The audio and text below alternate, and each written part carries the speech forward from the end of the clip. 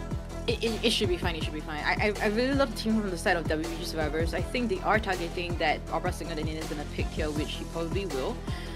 Because other than that, because right now with the top 2 meta hunters is the Opera Singer and also the Ivy, so it shouldn't surprise us too much here. And from the side of WBG Survivors, I am curious to see how this journalist will put into action.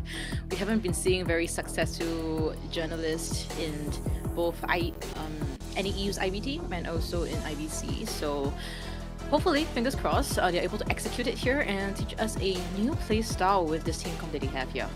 Yeah, I'm excited to see how this would happen. I'm glad that they were able to pick up the prisoner, and it's on Prosecco, one of the main kiters of this team. But knowing, he's very unorthodox at the start of this game. Like, he will chase after Rescuer, he'll chase after whoever.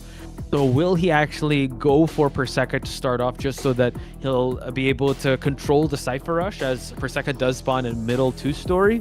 Or, I mean, yeah, he has to go for Prosecco. I don't think he want to go for anyone. He can't go for Journalists too, but you're going to allow Prosecco to actually roam around and decode. Yeah, which is not very ideal. We'll see what Nina decides. All of them are very difficult chases, but we really have to factor in also where they will be kiting and where Nina will be forcing them to kite. All right, now the bow. Wait for the bow. Wait for the bow. Who's gonna bow lower? What do you think? No one's gonna bow. They just. No one's gonna bow. The first bow. Wait. Here we go. Here we go. I think it's Weibo Gaming's, or is it Kiwi? Is it Kiwi that's gonna? It's WBG. I believe it's the 115. Here we go. Oh no! We didn't start it. Ah, nuts. But we do see that 2 tide turners are in effect here, and we do note that Prosecco does not have borrowed time. Actually, there's only 1 borrowed time. That's crazy. So let's see how Nia is going to play this one out. So really banking on the early chase here to go by very well. And we do see that he has already spawned towards the middle just to kind of harass anyone that is in the area. He might actually go for Journalist now. Yeah, and I really love the adjustment from the side of Survivors. They now have 2 Titaners instead of just 1. We saw in BO1 second half that they only had 1 and the person was chased. So now Hui will be taking the first kite over here. He has quite a number of pages, little boys to work with, so we'll see that first one being utilized. Will be in a cooldown of 3 seconds. Hui, it seems like he'll be getting a free hit over here. And no kiting build other than 9. Okay, so Hui now just transitioning away. He's already have another one of his little bros to help him out here. He's already snapped the photo. Got to be very careful here. Goes for the blink and that connects. So now, I would say, kind of an early down here, considering that Cyphers aren't on the board just yet. Now kind of forced to go for a rescue here, but that takes out 1 tide turner in that Journalist. So Wildling has to make this rescue happen. Wow, I mean, we were looking at Nini's Shadow, Ivy, being really aggressive, and now coming into the Opera Singer BO2 is still as strong as the Ivy that we saw in BO1. So looking at this, one will be coming for that rescue, has that Titana too, so hopefully Jonas is able to kite it out, but this rescue is very crucial. If a Terra Shock happens, it's GG situation here. Yeah, so just waiting it out because there's still a bit of time before the Journalist does get to that midway point. So now, gotta be very careful. GR Terror Shock! Jojo, the caster's curse is real! Oh my goodness! And yeah, he's gonna cement this solid first I mean, this early game is just swung in his favor. Okay, saving grace, at least Long is nearby for a potential rescue. It shouldn't be a Terror Shock anymore because there's still a bubble, but here is the question whether he's able to make it towards the chair safely. Now, we'll be eating the basic the bubble was... Yeah, so now there's going to be no Tide Turner in effect. He could just farm off a hit off Huyi, but now is going to get the little bro, but the rescue does happen towards the Wildling, so now... They're able to salvage that situation, but you've already done so much damage in this side. He's now gonna just change targets here, so... Caster's curse, Jojo? I don't know. I spoke. It was all me. I'm so sorry, guys. But you are supposed to speak, Jojo. That's your job. But who would have thought, man? I mean, the chances. But looking at this, Long will be getting the second kite. Does not have any flywheel, just a 9, and with that toolbox, so we'll see how long we'll be able to kite this out. I believe the bubble is still on cooldown, and the hit registers through the pellet. Now Persika is running towards another cipher near the geisha area, but looking at the last 2 ciphers, Posh, still not enough. Yeah, this is not looking good. Also note that Perseka is the one that had the kiting build. But the ones that are injured and one on the rocket share are the ones with borrowed time. So this is not ideal. Perseka wants to be the one to get chased first and get sacrificed, but now it seems like Perseka is the only one that could actually rescue safely. But the Wildling does have the boar already off cooldown. So now it's only a matter of time. It's just a waiting game. He'll allow the Wildling to actually decode because the decoding progress isn't so fast unless accelerated decoding does happen. So now Perseka's job here is just to contain the Hunter and look for an opening because I feel like they're just going to go for like a 2-person endgame. Uh-oh. Seems like Persika didn't really expect this, and the 9 broken windows will get that speed boost too, so should... Oh, I don't want to speak too soon again, but Persika will be using the electric here, so a safe rescue should be possible. You sure? Okay, yeah, safe rescue definitely imminent here. So now we see that there is definitely a chance for the survivors to contain here. Prisoner is actually just waiting here while Gardener does try to go to the second story. Teleport is already online for Nye to work with. But yeah, he wants to focus down onto Long. Able to not get hit. That was so close on the way down on the fadeaway. So now it's only a countdown up until the 23rd. Well, they're starting a new cipher, so they're double decoding one cipher. So end game might be a little tough for Nye. He needs to really focus on to Long, so he might have changed his traits a little too soon here to go for a blink down. But now gets the bubble in time just to be able to prolong this kite for this last cipher to be ready. Yeah, and Long will not have the bubble effective anymore. This one hit will secure, but still able to kite it out in the graveyard area. And we talk about how strong the graveyard area is, but able to pull it out again. Oh my god, he's just swiping left and right here, but now that's about it. He's done. Now he's going to see the rocket chair. They might just go for that endgame pop, but it's a 2-person endgame. He's still looking at a 3-man elimination, but now we're switching to the sides here of the Prisoner. And Prisoner, ladies and gentlemen, doesn't have Tide Turner, so now they're just going to pop it. And now Wildling is the only one to exit gate. Let's see a pop onto the shock there. And he's trying to down Perseka here and now. Yeah. So still able to kite it out. Does have a flywheel. There is that pellet to work with there. And it registers onto Perseka, but there isn't any teleport, so it should secure the 3-kill in BO2 first half with Nian's Opera Singer. So even though they had that early down Terror Shock rescue, I think having a 1 escape here, I believe is really acceptable here. Moral victory, right? At least they're still able to not make the point disparity that vast. But you got to give it up to Nye. He's still very consistent. I know he's one of the most competitive hunters out there. He wants to go for that 4K, but hey, at least he's able to still secure the victory for his team. Now it's his team's job to just kind of go for that tie for them to lay claim in this whole game, in this whole series. So all things considered, that was quite the intense battle here, and that was very uncharacteristic. That Terror Shock was kind of the difference maker. If that Terror Shock didn't happen, who knows? Weibo Gaming could have seen like a 3-person endgame or maybe even a 4-person endgame because towards the end, Long's kiting ability was just put on full display there. Yeah, we really just... There was a very fast down from, I believe, Hui Yi. And afterwards, Terror Shock from Juan.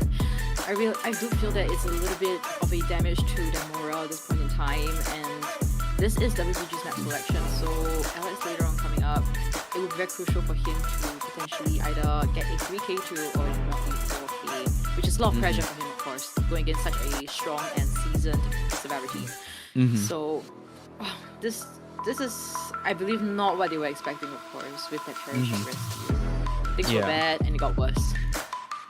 Yeah, it did. But like you said, kind of moral victory. Like that could have gone a 4-person elimination, but at least they just got 1-person escape. And I think you have to give credit to Long, the way he was able to prolong that game. And also, yeah, it was, you have to give it I would say, aside from if we're giving our props to people, Nye is just so good at kind of throwing a wrench into the plan because Perseka wanted to get that first chase. She did not bring borrowed time at all. She bought a very good kiting build, but no, let's chase after someone else. Let's chase after the journalist, the one with the tide turner. And let's be able to terror shock Juan in the process too, which again, Juan isn't known to get terror shock, but lo and behold, he got terror shock there. It's funny because he's the one that got terror shock, but he's the one that escaped. So it's kind of ironic with how that kind of panned out. So Nye definitely means business. He's definitely one of the strongest hunters out there. And it's just incredible performance so far on Nye's side. Yeah, and it really begs the question, right? Because in BO1, they let out their first officer to be globally banned out.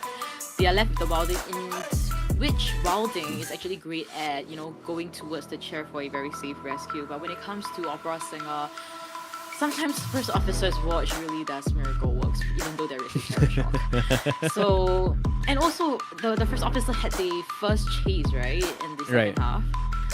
So there was a lot of factors, I would say. There's so many factors, and now with them not having the first officer and not having the wilding, I believe, also coming into later rounds. Not sure if there's gonna be a later round because looking at our scoreboard, it is at a 3-1. So if we kind of add things up, you can't tie. Like, yeah. So that's the thing. Weibo Gaming cannot allow a tie. Alex has to get a 3-man at least to tie this game out.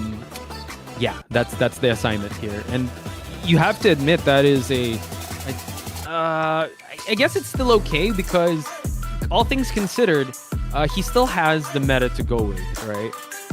But you also have to consider on GR's side, they gave up a lot of good survivors. So did they account for this to happen? That they need to get a tie in this round as well? Because they're still in the advantage here, but they have no more Seer, they have no more Barmaid, and I believe they don't have a Wildling as well. So they still have access to the Mercenary if they allow that to win. But here we have the win condition, folks. 1 escape, we keep resuming the game. But if GR has 2 escapes or ties this out, then GR will be moving on to face against ZETA Division. And this really shows, right, the rise of GR, not just in their own local tournaments, but in a global stage like this right now.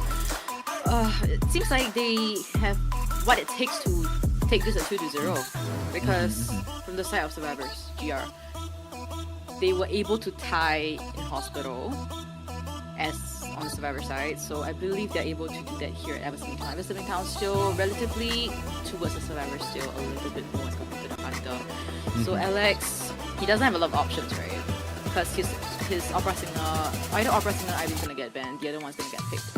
And both hunters, I believe, GR survivors, they've seen it time and time again. They are so prepared for any situation that Alex is gonna present in front of them.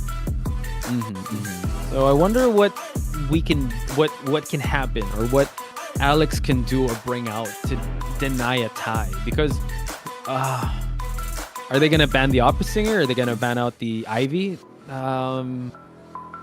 I see. Maybe they're gonna ban out the Ivy and just play to another round. But you have to admit, Alex does get warmed up as the games go along. So this is gonna be a little tough. I know it's not as grave as the match we've seen before, the point difference, but the stakes are always that high. And you don't want day one to start out and then you immediately go to the lower bracket, because there's a lot of pressure there. So you definitely want to keep your upper bracket advantage for as long as you can. And it's unfortunate that these two teams have to go up against each other for the start of day number 1. So Dems are the breaks, folks. So let us know who you think is going to take this one. Is it going to be GR? Is it going to be Weibo Gaming?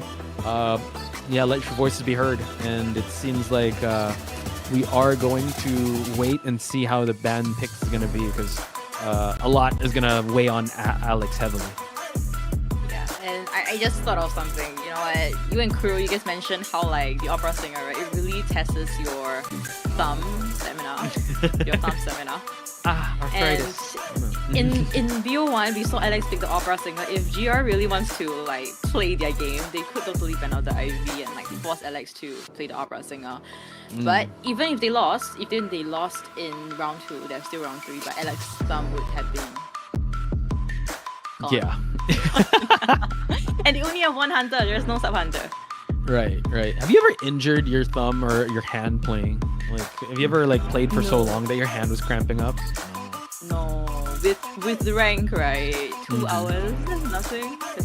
You just. But like keep going. scrims, you don't like scrim with people, or you don't like. But my hand doesn't hurt on my right side. I think for the hunter side, your hand hurt more on the right side. when More you throw skills, wrestling up, yeah. But the server side is the left side because of the joystick. True. I mean, you use the camera as well, but yeah, your right thumb is basically for skill activation and just rotating the camera. But yeah, your left thumb is where you really gotta. You'll get overtaxed. Do you ever use the claw method, where you actually use a finger too, or you go thumbs? I know how people like hold phones, right? And then they're like, I don't know what is this, but It's I saw I think I saw Panda set up at one point because he was using Mercenary. That's where he puts the items for the elbow pads. So yeah. But anyway, folks, we are gonna head towards the picks and bans, but unfortunately, I gotta get going. But I have the next best thing that will be coming in. We got none other than Kuroshiro Gaming. So guys, please take it away. Well, right, so thank you, Posh. we have Kuro. Yeah, we have Kuro over here.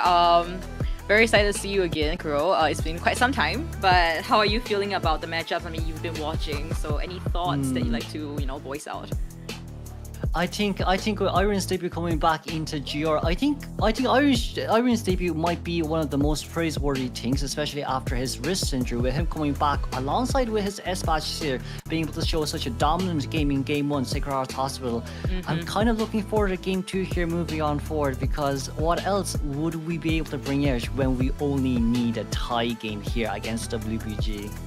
Yeah, and you know what? After this IVS, right, from the Chinese mainland side, they already have like IVL roster lineups all released on Weibo already. So I think this is really their testing ground to see whether it's really solid. But you know what? You've mentioned that Iron really put up a very great performance, very deserving of that main lineup spot.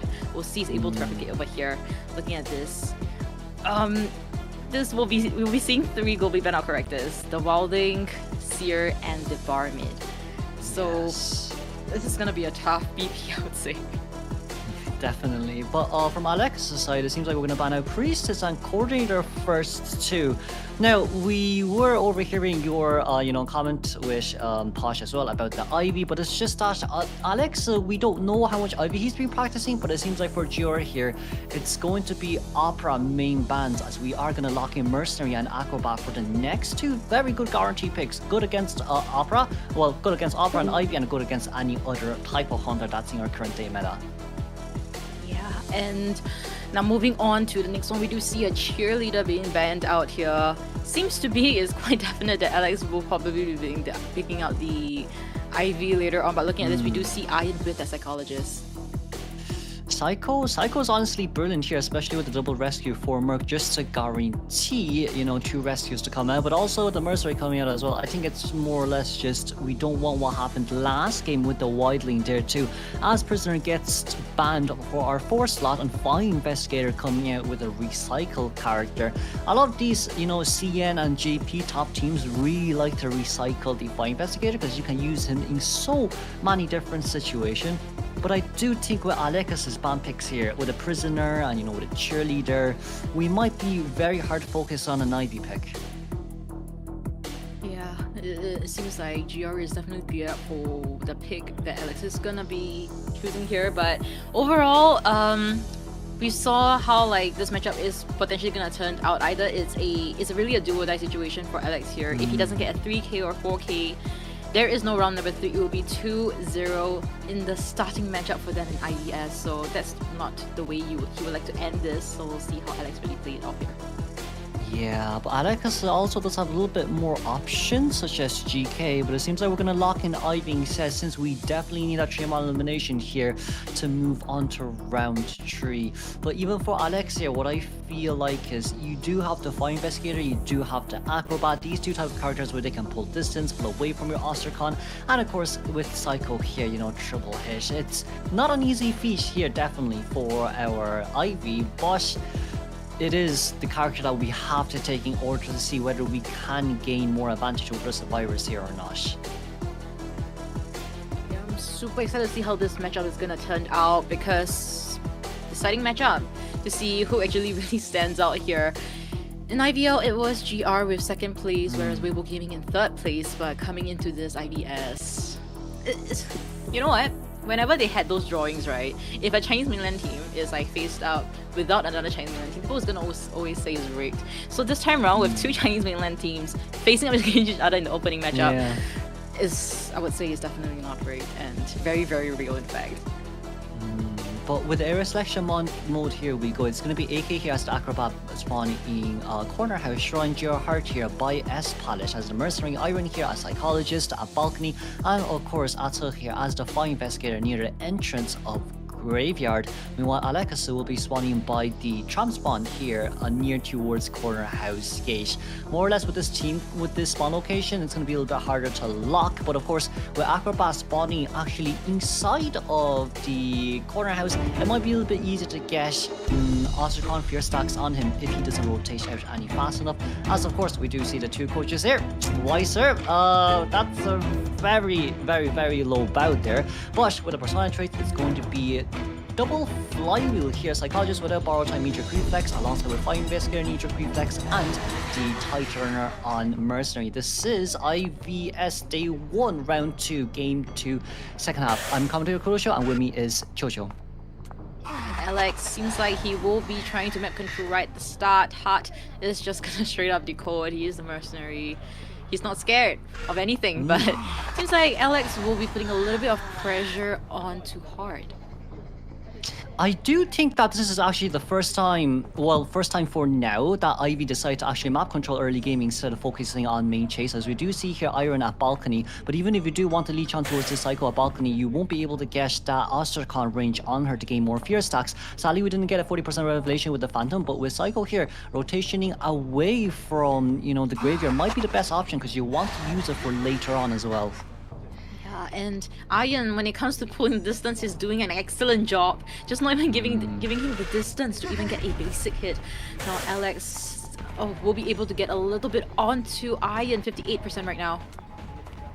It's not enough, sadly. Iron, that's going to be another Palace speed boost away, but it seems like all survivors here have pre-dropped down a Palace. Not only that, Psycho cannot be leashed on once again in another 35 seconds, so that's going to be a 35 free containment time for Psycho. But with Iron looking back here, I guess his Seer era to come back here once again, getting that 100% stack reservation, of course a normal hit, but that wouldn't matter as much as 3 verse Cypher machines are around an average of 50%.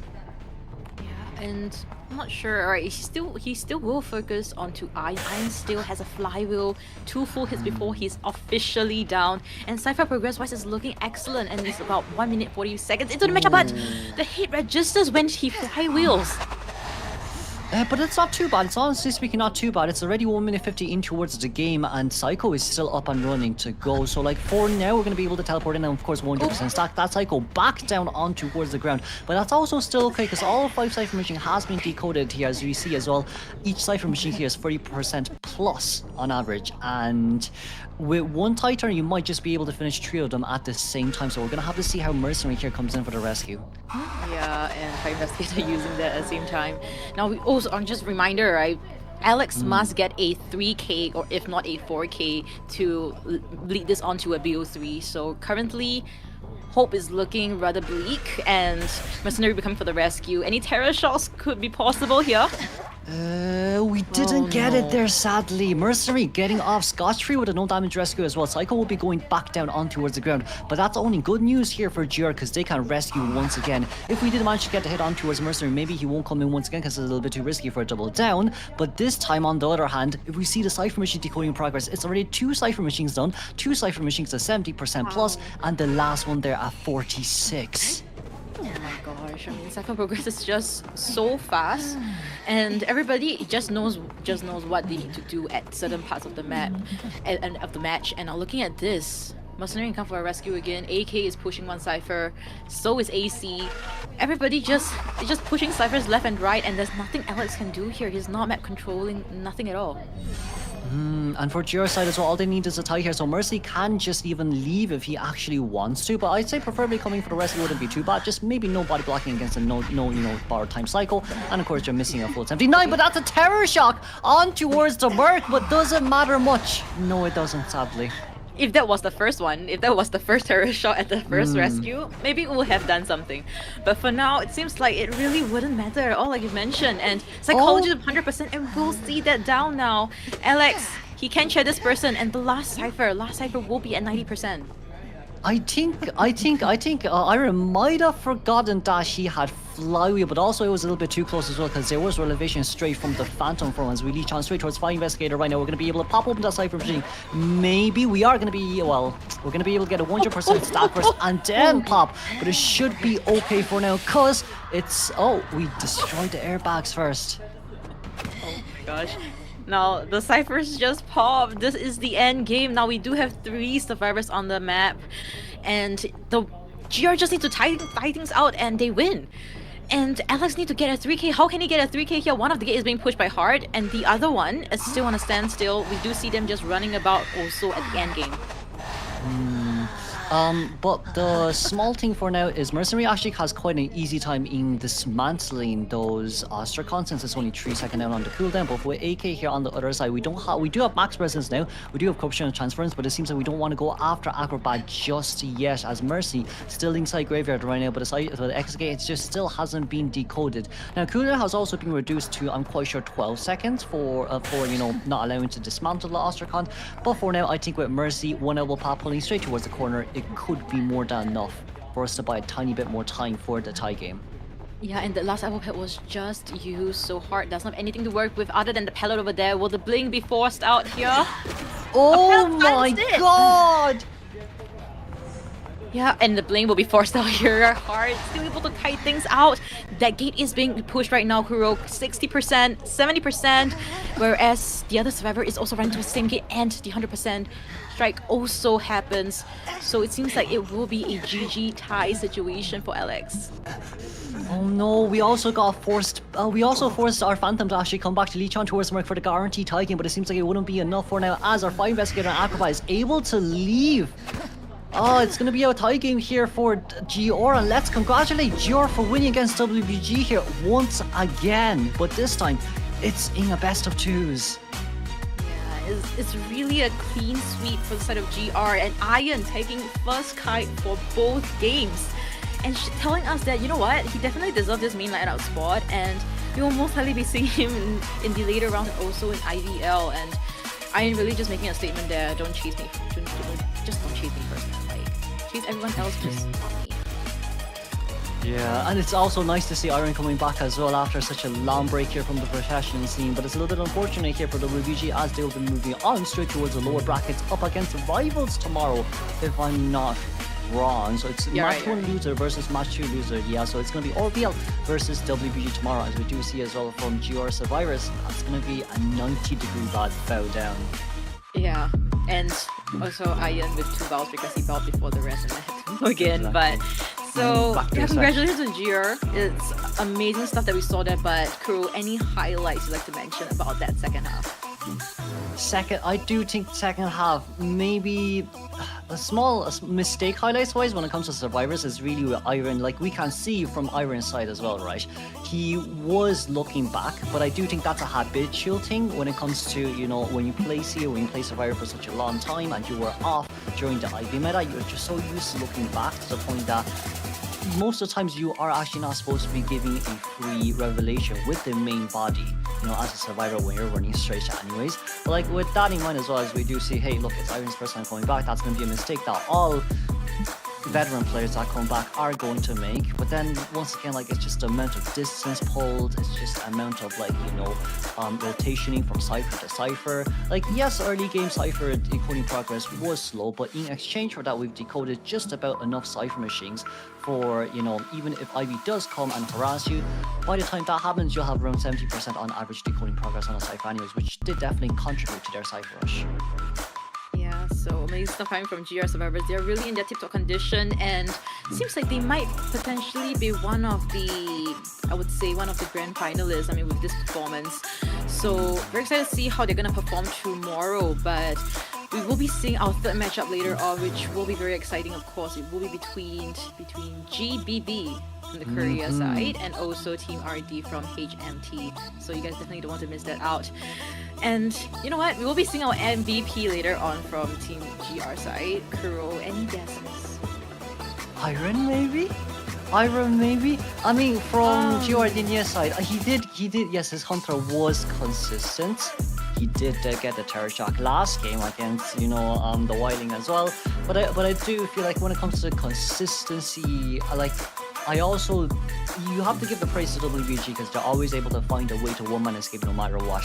It's rare to 4K WBG. That's a really rare scenario case to happen, which is why whenever you see in tourneys, in IBL, in those playoff situations, they're always almost going to be able to guarantee at least, a one-man escape.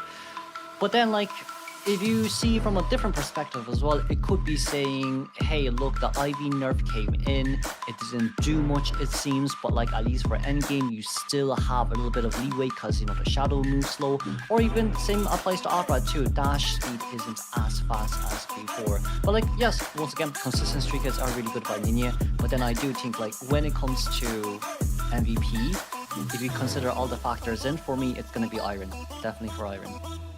Iron Seer or Iron Psychologist? Which kind do you think is better? More perfect. Seer. I think the Seer. Yeah, I think the Seer. I think it would be the Seer.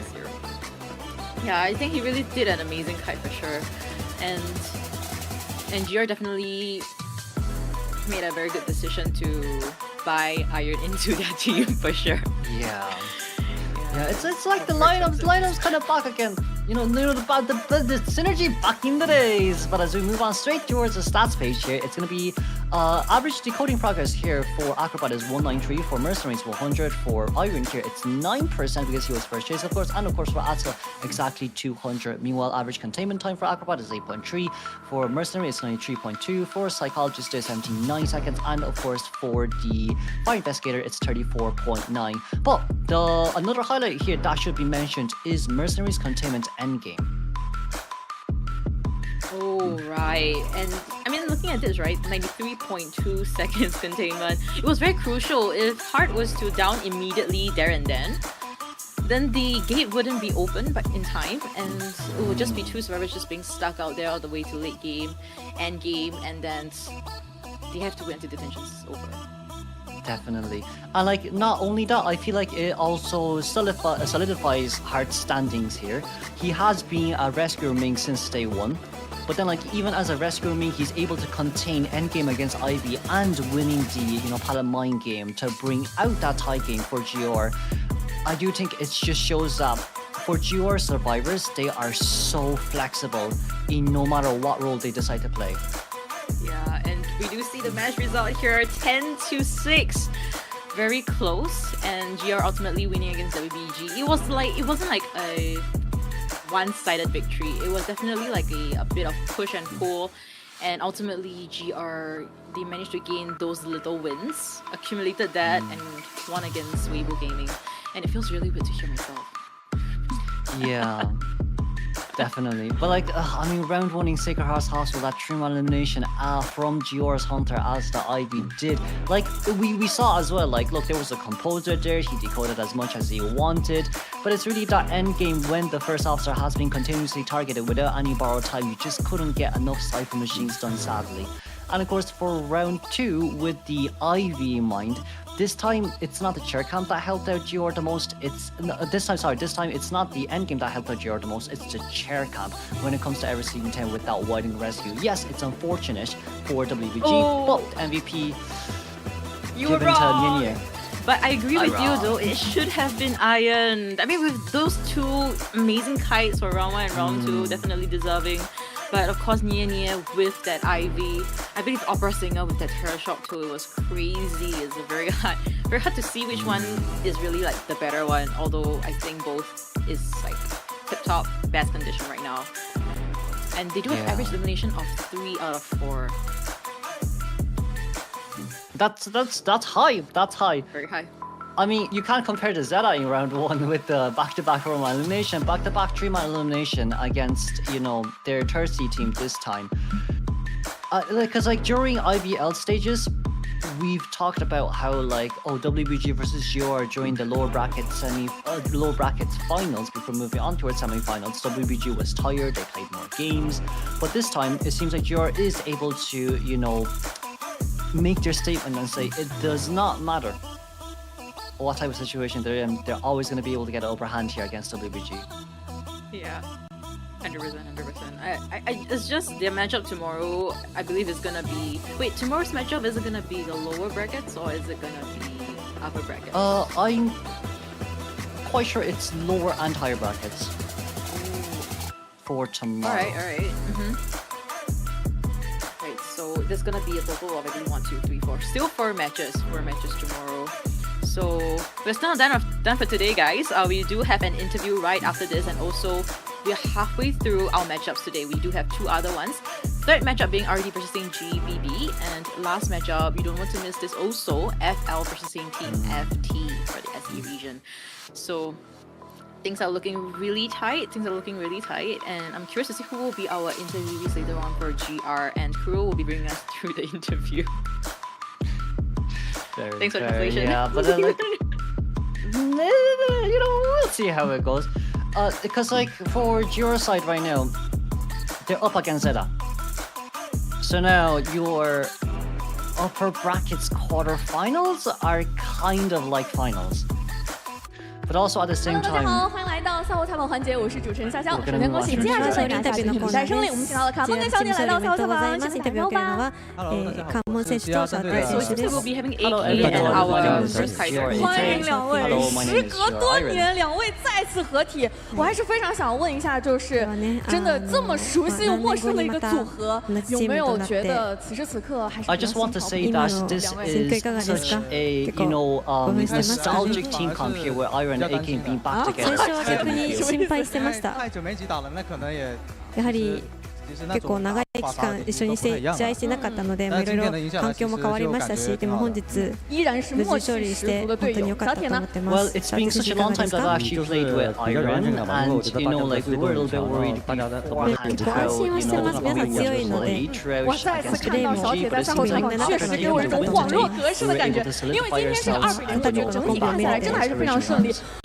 不论是你们两个还是两支队伍，都是非常熟悉的。当时第一次看到抽签，上来就是基亚跟 WBG 第一场就要两个战队之间 battle。当时队長，你有没有看到这个签两眼一黑，觉得这个签好会抽，有这样的感觉吗？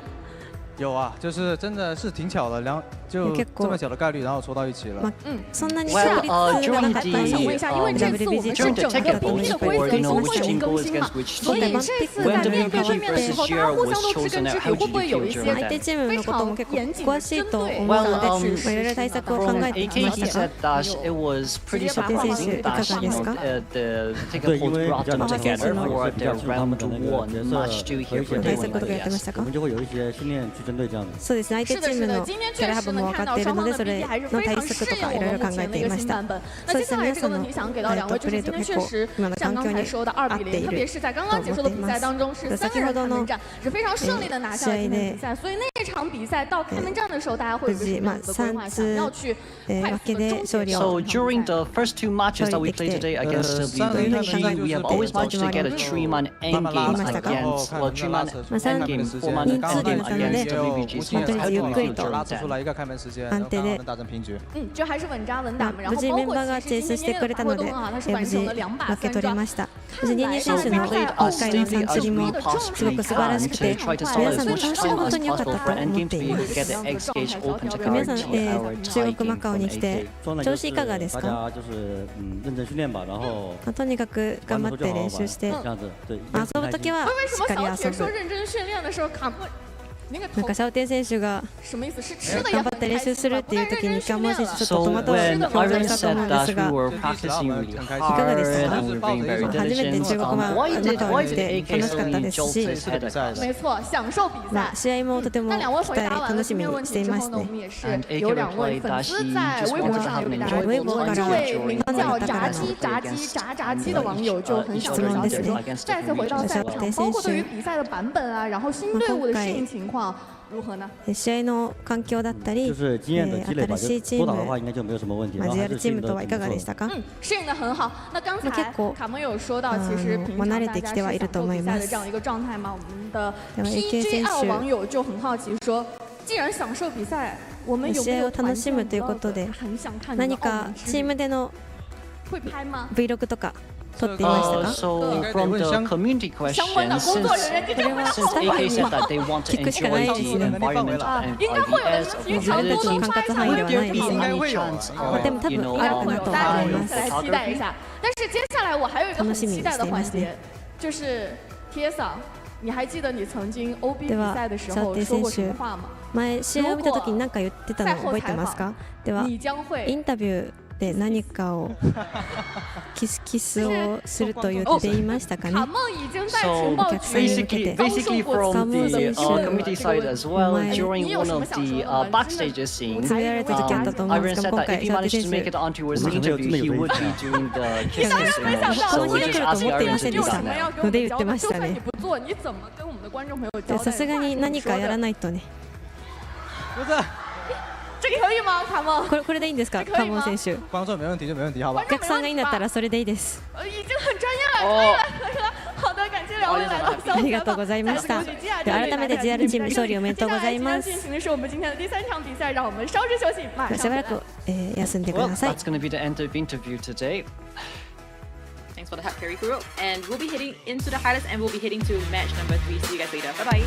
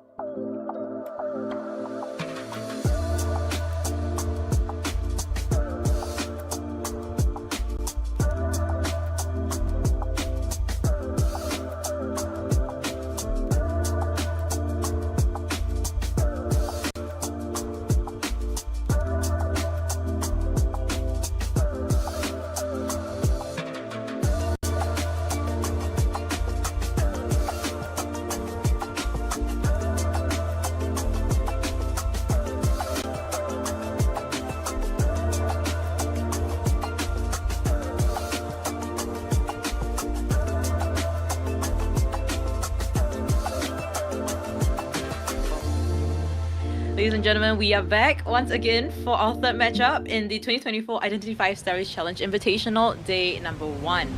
I'm caster Jojo and joining me will be Crucial Gaming, and we'll be your casters for this matchup between GBB versus Sync RD. So it's a matchup between Korea Qualifiers Champion, Korea IVT Qualifiers Champion, and the HMT Qualifiers Champion. Yeah, so they did come in first chase, so they're champions, definitely. And you know, like there were some really big roster changes as well, especially from ORD side, which the latest addition of, Lati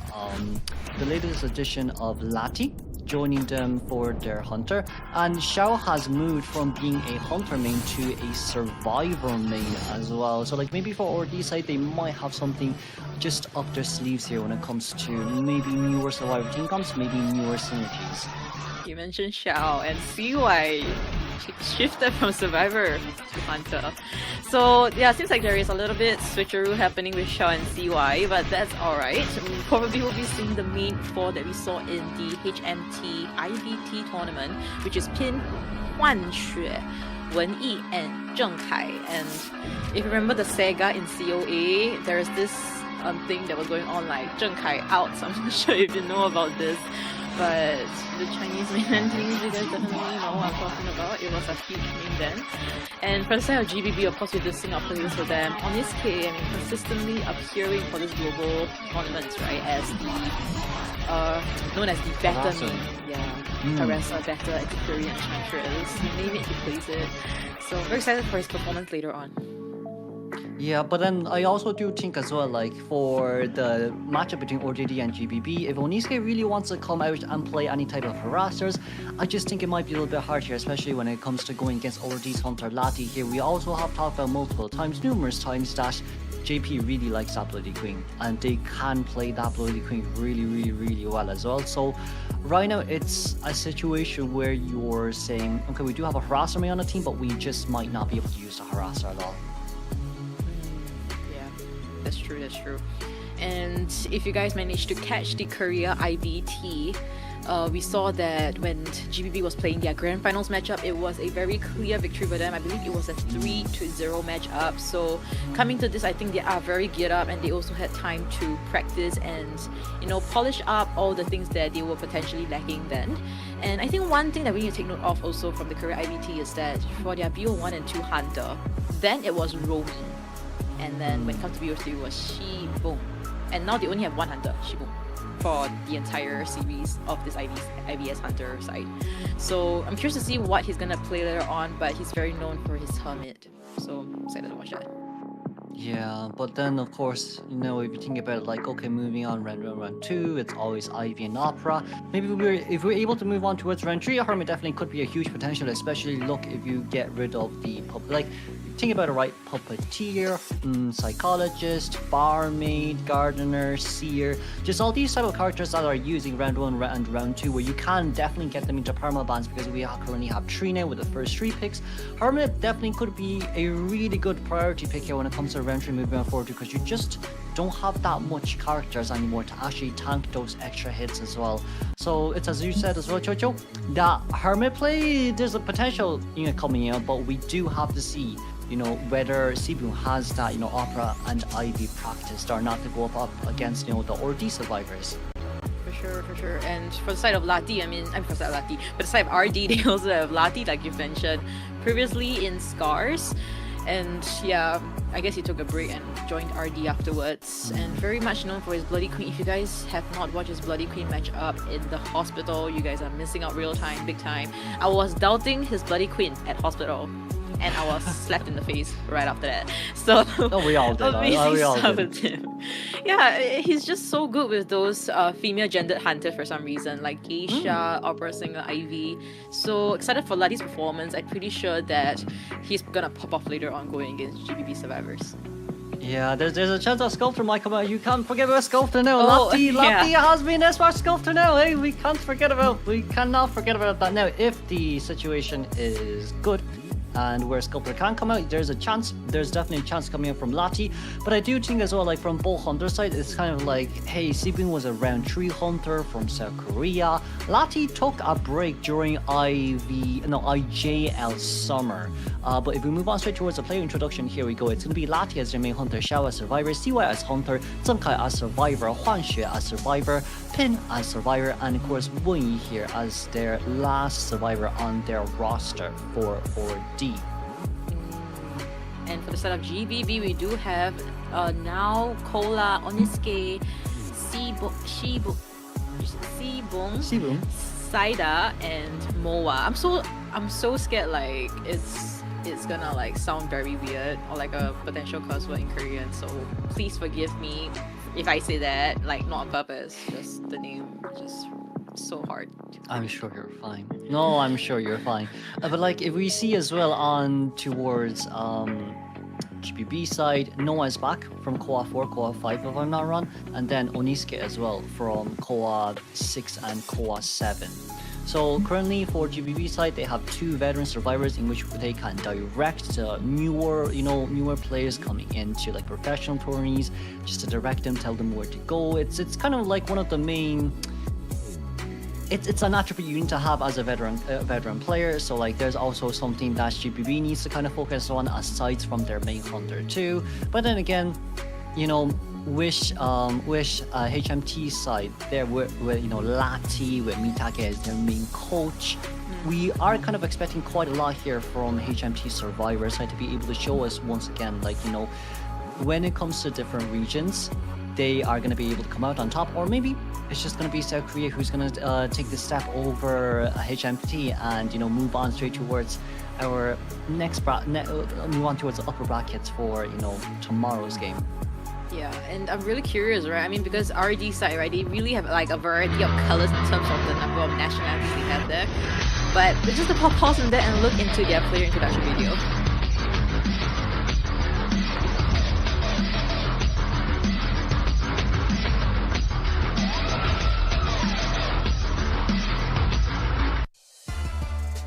Wow, that was GBB, man. I mean, looking at their logo, it's like the tiger's roar, and it looks really majestic and amazing, and hopefully that's going to be translated to their play later on. And yeah, it seems like a group of them is coming out, 6 of them in fact. I thought there was like 1, 2, 3, 4, 5. There is 6 of them, sorry, my bad. Yeah, and of course with the players here coming out, once again, you gotta have quite a good look at their faces. I mean, like, this is, well, for some of them this is not their first time, but for other of them it is their first time. But let's move on straight towards the HMT introduction video.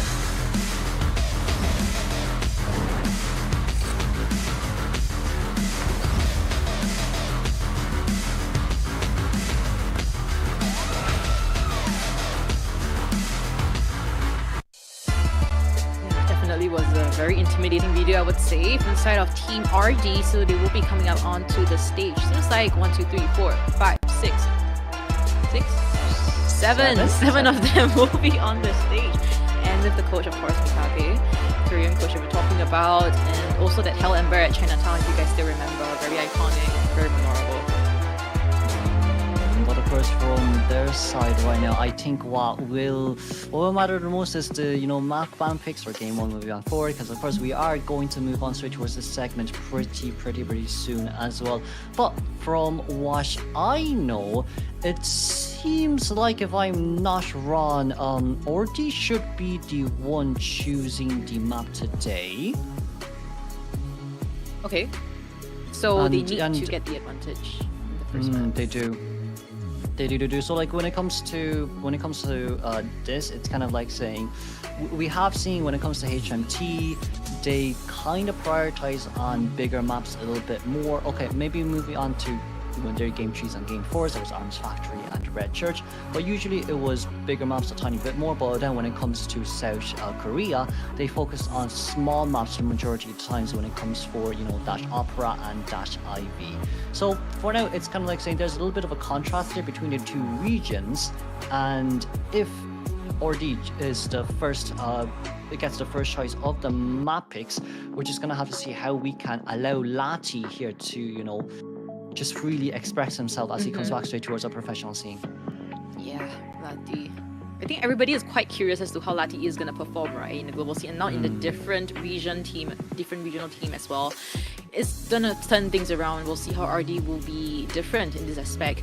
But I think, you know, if you're gonna look into like the patterns of our first two matchups, right, we saw that the whoever picked the map, of course the other team will be picking the faction, and whoever picks the faction first, they always let out their hunter first. It seems like they are just gonna let their hunter out first, mainly because for the server side, right, if your hunter actually, okay, let me just break this down. Let me just pick this down. For the first half, if your hunter is able to get a 4k, right, 4k. Then your survivor side in the second half, you can just anyhow pick your first three, man. Like you can throw out your first officer, your seer, etc., etc. And you are, I think in that case, you are more free to choose. You're more free to choose, not too restricted in that sense. So I think that is the game plan for match 1 and match 2's faction selection team side. But for GBB, I'm not sure whether they're gonna adopt the same practice here. But I also do think, like, when it comes to, you know, both different regions, GBB has shown really good dominance here in IBT-KR. Meanwhile, HMT for IBT-HMT for RD side, they have shown really good dominance until the finals. I think finals were kind of the not breaking point, but kind of was like the realization point in which, you know, when the survivors are consistently getting format eliminated, when the survivors are consistently like making up mistakes. During this time when we have, you know, more than enough time to practice before IVS, could we possibly make up for that mistake, as they do have, of course, the advantage point when it comes to map selection? Because, you know, hey, look, even if you do have map selection as your advantage right now, if you don't take that into effect, if you don't take advantage of that, at the end of the day, GB will just be able to take, you know, full advantage of you instead. So right now, it's kind of like saying,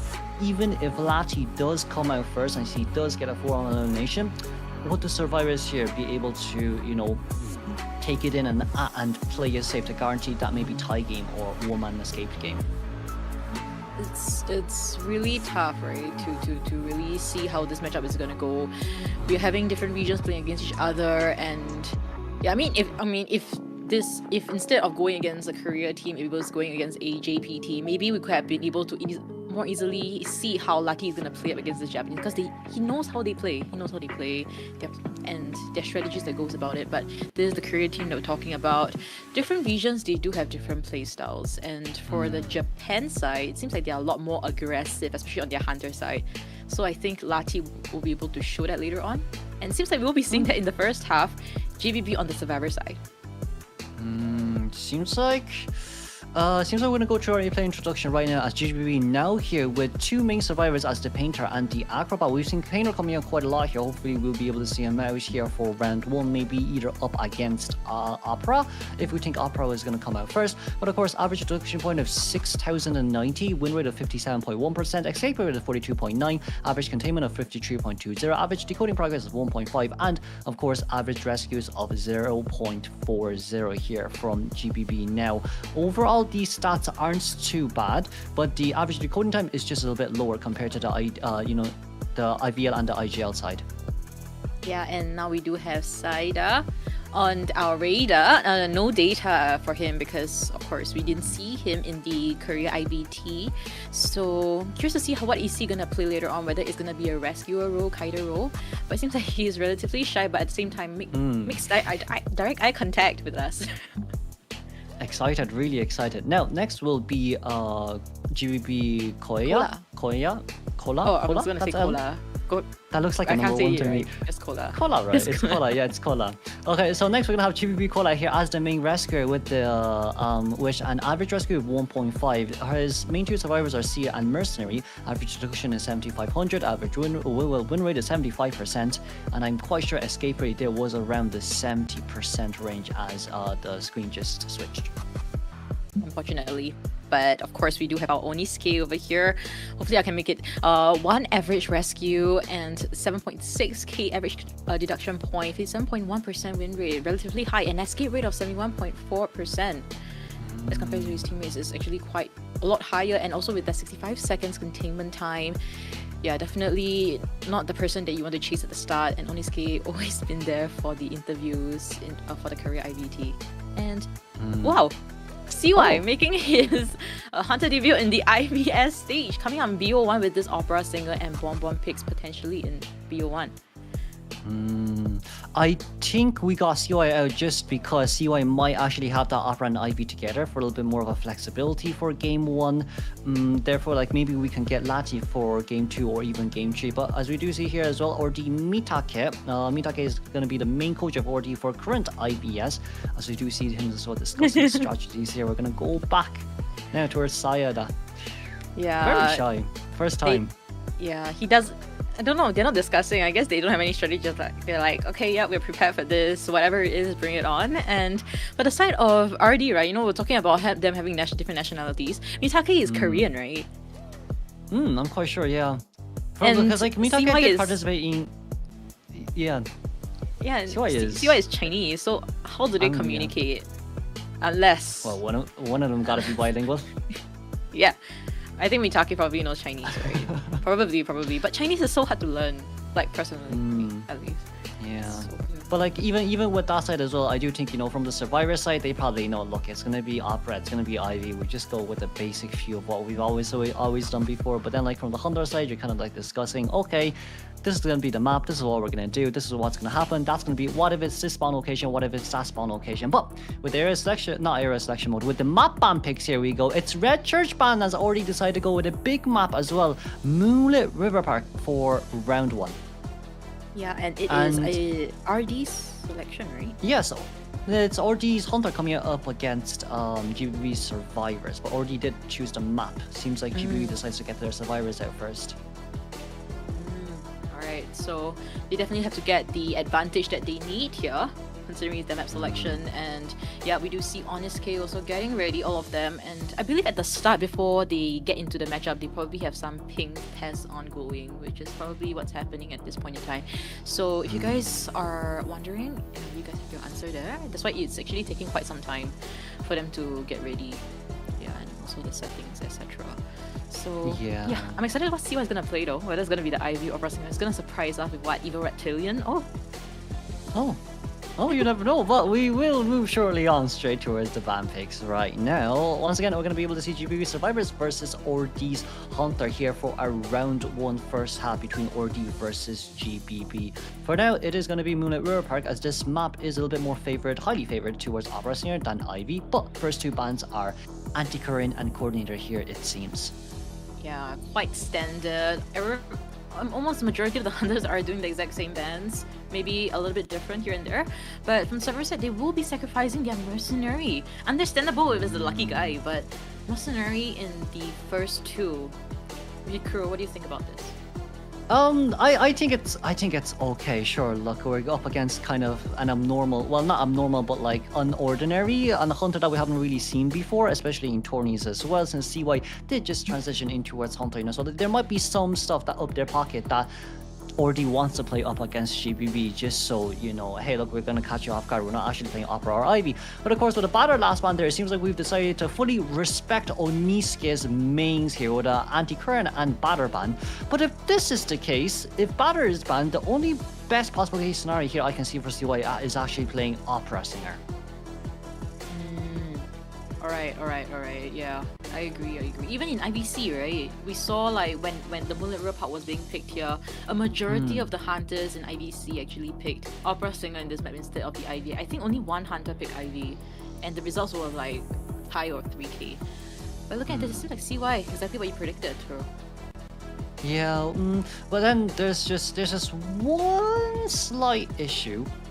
And that is, Lucky Guy has, I mean, with the Lucky Guy first pick, I can see why you decide to choose them, but I also can see how it can go hard way around, as we've seen in IVC as well. You know, Lucky Guy first chase, Needle just popped out, that's not what I kind of want, you know, first chase against Opera, It's giving MX at Lakeside, but, well, I mean, we'll forget about that because we'll later still be seeing MX, but MX in a different team, FT, in the match number 4. By looking at this, we will be heading into these spawn locations. And it seems like Lucky Guy here spawning at first stop. Meanwhile, Onisuke here spawning toward in between the 10th and 4th stop. Saida here as the psychologist in 2-story, and versus Cola Mercenary on North Bridge. For Sai right now, best chase is definitely the Lucky Guy, because even if he does get on the roller coaster early, Opera Singer is fast enough to actually catch up straight to our 2nd stop here, so there is a potential for a Terror Shock if we are fast enough. Yeah, if we are fast enough. Oh, and CY also bought Warp. So, Warped, Trump card detention, and also from the side of Survivors, they do have 2 Titurnus and 1 Flywheel, 1 Broken Windows. We'll see who brought 3 other than the Mercenary. Only 1 with 3. Interesting. But we'll be heading into this matchup number 3, game number 1 between RD Hunter versus GBB Survivors. My name is Jojo John, and we will be crucial. We'll be bringing you the documentary of this matchup. As we of course do move on straight towards the game right now, it's going to be Trauma Detention alongside with Max Feller breaking alongside with Berserker here too for CUI, but it seems like we're going to move on swiftly here straight towards Lucky Guy, who does have a needle on his hand. So once again, as we said, is this a Terror Shock? This is a Terror Shock, and that's going to be now the first time, you know, it's just the issue when it comes to playing Lucky Guy. No way. That needle came out. I would like to call it beginner's luck, but with that Terror Shock accurately onto the Lucky Guy, I see why I think he's pretty confident that this round is gonna go well. But then here is a slight issue too, because there might be some internet issues, especially when it comes to the pin as well, since we did just receive a pause right there. But here comes the question of, would we be restarting that? Oh my gosh. You know, because like if we do restart it, and it is a Lucky Guy, and he did get a needle already, now we're kind of like... You kind of change the fate of your Lucky Guy, right? Like instead of getting a needle, you get potentially like a watch, which is a lot more optimal going against the Opera Singer. So yeah, we do see the faces of GBB Survivors. I think they were all a little bit stunned, shocked, out of words. I mean, of course, starting into the matchup, maybe like barely 30 seconds into the matchup, and suddenly your teammate just goes GG at the first stop. Cypher's probably not 50% altogether, so... Yeah, and I do think it also comes in with the fact that, you know, we just saw the camera angle on Sai as well. Man looks stressed. He was leaned back, hands together, and be like, breathe. Like, man did definitely look very stressed there. So like, if this is a restart, and you know, once again, it's not something that you can control. Technical difficulties, technical issues are bound to come, you know, from time to time. But in this case scenario, if we do decide to restart as well, this could potentially change the face of GBB's Survivor side too. So right now we're just kind of more or less focused on seeing what the technical issue is. But you know, let's say if we want to move on forward here, trying to aim maybe for 1-man escape or for a tie, what do you think would be the best, you know, route to go? Personally, rescue once, don't rescue. Let him see if he can kite. If he cannot kite, just let it go. Give the tinnitus. Focus on decoding, especially for psychologists as well as the aeroplaners.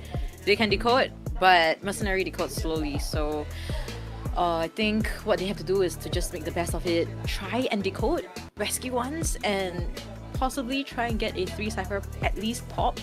Then pray your best for the second kiter to kite out maybe 60 seconds and force out a warp or so.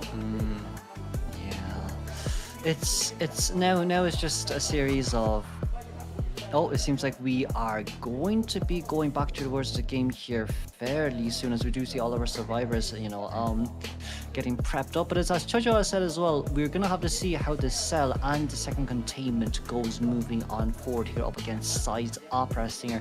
But that Opera was pretty dominant around initially early game as well. And like we saw as well with the persona traits, it was max pallet breaking, evening a map in Moonlight River Park where there's not that many pallets. Seems like it might still be demons as a necessity, because it's like once you get the pallet slash window speed boost, you're able to rotate out. But we're going to move back straight towards the game there. There's going to be no restart, and that's going to be our Lucky Guy straight on towards the chair. Yeah, I'm really not too sure how they can play this out. I mean, if there was a Priestess here and a Global Portal, the Warp would have cancelled that as well, but at least it forces out something, but at this point in time, there really isn't any transitional kiters that could help him move out from this area and disappear and heal himself up with the syringe.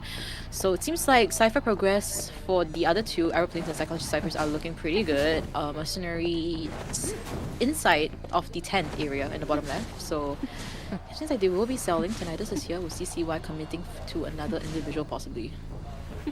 I feel like for GBB right now, they definitely do need someone to actually go near towards the chair just to give tinnitus maybe. Preferably that should have been a mercenary, but now in this case scenario, seeing that the rest of the Cypher machine are still currently decoding and mercenary isn't a north bridge, that just means that there's no one going to rescue right now. As we do change our targets here straight towards Oniske. Can we play the mind game here potentially speaking? Seems like the pilot there will be dropped and there is a hopper potential, but we decide to take a normal hit instead.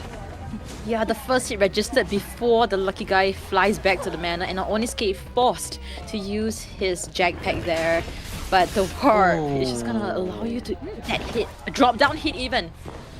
Wow. Now comes with the issue of this is aeroplanist after nerf. If those aeroplanes before the nerf where he still maintained his original dash distance, he definitely could have been able to make it straight towards the other side of the drop down area near forward stop. But in this case scenario, it's also one of the other reasons why we don't see aeroplanists as much. It's really just dash. Hey, look, even if you do really well with your dashes, it might just not be long enough. As we do see here as well, Mercenary trying to come in for the rescue. We did manage to dodge 2 hits here from the Opera Singer, but it will still be inevitable at the end of the day if you need to rescue this aeroplanist. Yeah, and now Oniske still trying to cut it out. Does have 2 jetpacks to work with, so should be able to make use of this before the hit registers. Unfortunately, that did not happen. And Cola, it seems like he will try to decode another cipher. Maybe Saida might want to give that Wi-Fi heal to the mercenary so they should come for the second rescue again. Yeah. And it does seem like we are actually giving it though, but then here comes the problem with Oniske initially vaulted that pallet in order for him to actually... The pallet vault was a gamble, because if Oniske decided to actually go towards his back, even if he jetpack, he can't really go anywhere since this is Opera Singer max presence. So then like, if you lose the gamble, it's okay, but with the hit on towards Mercy right now, we do have 1 elbow pad ready on our hands to go, but that Shadow Dance back might be enough here for a double down as Mercenary, no items left on our hands. Mercenary will be getting targeted here as Oniske with 2 jetpacks remaining, but even with 2 jetpacks remaining, there's still 5 ciphers left, undecoded, unfinished, unprimed right now. Oniske running for his life as the pilot here will be able to buy him just a tiny bit more time. But what can an aeroplanist do if he's only a half health with a jetpack that can't bring him anywhere? Yeah, and Oniske is also kiting on top of Cola, the down survivor. So things are not looking optimistic for GBB, but that will buy him a little bit more time. But doesn't have a flywheel to work with. We'll be eating this hit, and 2 down survivors face to face each other at the 12 stop.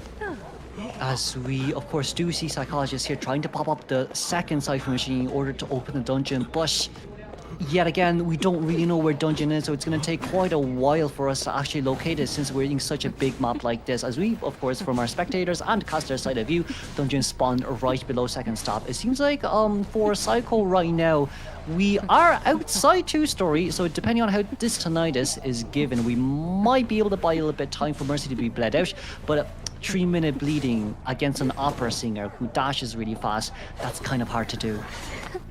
And Cola has primed his self-heal. Doesn't have any item to work with, similarly for Psychologist other than the whistle. So Saida still trying to hide it out successfully. So CY, a little bit of a bonbon vision over there, but that's alright. Saida will be able to survive a little bit longer with the Psychologist, but Mercenary still on the ground, waiting for himself to bleed out. But the issue here is Saida kind of changed locations here once again, because Sai will definitely come into towards Galkai to see if there's anyone nearby. For now it's a little bit risky, but it seems like Psychologist will be seen here by her black silhouette from her Koa skin, of course, but then right now it's just a little bit about mind games. We didn't get a first hit there just yet, but that's okay because there's still trump card change there for the blink if you really want to, but maybe we'll save it for teleport end game, but then there's still warp as well. So like right now it really is just a time bomb here for GBB survivors. Yeah, And so that we'll be seeing the ground. The first time now, Mercenary already used up the self-heal and opened up a chest to have the first officer pocket watch. So we'll see if Cola is able to kite it out, but it seems to be a very checkmate situation for CY unless they can bleed out. But considering that CY does have his second skill of pressing it right now and he's moving flawlessly with those stuns, so Mercenary is running away. There isn't any tinnitus and he's trying to remove those 3 best friends from appearing on his head, so that's understandable. Still trying to find Cola, but still doesn't have tinnitus. You know what? CY is unable to find survivors, but he is very effective when it comes to chasing survivors that he can see. Yeah, that's the thing about CY. I mean, he has his weaknesses, he has his strengths, but this is. I say for now, it's gonna be a matter of time here. No, maybe if Cola is able to hide it 3 minutes longer, well 2.5 minutes longer, we could potentially see Psychologist here bleeding out, Mercenary taking the dungeon, as it seems like Mercenary kind of did spot out where the dungeon is as well, right beneath the second stop. For now, CY is kind of a little bit late to the party here, as we do go straight towards where Mercenary was initially hiding around 20-30 seconds ago, but right now with Tinnitus here popping out, it just depends on whether we can see the footprints here or not, as we do decide to go upstairs here instead, just to give ourselves a little bit more field of view. But for Cola here, for the Mercenary right now, it's kind of just him trying to escape the grasp of Opera, but then also at the same time your Psycho is still down on the ground with 98%. Now self-heal is ready, but the question is, you see, the thing here is, right, even if Psycho primes a 99% bleed rate, as long as you keep Mercenary on the ground for that amount of time also, there is nothing that the survivors can do. So like, as long as Sai just keeps an eye out here for where the Psycho is later on, after he uses up self-heal, there's a potential that we can still get a 4-man elimination. But then of course, if Psycho does decide to bleed out, there's a pocket watch for a 1-man escape.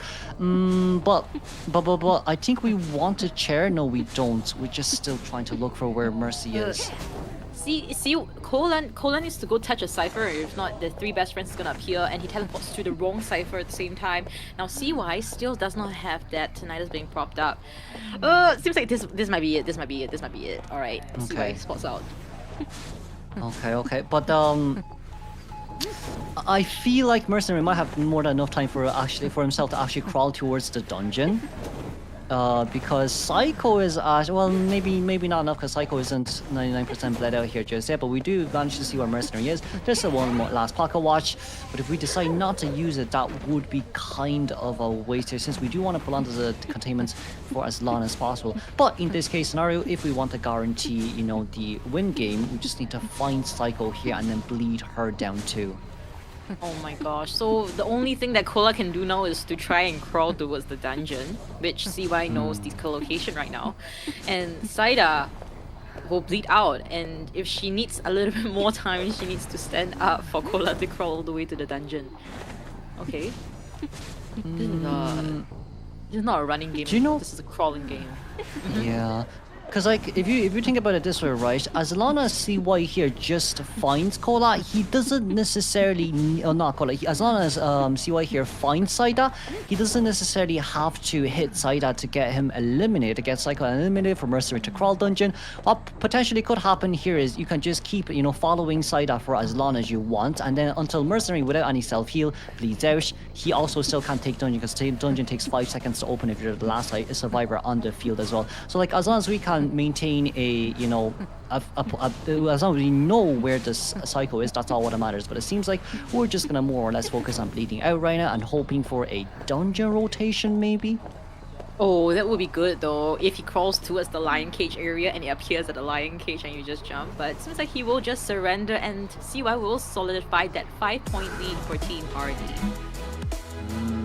It really does come back once again to that lucky guy first, like alongside with the, you know, needle coming out, alongside with terror shot from the opera stinger. It's kind of why we criticize Lucky Guy a little bit, especially when it comes to like such big maps like this, when you, of course, you do need to rotate against opera, you do need to rotate against Ivy, and you do need a little bit more items compared to usual, because the items effectiveness is half of what, you know, the original survivors who are supposed to be using them is. So right now you're now saying, okay, Lucky, at least Lucky Guy is in permabans.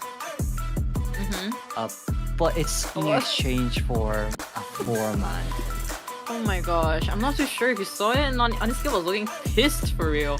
But I think instead of the Lucky Guy, maybe suddenly I'm looking into an anti-terror shot character, the lawyer. Oh my gosh, like seriously, there is a lot of what ifs, but coming into this, they clearly did not see this coming. A potential terror shot right at the start of the match. So really unfortunate for Team GBB survivors. Hopefully they're able to pick themselves up coming into round number 2. But in that matchup itself, I think, were there any other highlights other than the terror shot that CY did there?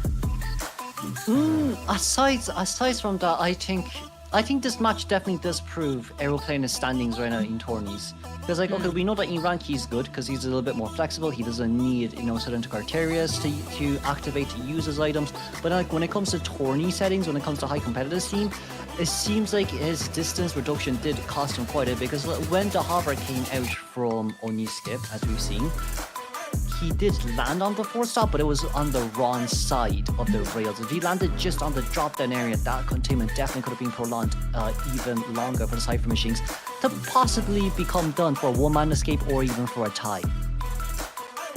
Definitely. And the Aeroplaners right now is just seriously not optimal anymore. You could see that just now, really, it wasn't really making any efforts into prolonging the kite, helping him contain. In fact, it was affecting him from kiting even longer than he's supposed to. So coming into round number 2, I'm excited to see what GBB's survivor side is gonna do, like in terms of adjustments. But we'll be heading into the second half with RD's survivor going against GBB's hunter Shibong. For Sibun, it's a little bit of a pressure. There is going to be pressure on towards the hunter here, of course. But then again, if you think about it, hey, look, maybe for RD side right now, they could potentially pick out a few of their good survivors to pick out. Like, we don't necessarily need to pick out Lucky Guy just to follow up what, you know, GBB did. We could potentially pick a little bit more safe than Embalmer coming out as well. But I do think, you know, with the 3 perma bans right now, Embalmer is getting even harder to actually be utilized. Because we've talked about this multiple times as well. Embalmer is absolutely brilliant in tourney settings. But then, like, when you have triple bans right now, and of course for game 1, you say, hey, I want an Embalmer to guarantee to win, no problem at all. But what happens on game 2 and game 3 onwards? Especially on such a big map like this, Embalmer is a no-brainer. But with a triple, you know, permabans, you gotta think twice once again. You definitely have to. And you know what? We have to talk a little bit about CY. I mean, he was very good at snowballing. Like, he knew that he had the advantage. He knew that the virus was just decoding out there. He pushed all the way out. And it really shows how he's able to snowball. But if you actually look at the timing of the match, I feel like he is finding Survivor longer than he's actually chasing somebody. Yeah. So, CY, he needs to, like, has his, like, non-bonbon sense out there. Like, he needs to feel the survivors, man. Like, but unfortunately, that did not happen. But he managed to get the 4K, and that's really crucial for him right now.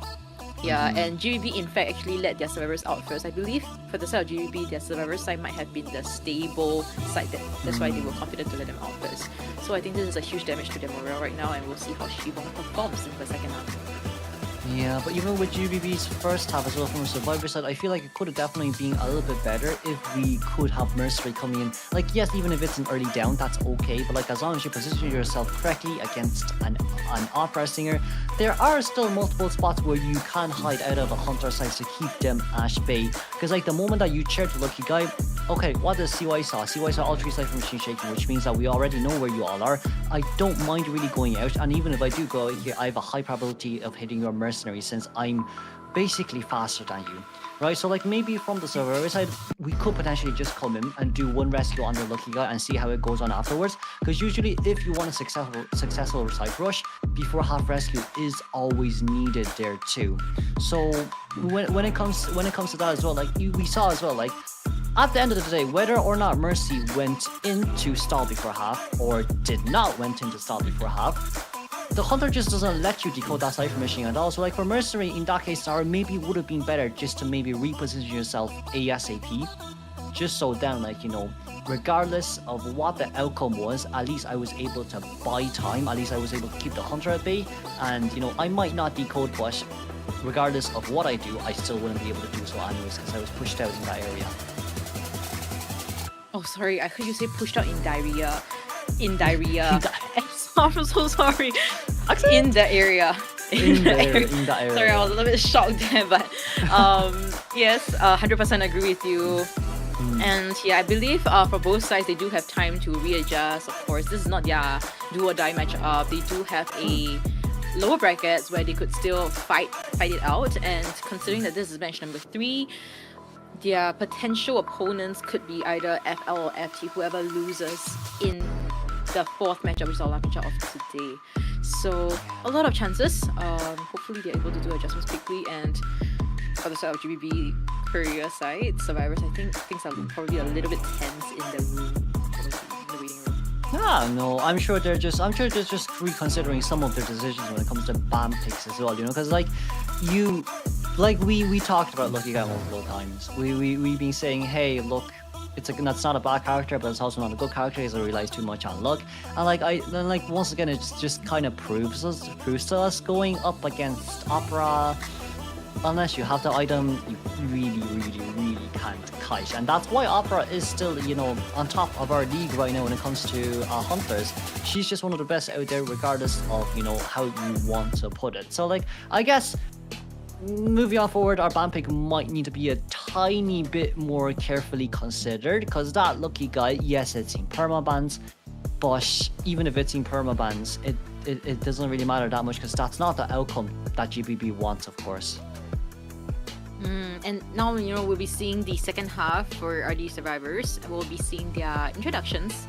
Some introductions, we do see that Pin does have an very low average rescue rate at 0.4 and containment time 48.7, also relatively lower than we expect it to be. But when it comes to escape rate, 55.6% and win rate at 44.4%, relatively good actually. Yeah, it seems like for Pin here, he's a main harasser type or support type that doesn't really get targeted much by the Hunter because of his survivor pool. But of course, next here will be RD1E. It seems like this is our main container here with an average containment time of 72.10 seconds. Average deduct coding progress of 1.4 cipher machines, average rescues of 0.5 rescues, win rate of 50%, escape rate of 0%, and average deductions of 6.725. Now, the escape rate is 0% definitely is because he's being targeted first all the time, I'm quite sure, since he is the main container of the team. Yeah, and now we'll be seeing Huan Xue. He plays he's in the team for quite some time, plays the acrobat, prisoner, patient, as well as the cheerleader the last time. So with the average rescue of 0.3, probably not going to be the rescue of the team or so, and with the 80.1% of containment time, definitely actually quite long as compared to his teammates. And now we do have Zheng Kai out. Okay, we do have our rescuer over here, just the designated one, 1.5, and also we do have Mikaki as their coach. They're going to be forming a heart in front of us, also with the average containment time of 58.1%. Yes, just for all the fans right there, a little bit of a heart emoji. Please show them your support for both RD and GBB.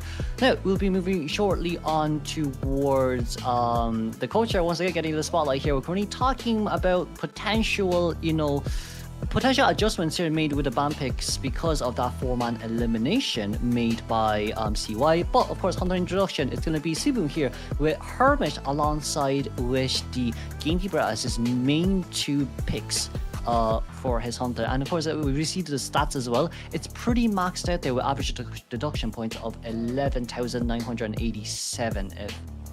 So like with that in mind, Sibum seems like he's more or less of a min-max Hunter, minimizing as much damage as possible and maximizing as much advantage as he can get here. And we're gonna have to see how well he can take advantage of RD Survivor based, on their area selection and on what characters they decide to use. 100%, and I believe Shibong has a lot of pressure over here to get that 4K at the same time. to balance things out. But looking at this, it seems like GBB and RD teams, right? It's like they're like a little bit of fight in terms of visuals. Like all of them look pretty good, like pretty good. So so hopefully they're able to do just that. And also we do have their fans. Oh, their fans are quite introverted and like sad, even though she's holding like Zheng Kai's gift. But that's alright. Alright, we'll be seeing RD Survivor just gearing up for this matchup. But do you think RD Survivors, they should be playing conservatively when it comes to their first 3 picks, or playing a lot more aggressive, picking all those meta characters so that they could guarantee a 1 escape? You know what I think? I think Steven's gonna come out with a hermit. That's what I think. I love right it. Now. I would love it. Yeah, because like they need this format elimination unless from GBB side they only want to guarantee the tie and move on towards game 2 and see how that goes on forward. But like when it comes to your comfort picks from the Hunter side here as well, with Steven coming out round 1, Hermit is his best pick. But if he does have the Opera or Ivy saved up, it would be nice to see it coming out as well. But then again, you're kind of just saying, hey, look, got format eliminated, and now we need to format eliminate you. So for Steven, it's kind of like saying, do I choose what I'm comfortable with, or do I choose what the meta is best with? And I do think from RD side as well, they'll just play as heavy of a tanking team as possible to go up against Steven. Yeah, and I think one thing I would like to mention about what you said is the Hermit. I would love to see that right now, because we've been seeing Opera Singer Ivy, other than Elf bringing out the Wax Artist in the first matchup today. Everything has been going against that top 2 best Hunter meta right now on over and over again. So it would be very nice, a very fresh start for us to see Shibong with that Hermit pick. And I'm pretty sure he's pretty comfortable, right, with Hermit, Moonlit River Park. And yeah, I think it would be optimal choice, especially when he needs that 4K and he should be picking his comfort picks. Yeah, I mean, there is still a possibility of, Puppeteer being chosen out here as well, alongside with maybe Psycho and Gardener, because those 2 are usually the picks that you want to choose up against such a big map like this, simply because of the fact that, look, if Steven actually comes out with Opera Ivy, you would like to contain long, you would like to tank more hits as well. But it seems like with our first 2 bomb picks from our Hunter side, it will be Magician alongside with the Prisoner. It's not bad. It's not bad, but for now, it seems like we're leaning more towards an Ivy pick here from Cebu. Alright. We'll see how his Ivy will be, because in the qualifiers, he only played BO3, so when it comes to those Hunters, it's relatively just not all banned out already. So I'm excited to see how Shibong's Ivy is gonna be here, going against RD Survivors now. RD Survivors will be picking up the Seer as well as the Patient, and then followed by whatever Huang Che is gonna pick here. But Shibong, he also bans out the Priestess. It's not a bad ban here alongside with the first officer next pick. It seems like the Survivors has caught up towards what Steven kind of wants to go towards right now. But even so, with our last one, it seems like it's going to be Psychologist. We're going to solidify Dash Ivy stance here for our Hunter choice at Sunkai. Our last pick needs to be someone that counters Ivy, and it seems like we're going to go for Acrobash here with the 4-stop / first stop jumps in order to get out of Ostragon range as fast as possible. But overall, with a team comp like this, is quite solid, especially with the Seer as well. If there's a Seer on team, you gotta have to chase after that Seer first. So like for Acrobat and for Patient right now, it does give them a little bit of a breathing room and a containment room when it comes to, rebound kites, when it comes to, maybe some soft assist from Acrobat's Fireball. Excited to see how this is gonna go. But Shibong, he does have many options. Hermit, Nightwatch, Opera Singer, and Ivy. We'll see which one he decides to go for. Whether it's gonna be the Hermit that a majority of us are probably wanting to see, or if not, it's gonna be the very normal Ivy that we'll be seeing once again in BO1. So Emily River Park, Shibong will be taking his time. And for Survivor side, do you think they should be bringing 3 borrowed time? Or if not, just 2, maybe 1 instead? What do you think the tenants will be? I don't think borrowed time matters. I personally think Tie Turner. I personally think Tie Turner and Chocho. Maybe extra 40-second containment decoding time is always the best. As we do see Seaboom here, with Ivy coming out on this map. But like what are your thoughts here, Chocho? Because like Ivy big map, it's not something that we've seen this often in a map like Moonlit after all. So it's kind of where we are. on the stage we're like, okay, we're gonna have to see how this game goes, but map control is gonna be really hard. Map control is gonna be really hard. Yeah, you're absolutely right. It felt like the opera singer pick in this map itself would have been better, but we'll see how Shibong will be going against them using the Ivy.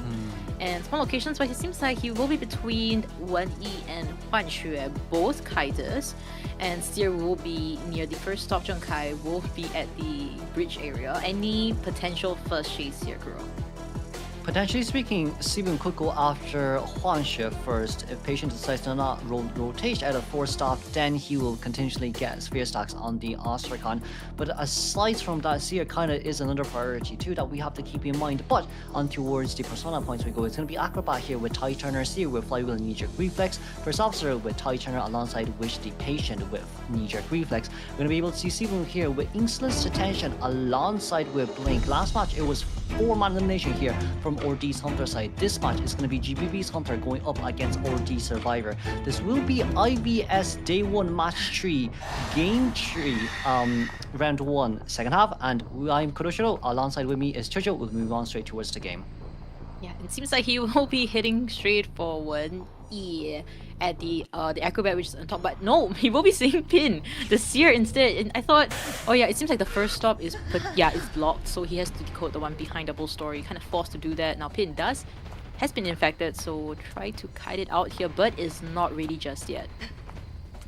It seems like Sibun kind of wants to try and maybe force the Seer off of Roller Coaster with the Revelation effect, but for now I would still isn't back just yet, as we are still currently waiting. We did manage to get the hit alongside with a Pallet Stun, but that Pallet Stun definitely could have been you know, prolonged just a tiny bit longer if we just wait for the attack animation to be over. But it seems like with that Revelation effect we didn't really manage to push Seer down the coaster.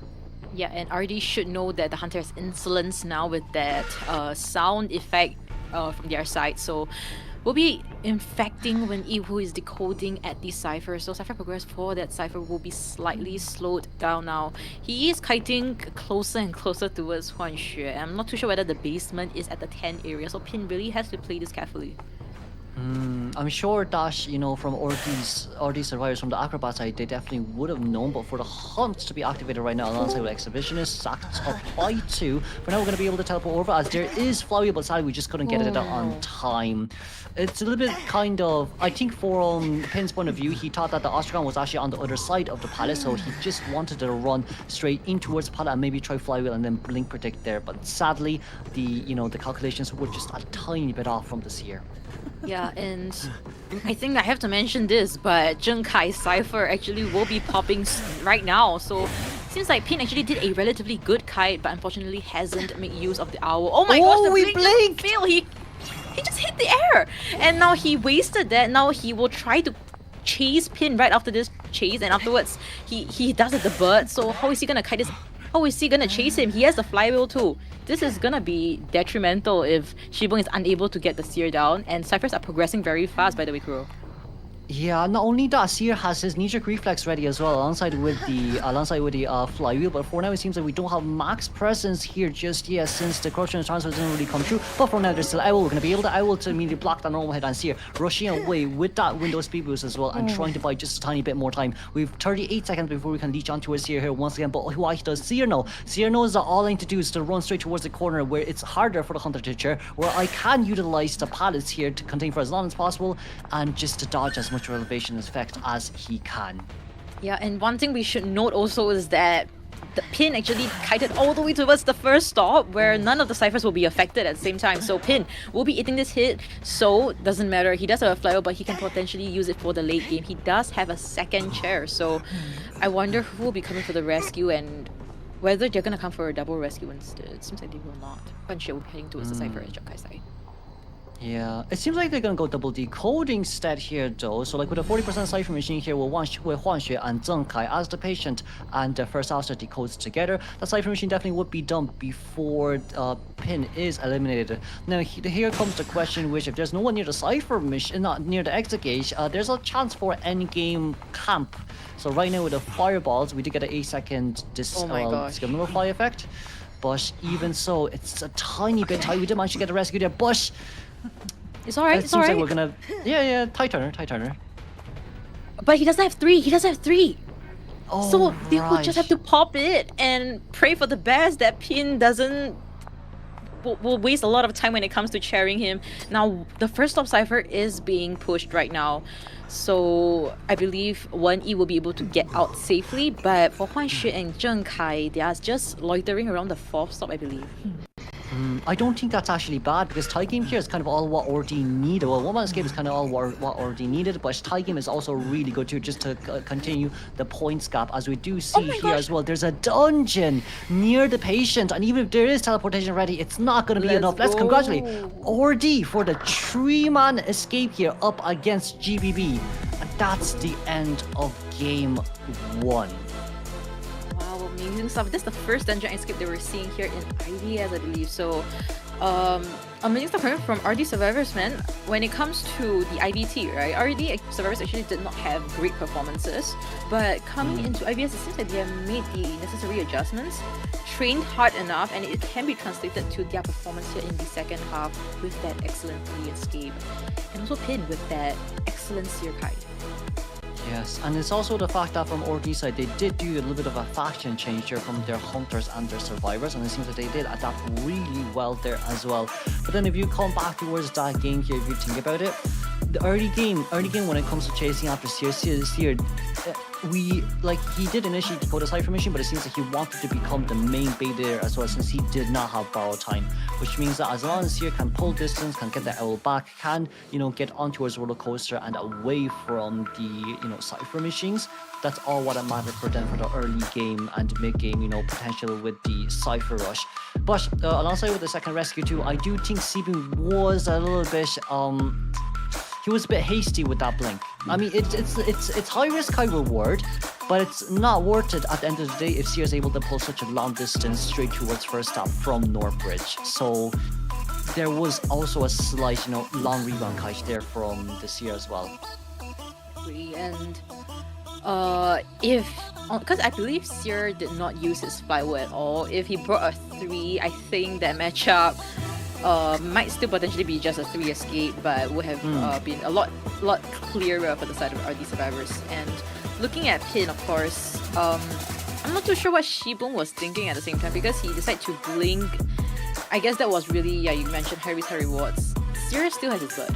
He hasn't utilized that, and really, I feel like if the blink wasn't utilized, I think the Seer wouldn't have kited that long, and Cypher had a chance to be not prime, and Seer dying near the Cypher.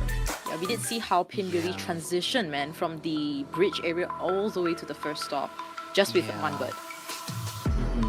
And I also do think as well, when Seer was rotationing away, going straight towards near the window near Broken Carousel, we did see Sibun using Revelation to cancel the vault over, but it just seems like Seer's hands were too fast compared to Ivy's basic attack hit. As we move on straight towards the stat page, here we go. It's going to be Pin here with 113.6 second containment time alongside with 1 pallet stun. And of course for each other survivor, 109% decoding progress, 200% decoding progress on towards the first officer, and a 246% decoding progress on towards Patient. Patient, practically speaking, never saw the Hunter once throughout this game. Yeah, really the main takeaway for Shibun here is to not chase Pin anymore. He literally was positioned between Wenyi, the Acrobat, and Huan Xue, the Patient, but he saw the Seer, he took his chance. Clearly it didn't work out, although he think that it would have been an easy chase, but this is Pin we're talking about. No more trying of your luck, Shibun. You have to pick someone else, but just in your opinion, right, do you think it would have been better if he picked the Hermit here? No.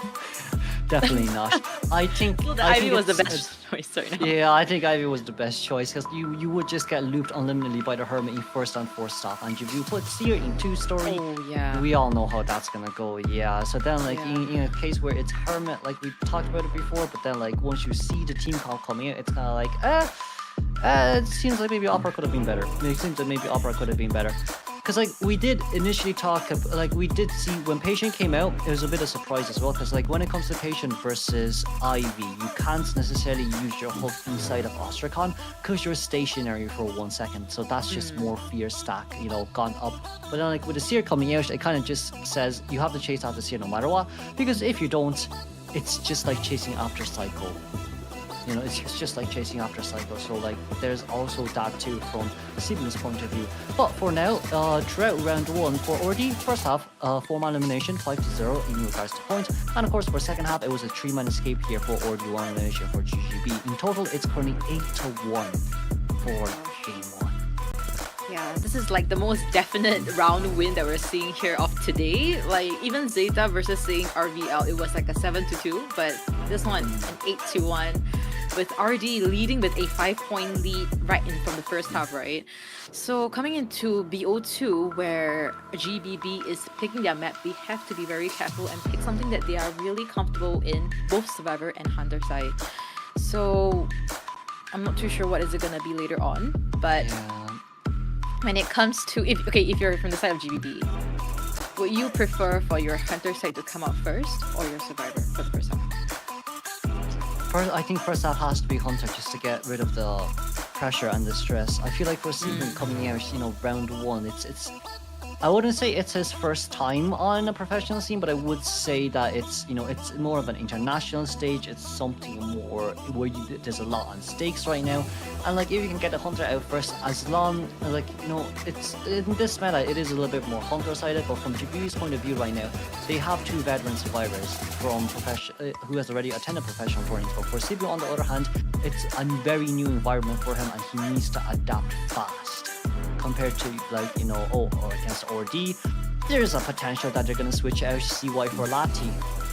Or maybe CY can't just continue for second half too. But then like another big adjustment would be ban picks, because depending on which Hunter you go, you're gonna have to bring out the big cards now, because you still have Seer, Priestess, Cheerleader, First Officer, Mercenary, Wildling, etc, etc. All these characters that you can use. But then like if you just don't use it, it's kind of a waste as well. Opportunities not taken are opportunities missed. Right, I'm curious, right? What do you think about Beta going against an Opera? I'm quite sure we have seen. We've seen that in IBA, haven't we? We've seen that in IBC as well. Sometimes it did work out before. I think it's not gonna work out again. Maybe it happened before, but it will not again. Maybe in Ever Sleeping Town. Maybe in Ever Sleeping Town, where it's easier for him to oh my gosh, basically, really? Yeah, in narrow corridors, you know, open areas, you know. Ban IV play against Opera. I mean, just today itself, Ever Sleeping Town going against the Chinese mainland teams, right? It has been a Terror Shock feast for the Hunters. Like, both Weibo Gaming and GR got Terror Shocked, and just now, GBB, Survivors, Terror Shocked, and whatever apart. Seems like today is really just about the Terror Shocks and huge mistakes here and there, but relax guys, this is just day number 1. They still have day 2, day 3, and finally day number 4 to make up for their mistakes. So of course you guys also want to sit through that, but we will be heading into the highlights of BO1. We'll see you guys soon.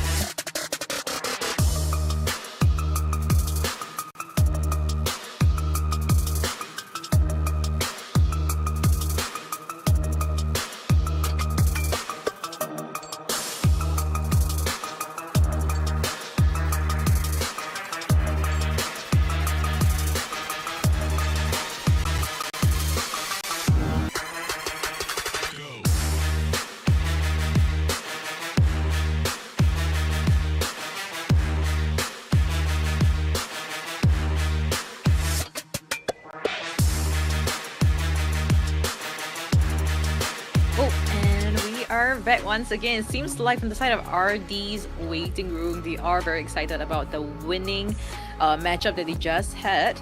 So coming into this BO2, I am curious to see if we'll be able to see Lati on the side of RD's Hunter side. Yeah, and I do think, you know, we did see the boxing stages as well for RD. They're pretty excited after that 4-1 elimination from CY. Pretty excited from that 4-1 elimination from CY. But then yet again, now it's kind of like saying, oh, do we want CY to continue? Do we want Lati to continue? It's kind of a mix and match now. But of course, everything does kind of depend on their coach as well, what they have, you know, in mind. Whether they want CY just to play against, you know, the first few games, you know, in maybe first 2 days, and then get Lati player for day 3 and day 4, or it's a round 1 hunter and then a round 2, round 3 hunter from, you know, RD side. So like they quite a lot of things in their pockets. It's just that, do they want to show us now, or do they want to show to us later? And with RD Survivor performance, right, in BO1, I'm quite confident that they are able to replicate that performance, that synergy that they had in BO2, and if anything, BO3 at the same time. So RD is looking pretty good and pretty stable to end this off in a potential 2-0, but it really depends on what GBB will be picking as their map selection and whether RD has prepared enough in that map. So yeah, it's kind of like we're at the position now where what we're saying is it's now currently 8-1. We want to win.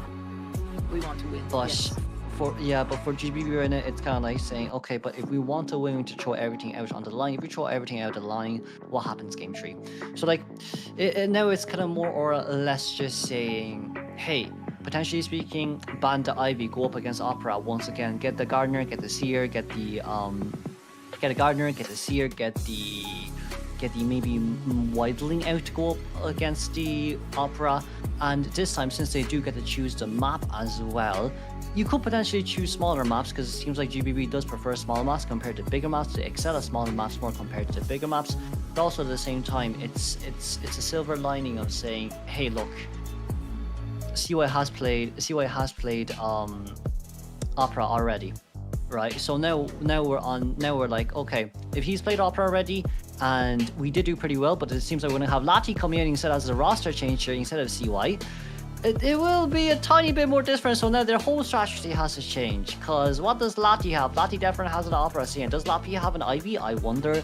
Does Lati have BQ? Yes. Does Lati have Geisha? Yes. Does Lati have Sculptor? Yes. Does Lati have no data? Yes, he doesn't have any data. So now it's kind of like, alright, that's another unknown variable. What did Lati play during the summer of IGL, when IGL was rolling? Was there anything Lati picked up during that time? Or is it still the same hunter pool that he has? So now for GBB, there's a lot of questions that they have to face. Yeah, a lot of unanswered questions, and considering that Mitake, I'm not too sure whether Mitake is close with GBB members, but if he's worked with them before, he should know how their strategy will be, their character pool, and how exactly he could ban pick against them to tackle them directly. Now looking at ZETA, seems like they are geared up for this BO2 first half. Hopefully things have been better since their BO1 first half that we saw, and I believe that if GBB survivors are able to pick themselves up and really just focus on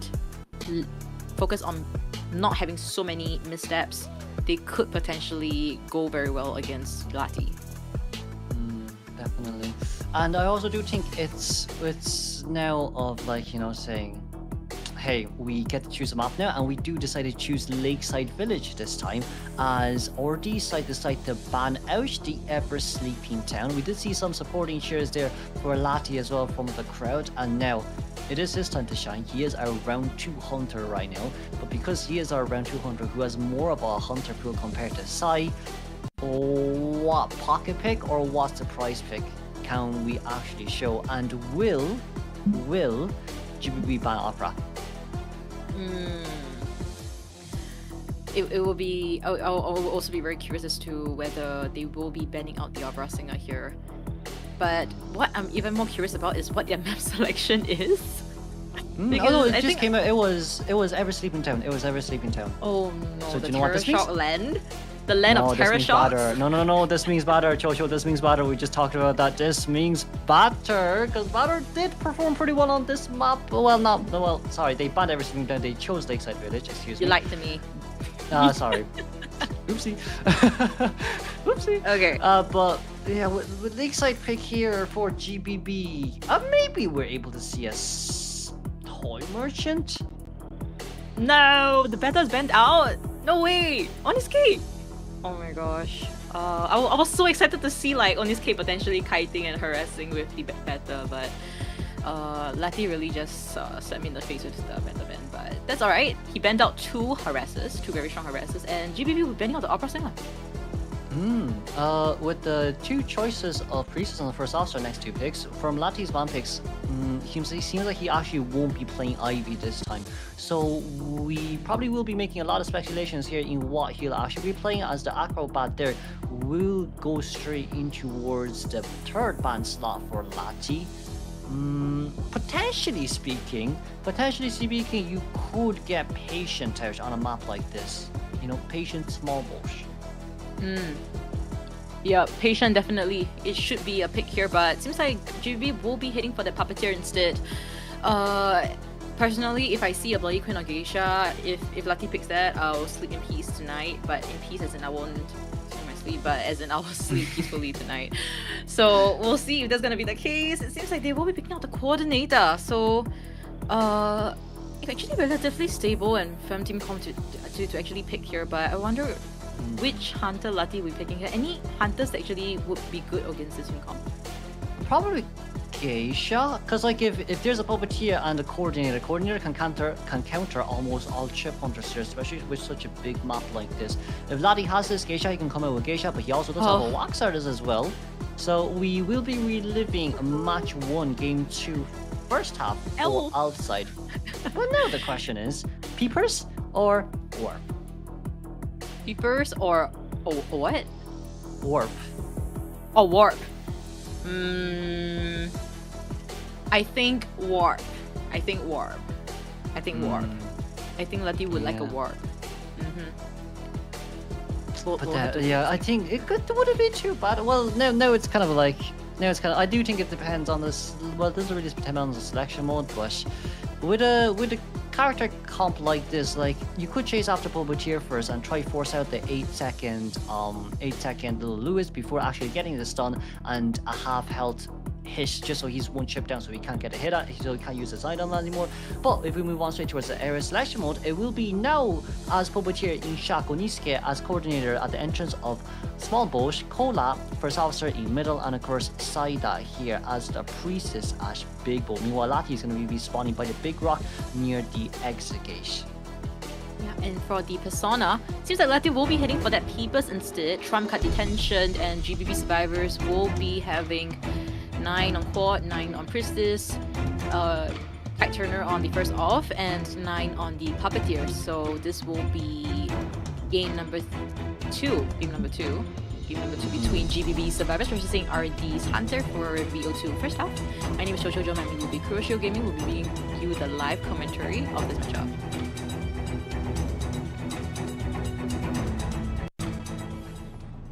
Okay, let's move on straight towards the game then. It seems like Lati is kind of a little bit more focused on towards Saida here, who is our Priestess. But Priestess is also a really good choice here to pick as well, especially when you can just immediately land those waxes on right after going through the portal. But for Priestess, it seems like we're going to be able to walk out, but with those black and white silhouettes here from her maid costume, it seems like we'll be able to spot out here immediately as we do try to get up straight towards the stairs. But Sally, that's going to be a meter 1 just stack hit. Can we get a drop down hit? Yes, we can, and that's Priestess back downstairs. And it seems like it's going to be a Terror Strike down. That's the second Terror Strike to stop the matchup. This is BO2. And Zaida this time round, different survivor in fact, will be Chad at the top of the big boat area. Well, that was really unfortunate. I didn't expect the Wax to stack up that fast at the same time.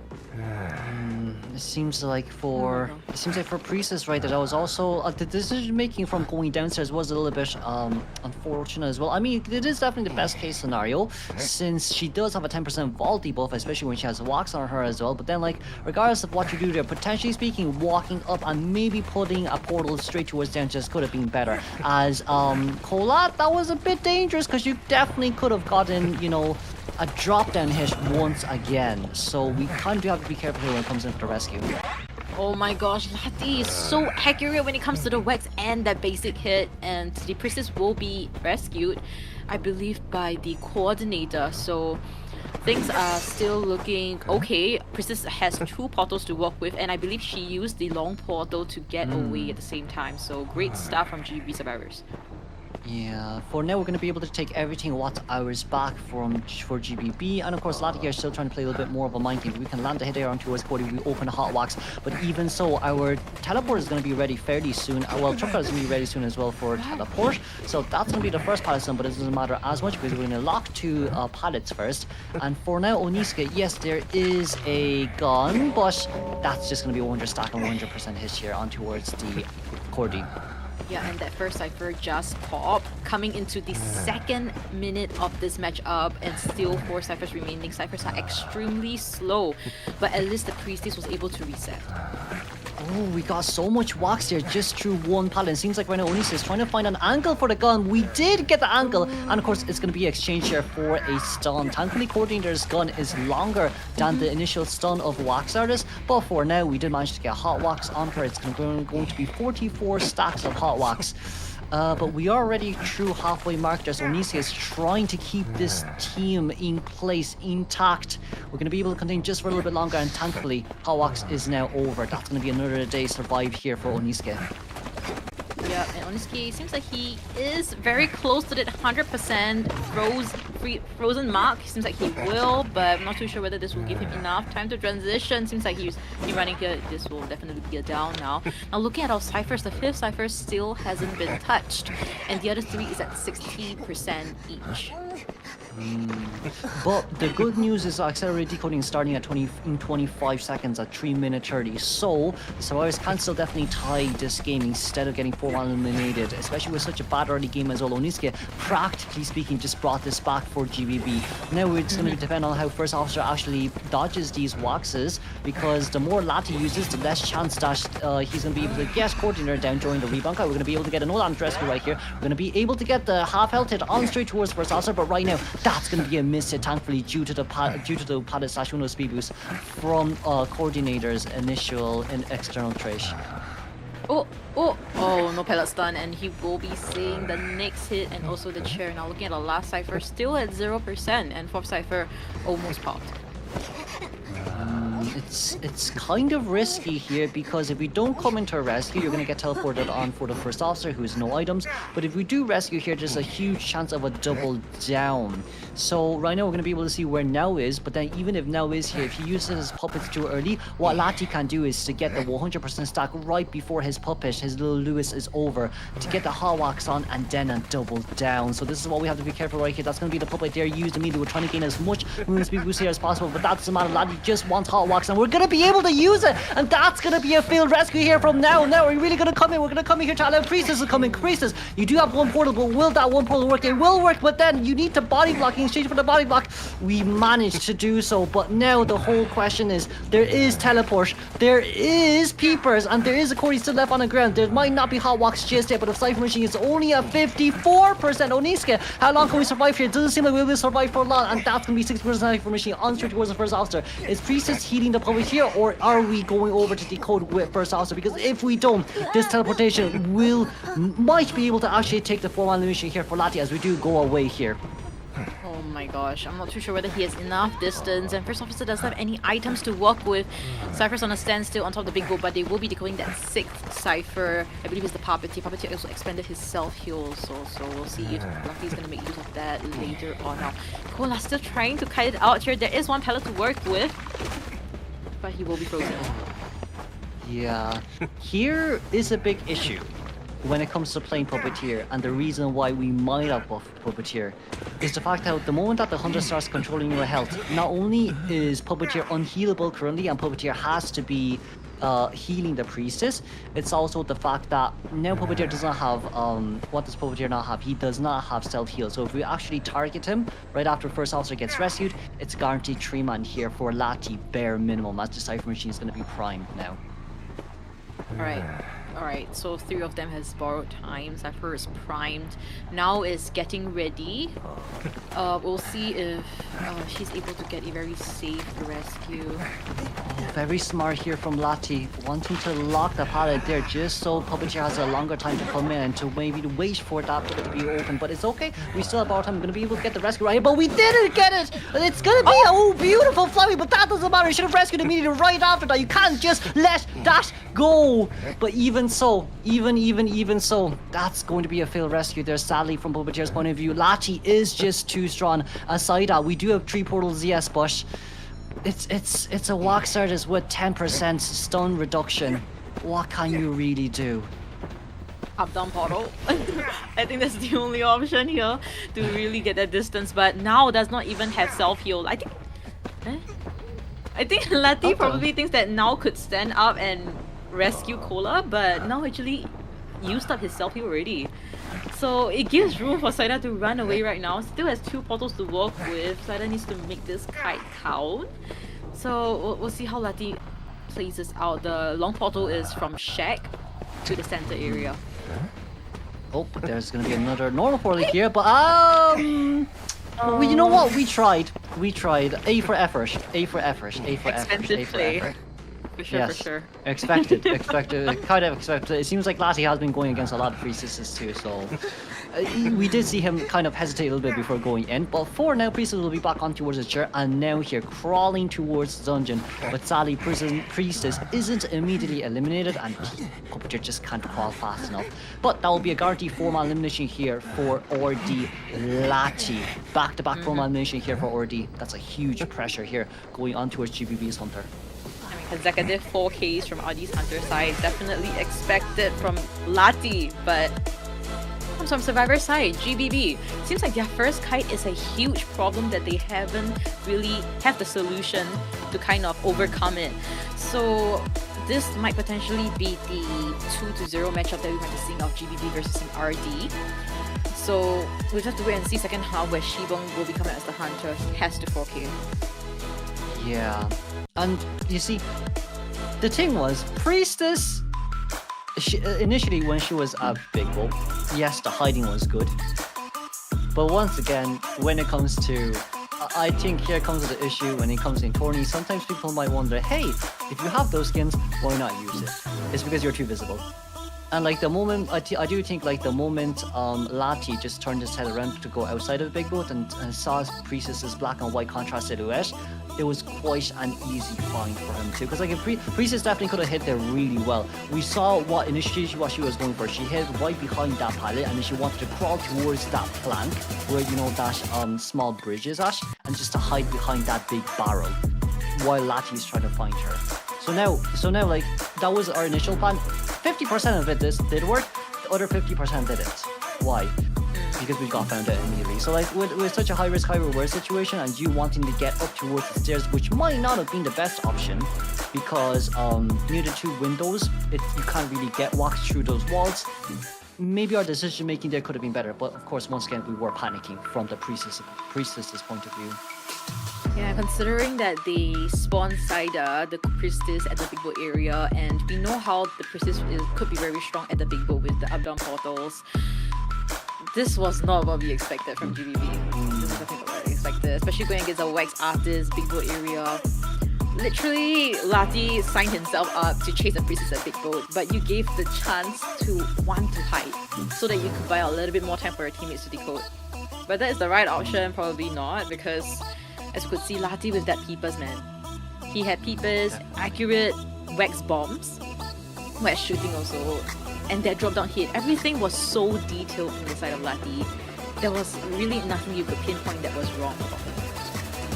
Yeah. But then if we see the stats page here, we go Priestess initially. Well, Priestess total overall containment is 61.7. Onitsuka here with the highest of 124.6. Alongside with Kola here 67.3. And of course now with 39.6. If we just run it back towards that rescue there from now endgame, potentially speaking right after his mini flywheel from the puppet, he could potentially wanted to maybe bait out Lati into using his normal attack to hit the chair.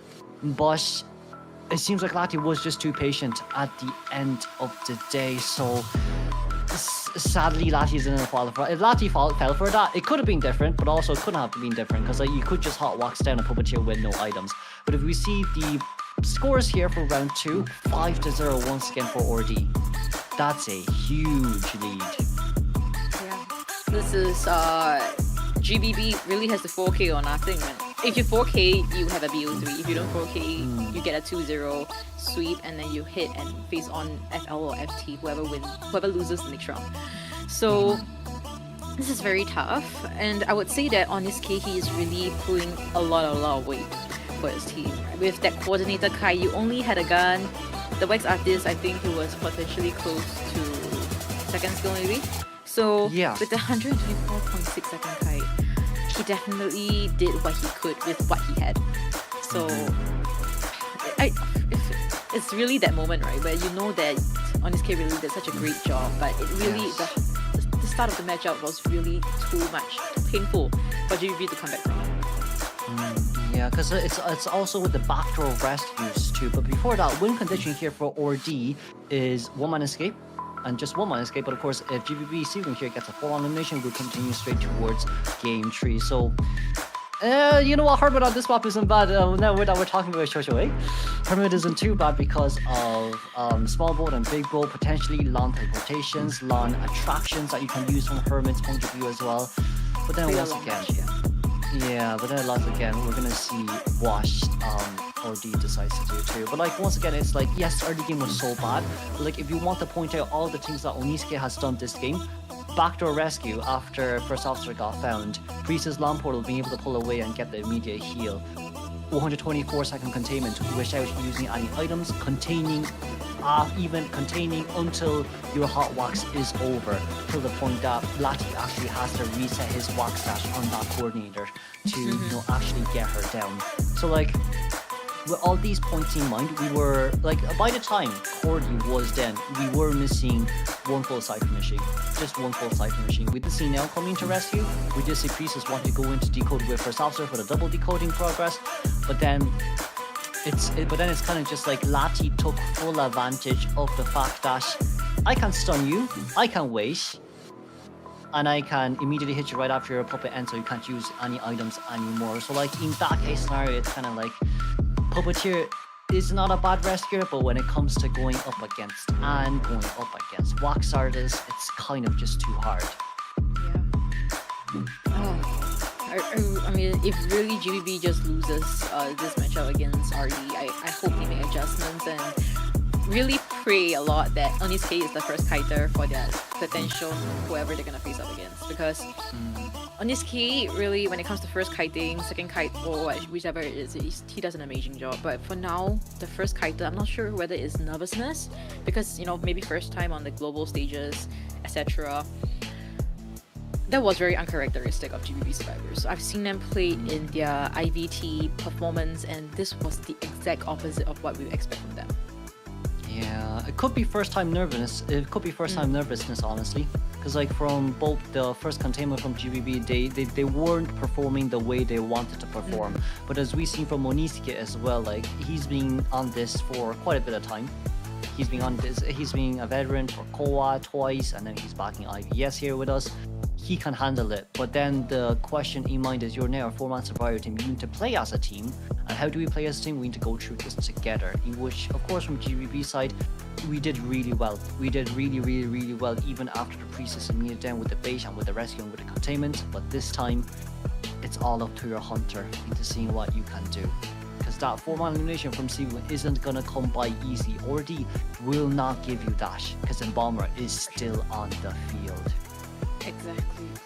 And you know, this is really everything is reliant on Shibong right now to get that 4K, and whether we could break our 2-0 streak that we've been having since match number 1. So Shibong, this is a lot of pressure on him. I mean, BO1 was already a lot of pressure on him with their team is getting a 4K at the start.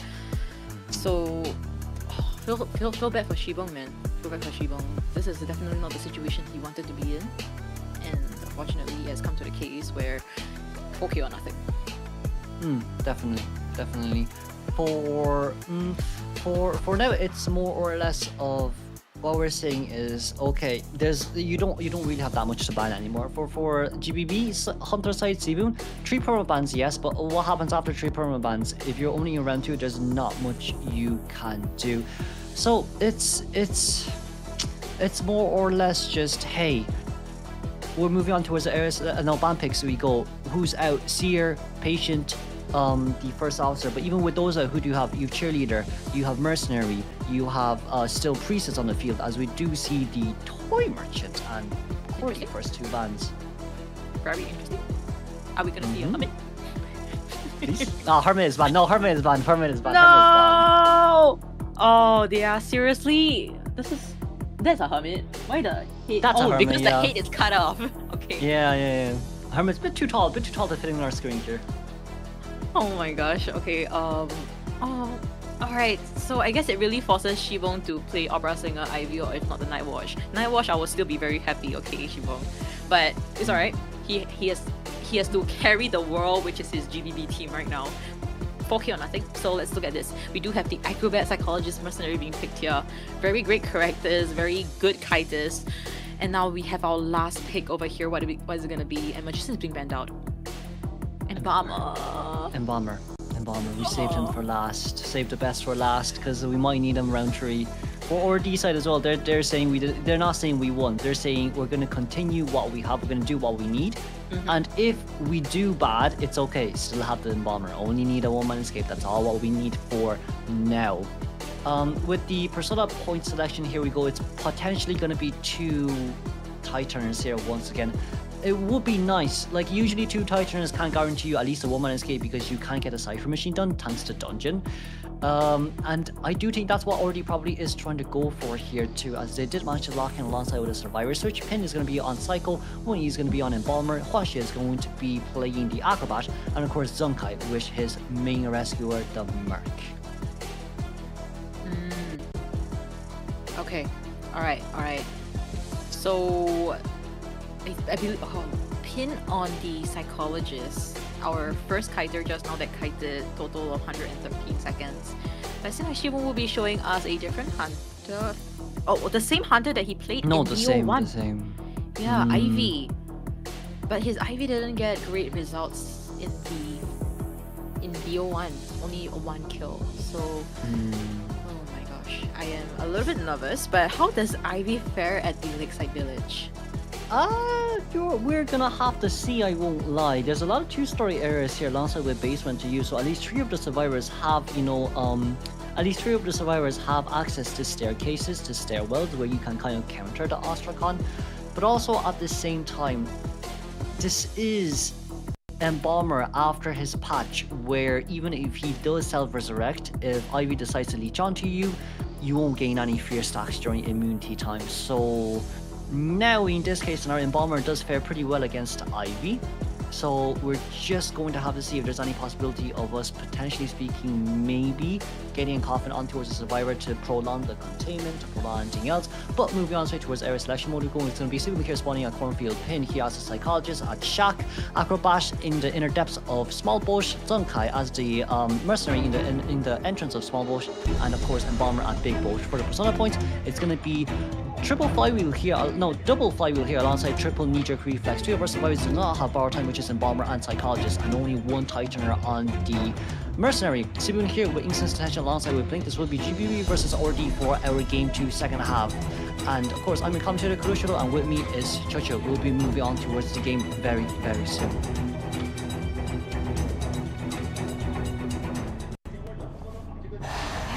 So at the back area, Let's see if he decides to map control or if not tunnel down a single survivor. Seems like he will want to chase Pin once again. Seems like he hasn't learned his lesson from BO1. So Pin this time around instead of the Seer, he will be playing the Psychologist. So seems like he's gonna change target to the person at the center, which is currently nobody. There's no Tinnitus being propped up here. 1E is at the front there, and Embalmer.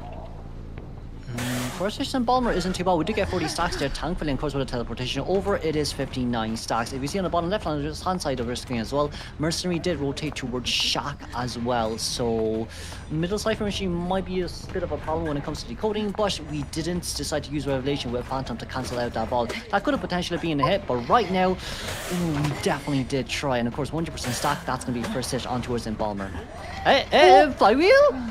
Wow, that distance though, then Flywheel and able to successfully vault over at the same time. When he's doing an excellent kite here with what he has, which is pretty much nothing other than Flywheel. So yeah, he's able to kite it out very successfully over here. It seems like he will be able to get towards the other pellet, and seems like he will be getting a free hit over here, but that's alright. Cyphers are progressing really quickly, and he will be transitioning on top of his teammates potentially. Punch. For now, the only biggest problem here for Steven is that he does have Blink, so potentially speaking, if you can throw your Phantom straight towards Big Boat, that would be for the best because you don't need to take time to traverse to look for Embalmer. But trying to get a little bit more Revelation stacks here with the Phantom is going to be a bit harder to do. But that's going to be a brilliant mind game done there by Steven. Terror Shock, you're only one hit away from max presence, and that max presence is going to be huge. Same story, different chapter, one hit and then Terror Shock. But that's alright. Cypher progress in this round is a lot better as compared to the first stuff that we saw from GBB survivors. Seems like Embalmer will be embalming himself. He does have half health and a little bit of the tight turner effect.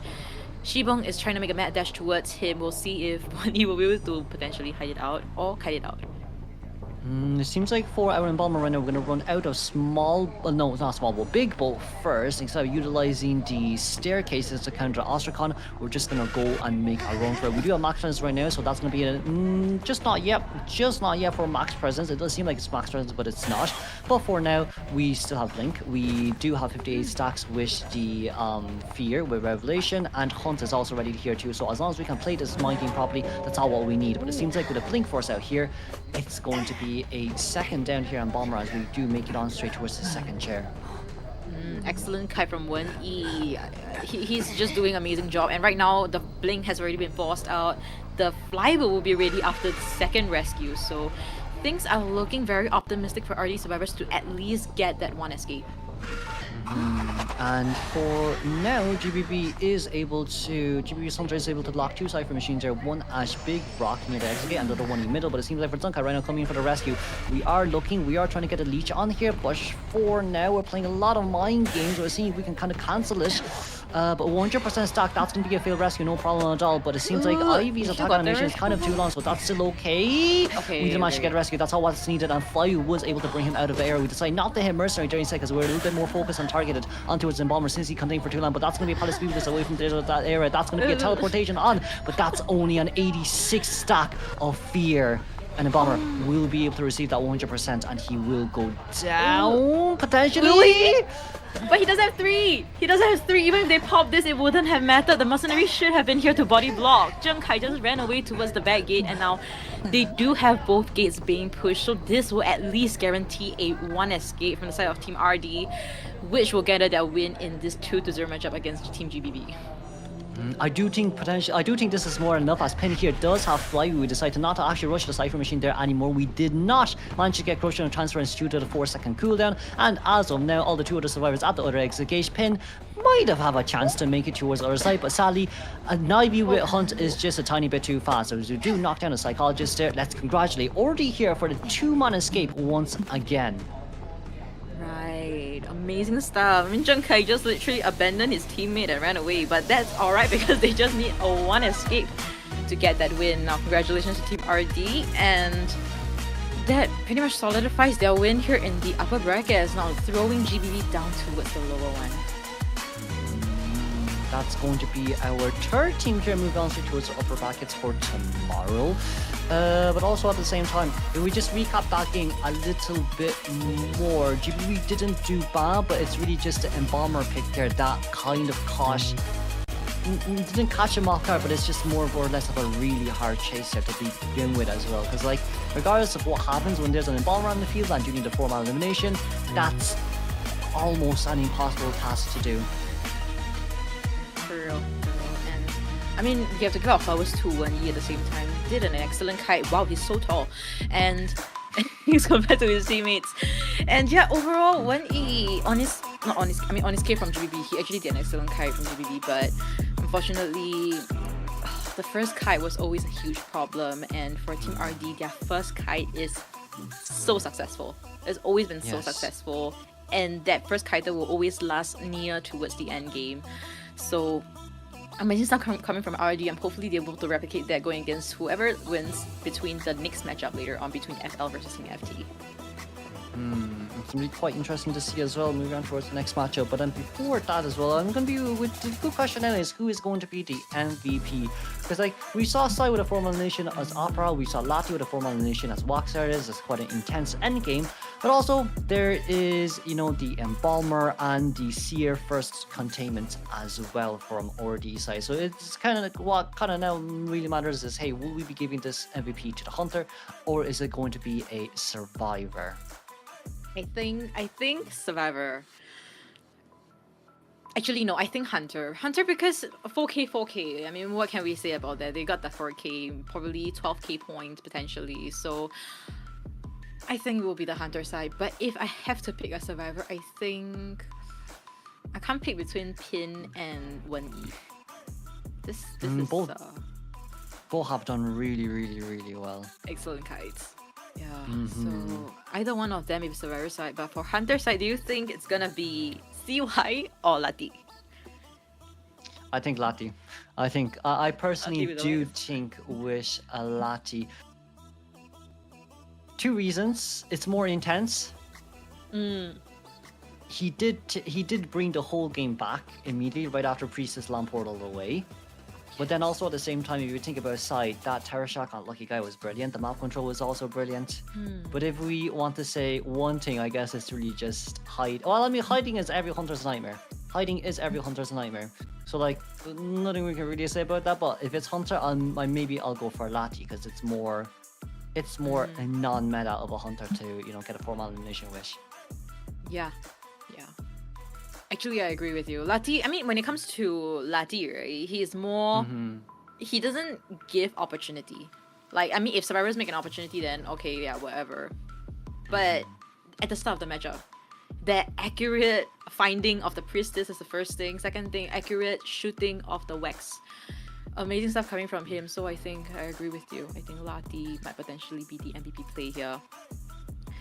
But the side from GBB, man, their starting kite is like cursed with that Terror Shock. Like, whether it's a hit and Terror Shock or just a Terror Shock at the start, they really need to work things out and potentially work things out within less than 24 hours because their matchup will be tomorrow.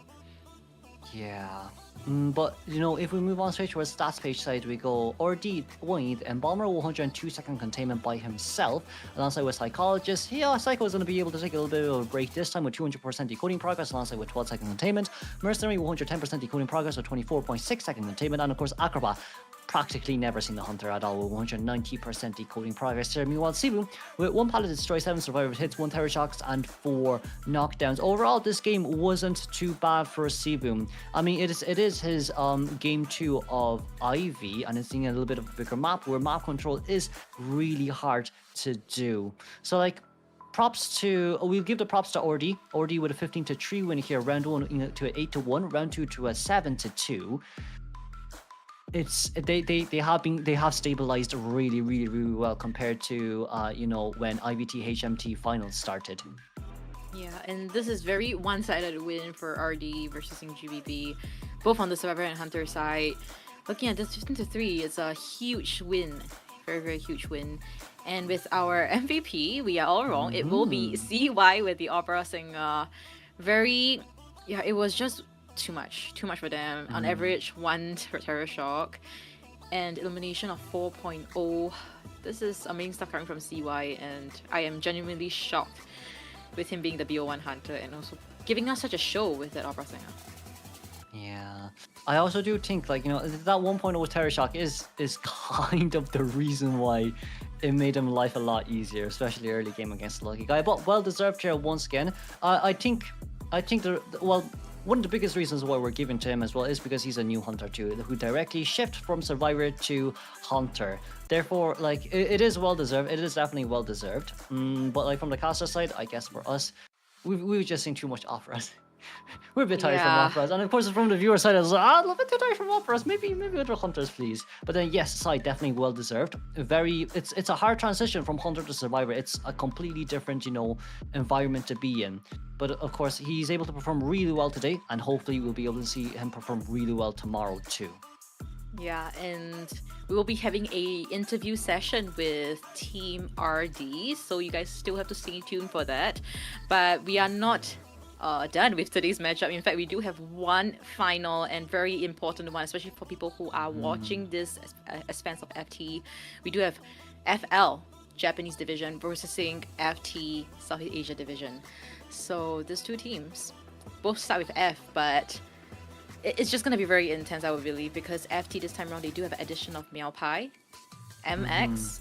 So I think all of us are very excited to see how they are going to perform later on. But I think later on it will be Nello Mello and Eli O as the commentators, so you guys can stay tuned for that. Definitely. And I do think as well, from FT versus FL, we move on forward. If I'm not wrong, Meowpie did 4-1 elimination against the JP team last year. I'm not sure whether it was FL or whether it was AxiWave, but I think this is a really good rematch between Southeast Asia and the Japan division. Yeah, I would love to see this.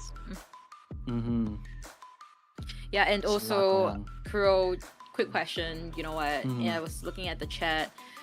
Julia said Kuro streams around 12 a.m. for me. So, is there any way you could stream at a humane time for the Southeast Asia people regions? You have fans here. I do appreciate. Maybe Sundays we'll see. But for now, what matters the most is IVS. For now, what matters the most is IVS. We'll see how that goes. Well, we're gonna be pretty busy here with the following up matchups, with all the games going on, moving on forward too. So that's kind of like, we'll see. That I'm not gonna give an answer for that for now, but it's gonna be quite interesting to see still from the interview side as well, with RD coming out. Yeah, for sure. And we've gotta give it up to Kuro, man. Man has been here since 12 midnight for your time. 2 a.m. Always maybe. glad to be here. 3 a.m. Yeah. It's really texting, I would say. I mean, even for us as EA casters, right, when we commentate for IBT, any region, it's really tough, but the fact you can continue to do that is crazy. But we'll be having an interview session. Yep, and this will be the introduction here for RD's Hunter and Survivor side. We're going to be able to see CY here alongside with Zhengkai. 皆さん予約オフラインで集めてこの連携とかはいかがでしたか？ So this is you guys' first time coming into such a new environment, and for you guys, what were your thoughts when you guys came in? What did you feel? How did you feel? And how did you feel about today? And of course, for Zhengkai's reply there, he said that we've actually been in these type of environments quite a lot, and it was quite easy for us to actually adapt and to play on a stage like this. 潤海選手何か、経験とか伝えましょうか。何かのパワーを送ってますかね。刚才郑凯还在说他，因为毕竟上次郑凯来还给逼掉了，对不对？有充足的经验。那接下来这个问题，想要问一下大家比赛当中呢，因为确实第一局的时候，では試合に関して第一試合8対1、そして千叶選手も4つリーできて。 幸运儿在许愿的时候变成厄运儿，直接来了一根针，而且那边还拿了一个恐惧震慑。幸運時の恐怖を取って、その後それを見返していかがでしたか？当時何もアイテム持っていないので、He's asking about the terror shot. 特にアイテムを使用したわけでもなかったので、 He's making sure that checking what the lucky guy has as item. 好像让我变得更紧张了。恐怖を取れたことで逆に緊張し始めました。 And then, like, when he chased after the lucky guy, he initially saw that lucky guy actually didn't have any aim. And then when he chased after lucky guy after he got the terror shock down, he did see the needle as well. But then when the pause came through, he started to stress out a little bit. 緊張してその8逃げる可能性もあったので結構緊張しました。どのタイミングで少し緊張がほぐれたところとかありましたか？心理学者が出血死で脱落されたタイミングでようやく少しはほっとしました。ステージを慣れていて、今後もね多分緊張しなくなると思うんですが、ではジャンカイ選手のサバイバーのプレーもすごく素晴らしくて8逃げまったと思うんですが、So during the game 1, when the Sierra cut it really well, and we were able to see a almost 4-man end game, but then like even with Seer not having borrowed time, and then Ivy cheering the Seer and having the patient leashed on, the moment that the patient said that he could have jumped the dungeon, how did we feel during that time? And of course from Zunkai's replies here says that we were very excited the moment that we can actually get a 3-man escape, and then we were almost about to hop off our seats. インタビュー慣れていますね。さすがです。前衛選手がなんか私たちのおもちゃになっているような感覚になっちゃってますね。いかがですか今？ And then the interview is just saying that, oh yeah, for CY, oh it's okay now. It's why we're so humble now. Why are we so humble now? And then just asking him how he currently feels since this is his first time up on stage. そして予測もしてくれて、それを本当に試合通りに予測してくれたので本当にありがたいです。そしてコーチもいろいろ貢献してくれてましたね。めちゃくちゃ励ましてくれたジャンカイ選手に何か帅，那个打那个吃那个闪现还没有吃到，超棒的，对不对？对。今天大家都超棒，今天台下的观众怎么样？是不是也超棒？で、無傷だったので素晴らしかったです。有的，因为今天我们不仅台下的观众很热情，我们线上有很多粉丝有给我们 RD 战队提问。第一个问题就来自我们伊蕊，他特别想要知道大家来到中国澳门之后有没有吃到特别好吃的美食。So from the community question, they asked whether Ordi has tasted any Chinese gourmet or Chinese food or Macau food. レストランで。这一天吃到最好吃的。哦，你这样淡淡的说出来，真的很有那种安利的感觉。そういうマカオの美味しいものを注文してめちゃくちゃ美味しかったです。最推蛋挞，这次细节的帮我们 Sorry, we couldn't catch it. 谢谢你，蛋挞非常好吃，然后猪扒包也特别好吃。那下面还有粉丝特别好奇，就是一位叫 H 他的467的 ID 想提问说，因为这次确实是大家会有不同语言的朋友来到。今回各地区いろんな言語。 So this time, because of the fact that your team is a little bit more diverse with people with different languages, how did we initially adapt to the environment? 英語とジェスチャーとか、あとお互いの例えば日本語をちょっと学んだりとか、向こうは中国語を学んだりとか、そういう風に頑張って。So for Zunkai, he said that they were learning a few phrases from the different, players' origin, and of course they learned a few phrases for them as well. And they're very thankful for for Lati and of course for Mitake to come around here and to help them out and to also participate in IVS for HMT. 好，感觉已经不紧张了，但是感谢两位来到我们赛后采访。改めましてインタビューありがとうございました。And of course, that's going to be the end of our interview section. We'll give our thanks to RD and we'll be able to see them later. Thank you. Alright, and we will be seeing match number 4 soon. That will be it for Kuro and Jojo. Bye bye.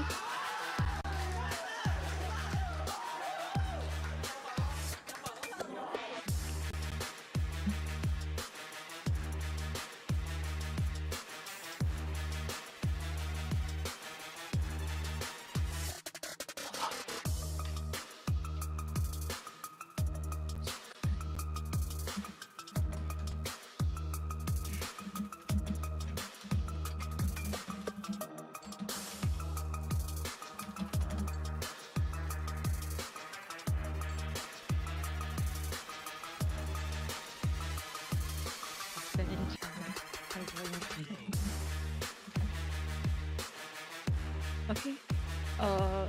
Eli, 10. Good luck. Okay. Lord have mercy. You're muted. Lord have mercy. Good luck with the translation, Elo. I bid you Why luck. do we have to keep listening to?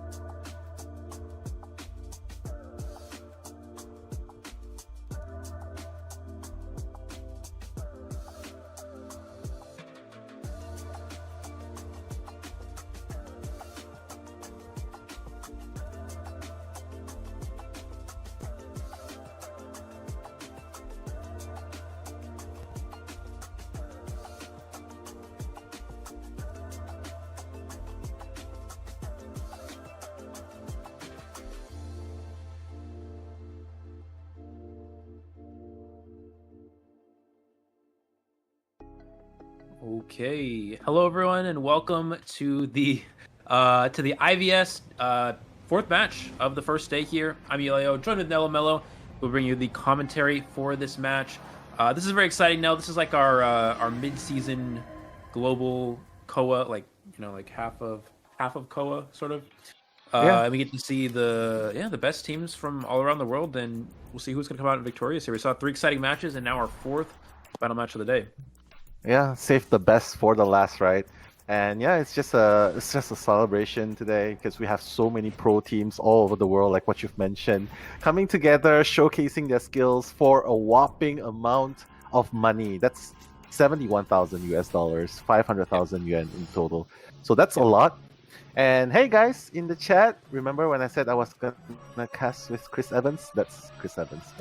So, but jokes aside, hope you guys are doing well. Hope you guys are doing good. Eli, hope you're doing good as well. So yeah, I mean FL versus FT. I'm super excited because both these teams, it can be anyone's game, right? But personally for you, what do you think about the odds of each team? Yeah, well, I think going into the predictions, for those of you who did the predictions in-game, I did actually have FL. I gave them 2 out of 3 of the prediction slots, because you can predict 3 teams. I chose 2 of them for FL. And the reason for that is looking at this bracket, FL seems to be very well positioned in terms of how the bracket has sort of been put into place here. And I think that definitely they'll have the advantage in all the matches up until the finals at least.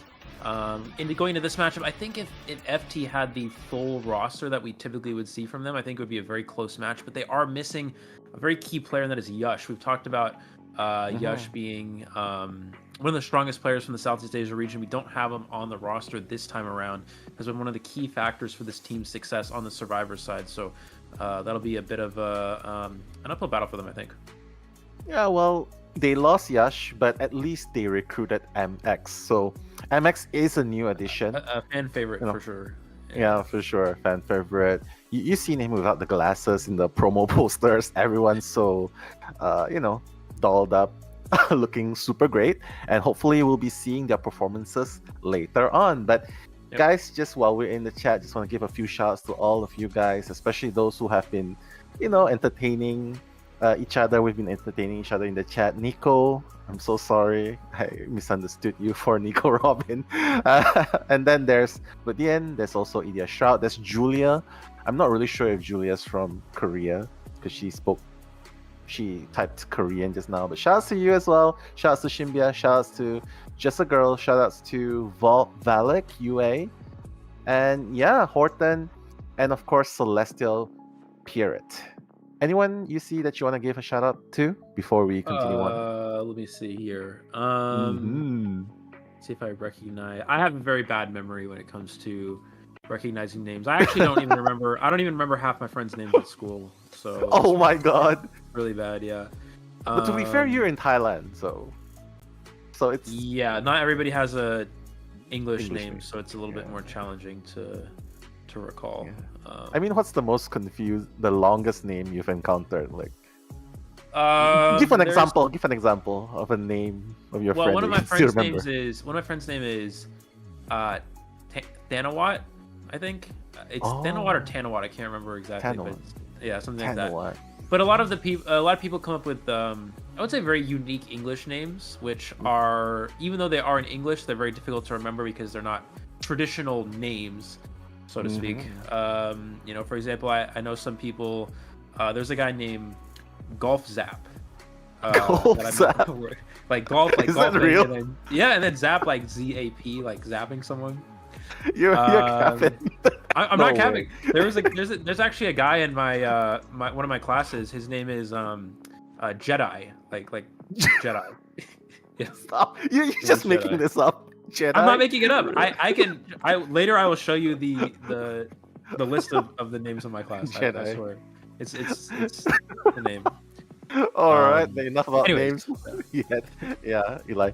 We are gonna look at FL so far, and wink wink, Macon followed me on IG, so yeah, a little bit of flexing going on here. But hey, there's also Sasori, there's UGG, there's PP Cha, the rest of the team soon to come, and of course for FT we have Hershen, the usual. Kuga, Meow, the 3 hunters, the only 3 hunters in the team. And of course, Adi, Mini, Blue Shadow, and MX for the survivors. MX is a stand-in, so I mean, I share your sentiments. We're not sure if the synergy is gonna be there, right? Because I think FT is more like a stable, more grounded. They do those grounded plays, but MX a little bit of a showy play sometimes, right? Showy, very, very dramatic, and I don't know. How do you think MX is gonna fit in into FT here? Yeah, it seems to be interesting because we talk about how FT is one of those they're very disciplined, I believe, when it comes to survivor chemistry and teamwork. So having a player like MX who can be considered to a little bit more non-traditional in his play style, I think could be beneficial, but it could also create a little bit of an issue in terms of team chemistry if they haven't had enough time to prepare with this new player. Keep in mind these recent adjustments to the team were just between the Southeast Asia IVC and now, so they haven't had a lot of time to make these changes. So it's gonna be pretty important to see how that works out for them. While all that's going on, do enjoy the promo videos of both teams.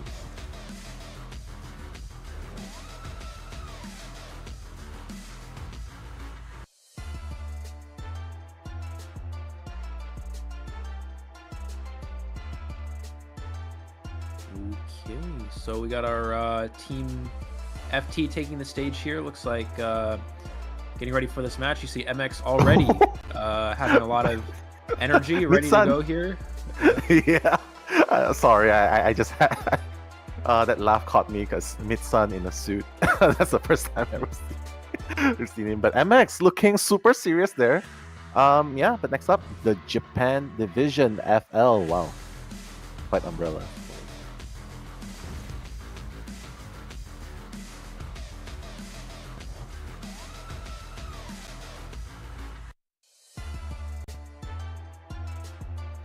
Okay. And yeah, we're gonna have FL. Looks like they will be, I believe, Hunter side first, if I'm not mistaken, here for this match, based off of how this layout looks. But yeah, here's the Team FL from Japan taking the stage here again against Team FT. This is going to be a very exciting match. I think we see. Whoa. Oh, a little bit of judo. I don't know, karate.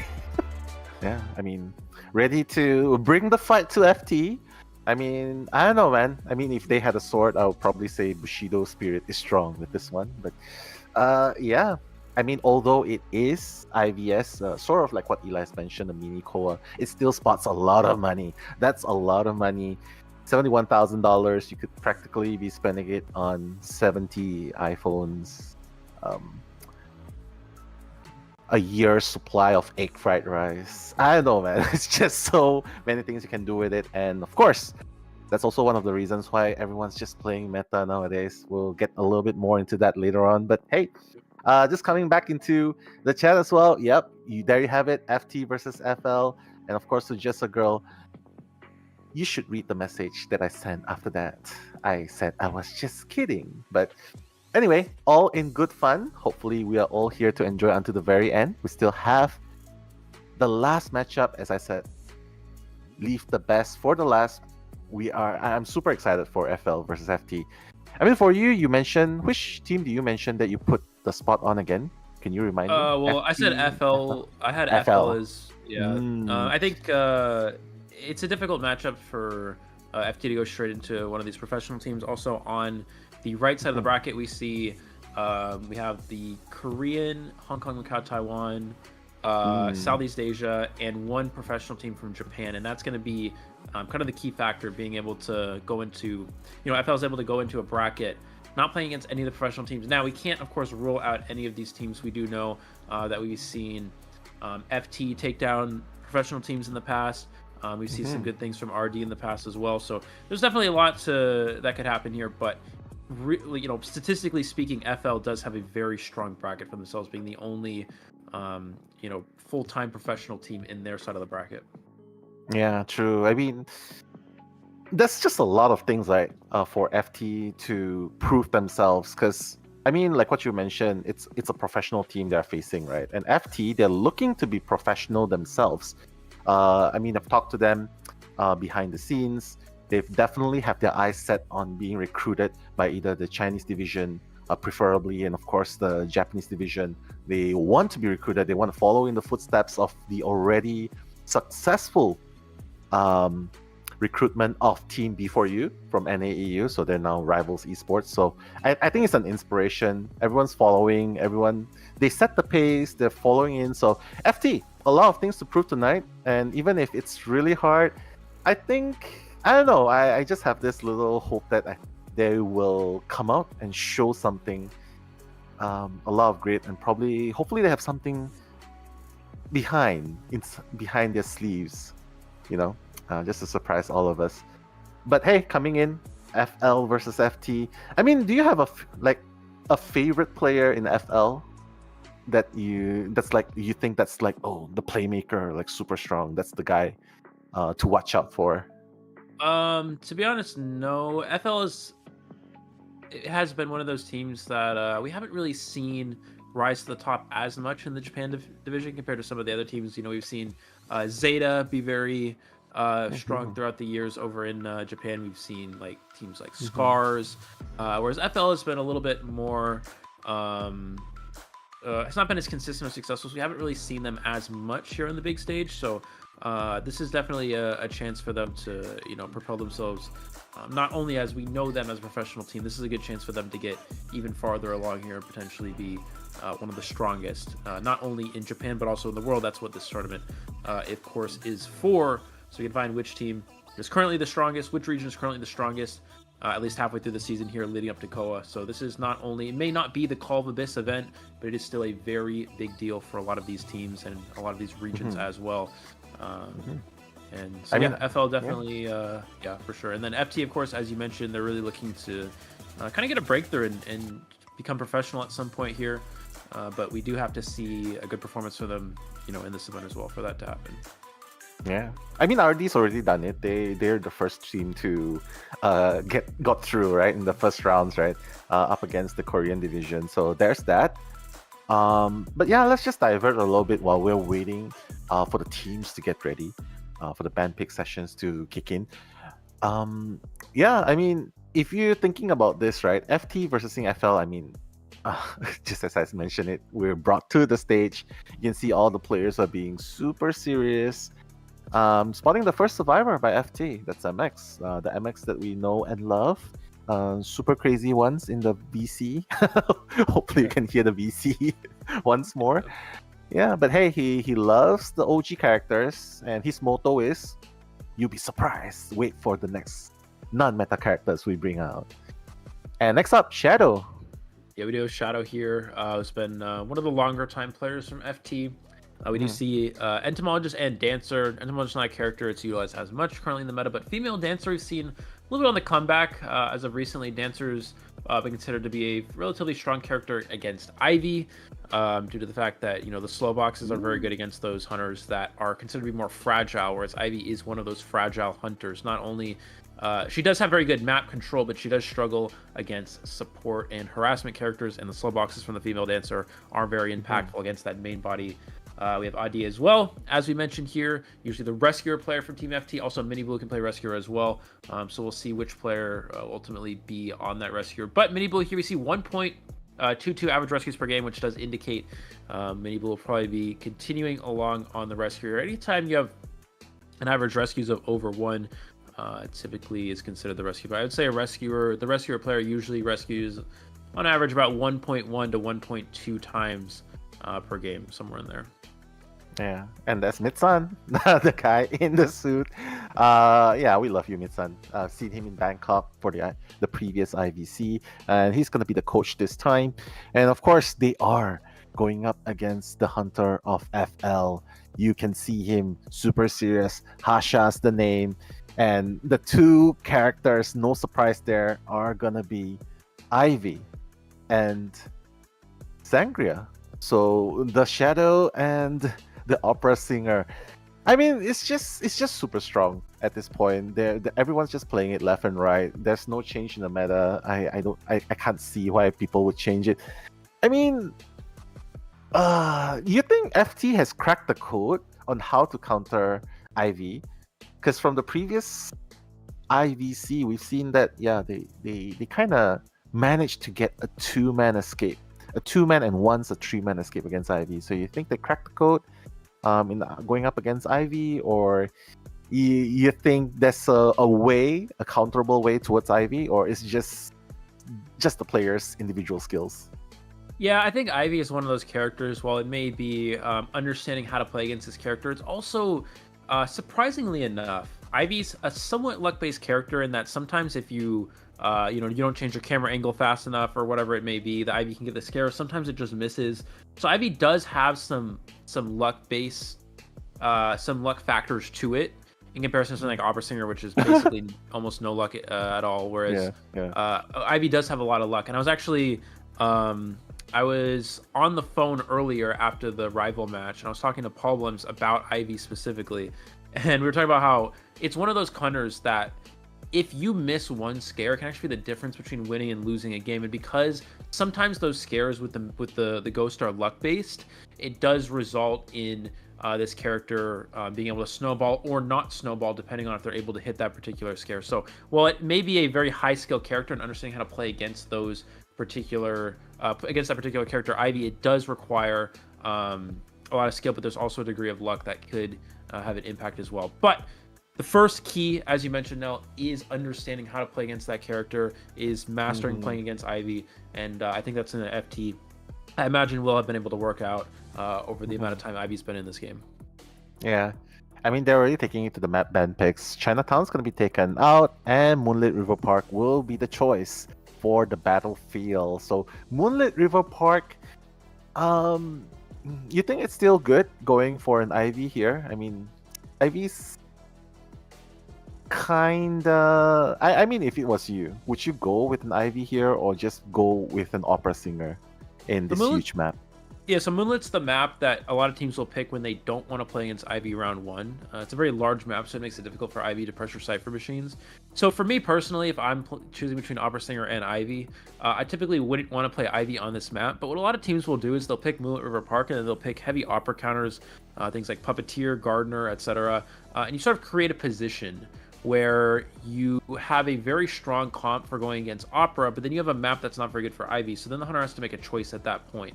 If the comp is very good for Ivy, then you can still play Ivy on a large map. Ivy is one of those hunters that's playable on any map, although Moonlit, of course, is considered to be not quite as good in comparison to some of the smaller maps, but I think it's going to depend on the team comp mostly. FT strategy, again, if it's Moonlit here, they're going to want to pick a relatively hard counter comp to Opera Singer, and then potentially try to force a large map Ivy, which is a little bit less optimal for the hunter side in comparison to something like Red Church or Arms Factory.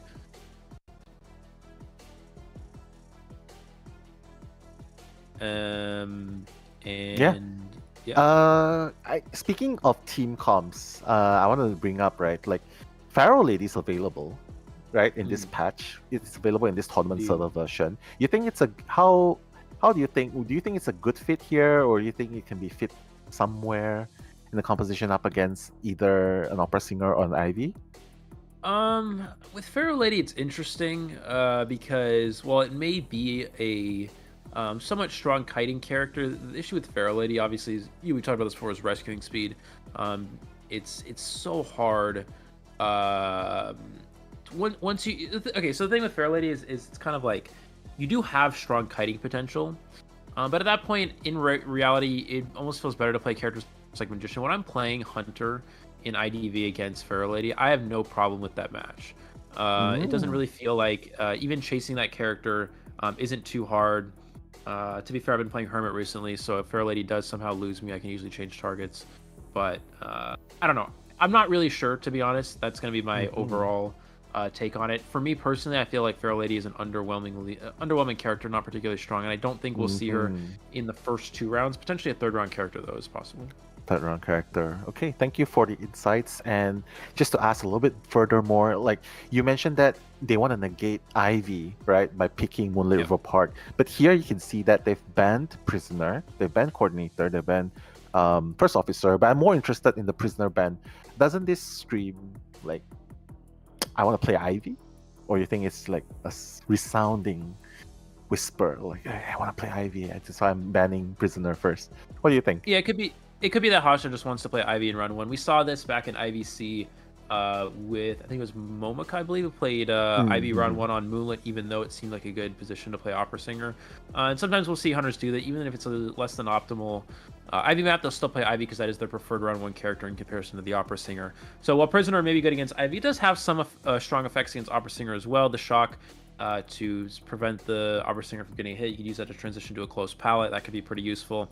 Although, you know, realistically, Prisoner is considered to be a lot better against Ivy, and that's why you play this character, and that's why we actually see it get banned here. And Coordinator, since this Ivy Opera meta has become sort of you know, the main meta for the Hunter side, we've seen Coordinator be the #1 banned character in rounds 1 and 2, which is very interesting to see, but it does make sense. Coordinator is incredibly strong against both those hunters. One of the very few stars in the game that's good against both of the hunters here. Now, we do see Seer from FT, which is a character that I particularly find to be not exactly as strong in some situations. Seer against Ivy can be a bit challenging. Looks like we're going to see Ivy here. Seer against Ivy, it's hard to farm owls against Ivy, but that owl in the early game can, you know, be the difference between a win and a loss, just due to the fact that the key to beating Ivy is forcing a long first down. Because once Ivy gets the first elimination, then the map control becomes very strong, and it's very hard for the survivors to win from there. So basically one and done. That's it. I just used the owl for that one moment. Okay, I like the idea coming in. Yeah. Obviously they've played against Ivy countless times. Back then in IVS and when in IVC when they had Bobo as their coach as well.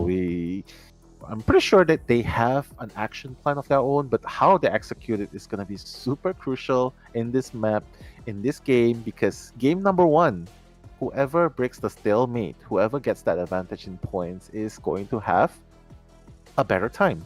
They're going to feel, they wouldn't be as stressed or as pressured to make something happen in the second half. But hey, the compositions has been set in, and Hasha, interesting spawn. What do you make of this, Eli? Yeah, this is very interesting. We see a lot of teams try to spread out spawn against the Ivy, making it difficult to pressure all those Cypher machines, but FT survivors are relatively close together. They also spawn in Balmer in a not in 2-story, kind of out in the middle of the open here, which I'm not really sure the idea behind this, but we'll have to see what FT has prepared. And I know before this match I was talking about how you know, it was like a very nice day outside, and now I just heard thunder. So I guess that just I guess that was just came out of nowhere. There was literally no clouds outside about 30 minutes ago, and now I'm hearing a thunderstorm outside. So I don't know where that came from, but the forecast was real after all. He was actually right. He was right this time. But hey, bringing the commentaries is me, Nello, and Eli O. Hasha already, you know, bring out the ethereal form, trying to move it towards where the second floor is. MX is in the vicinity, trying to look for the first target to hunt. MX as the Seer, trying to run away. But the teleport's gonna help Hasha to catch up, close that gap, and again, coming back in again with a hunt. I think Hasha's going for an early check. Oh, immediately getting the 100% there. Unfortunate misstep from MX. He did look at the main body there. That's something you obviously really want to avoid. So they're not able to get that 100% with the main body. You never really want to give the scare with the main body, and that was the case here. He was able to take the roller coaster, it looks like, and I believe the stop sign should have been pushed because Embalmer did spawn in that area, so it is going to get them across the map here. And now Hasha just going to go ahead and change targets here. Already 58% onto the Antiquarian, so a pretty good start here. Maybe he'll continue after MX. Looks like he actually will here and slow down the Antiquarian decoding in the process. Yeah, Hasha's out for blood. He knows that Seer is already half health, even despite still having one more owl. But hey, he's trying to force out a mistake, get it over with, right? Get it done and over with. Get out the owl, get MX down, and look at MX actually running towards the position of where Hasha is. And it's a dilemma, right? I think he's just trying to run away from Mini Blue's location. Yeah, Hasha did a good job of putting the tombstone near the in the 4-stop area, forcing the survivor to leave that, rotate out of that spot, and there's not really much to, not really anywhere to go from there. So that's actually a fast down for going against an Ivy, and this is why, you know, we see Seer be. It's not great if Seer gets chased first, because if you do get 100% twice, you cannot use the owl. That's what we saw in this position here. Looks like we're going to see Shadow is up to 100 as well. I'm just going to go ahead and... yeah, just to farm here. An Owl, again, is going to unfortunately be useless at this point. Yeah, this is very, very unfortunate. And he even has a flywheel to work with, you know what I mean? A flywheel and all. This is I feel like this is the kind of situation where you think like, oh my god, what a waste. Could have used it any point during the chase, but easier said than done. The scare is probably gonna cancel it off. And yeah, I mean, going down for the second time, and this time in the second floor, not too near anyone's cipher, but Adi is in the vicinity with a coffin, which is not here. It's actually just behind the two floor. You think they're gonna come and rescue here? I feel like it's worth it. If you just let the survivor die, you still have to do an entire cipher machine with only 3 survivors on the board and Ivy's map pressure in play. Additionally, you still have Seer Owl available, so if they're able to make this rescue, could use the Owl and maybe try to get the Blink out at that point. Looks like we are going to see the save here. They're going to have to get this timing right. Wildling's going to wait, I think, for the 100. No. The problem with waiting for this, though, is I don't think they make the rescue in time. Seer's just going to die, yeah. And they don't get the rescue off. At least they bounce back from that mistake, right? They realize that, oh, wait, the scare level's going up way too high. This is not working. So immediately abandoning the plan to rescue. So at least they salvaged that moment, right? But now Adi's gonna be the next one getting that chase. Has nowhere to go. And Hasha's just waiting until it's almost 100%, but... Yeah, Hasha just walks through the pallet as well. That's a really nice job from the Hunter side there. Just to acknowledge that the survivor's not going to throw this pallet down. Just going to take that risk. We're going to see the blink here as well. It's going to be a really fast down. Now, this is where Embalmer's going to be a very strong character. Because now, what happens here is the survivors don't have to rescue. They can let the Embalmer self-rescue using the coffin, and they're allowed to push the last 2 cipher machines to almost prime. The problem is, one of these ciphers is the Wildlings, and it is right near the down survivor here. That's true, and getting that 100% off and the one hit onto Mini Blue as well. Things are looking pretty grim for FT. But hey, Antiquarian's the one with full health. Both of them are still up and running. So I guess the thing is, Embalmer really needs to get far away from that area and into close enough to where Shadow could make an impact after popping his cipher. Oh wait, 100%? Oh, nice. It looks like he's gonna go ahead and put the tombstone on the cipher, but they are able to pop in time. Now we're gonna see an extra cipher machine started here. That is gonna be by the Embalmer. Now this is where things can be a little bit challenging for the survivor, since Embalmer doesn't have borrowed time or coffin here. If Embalmer goes down, they're gonna be at a huge disadvantage. I think the goal for Hasha is to down the Embalmer, but it doesn't matter. They're gonna go for the Wildling instead here, and unfortunately Wildling made a slight mistake.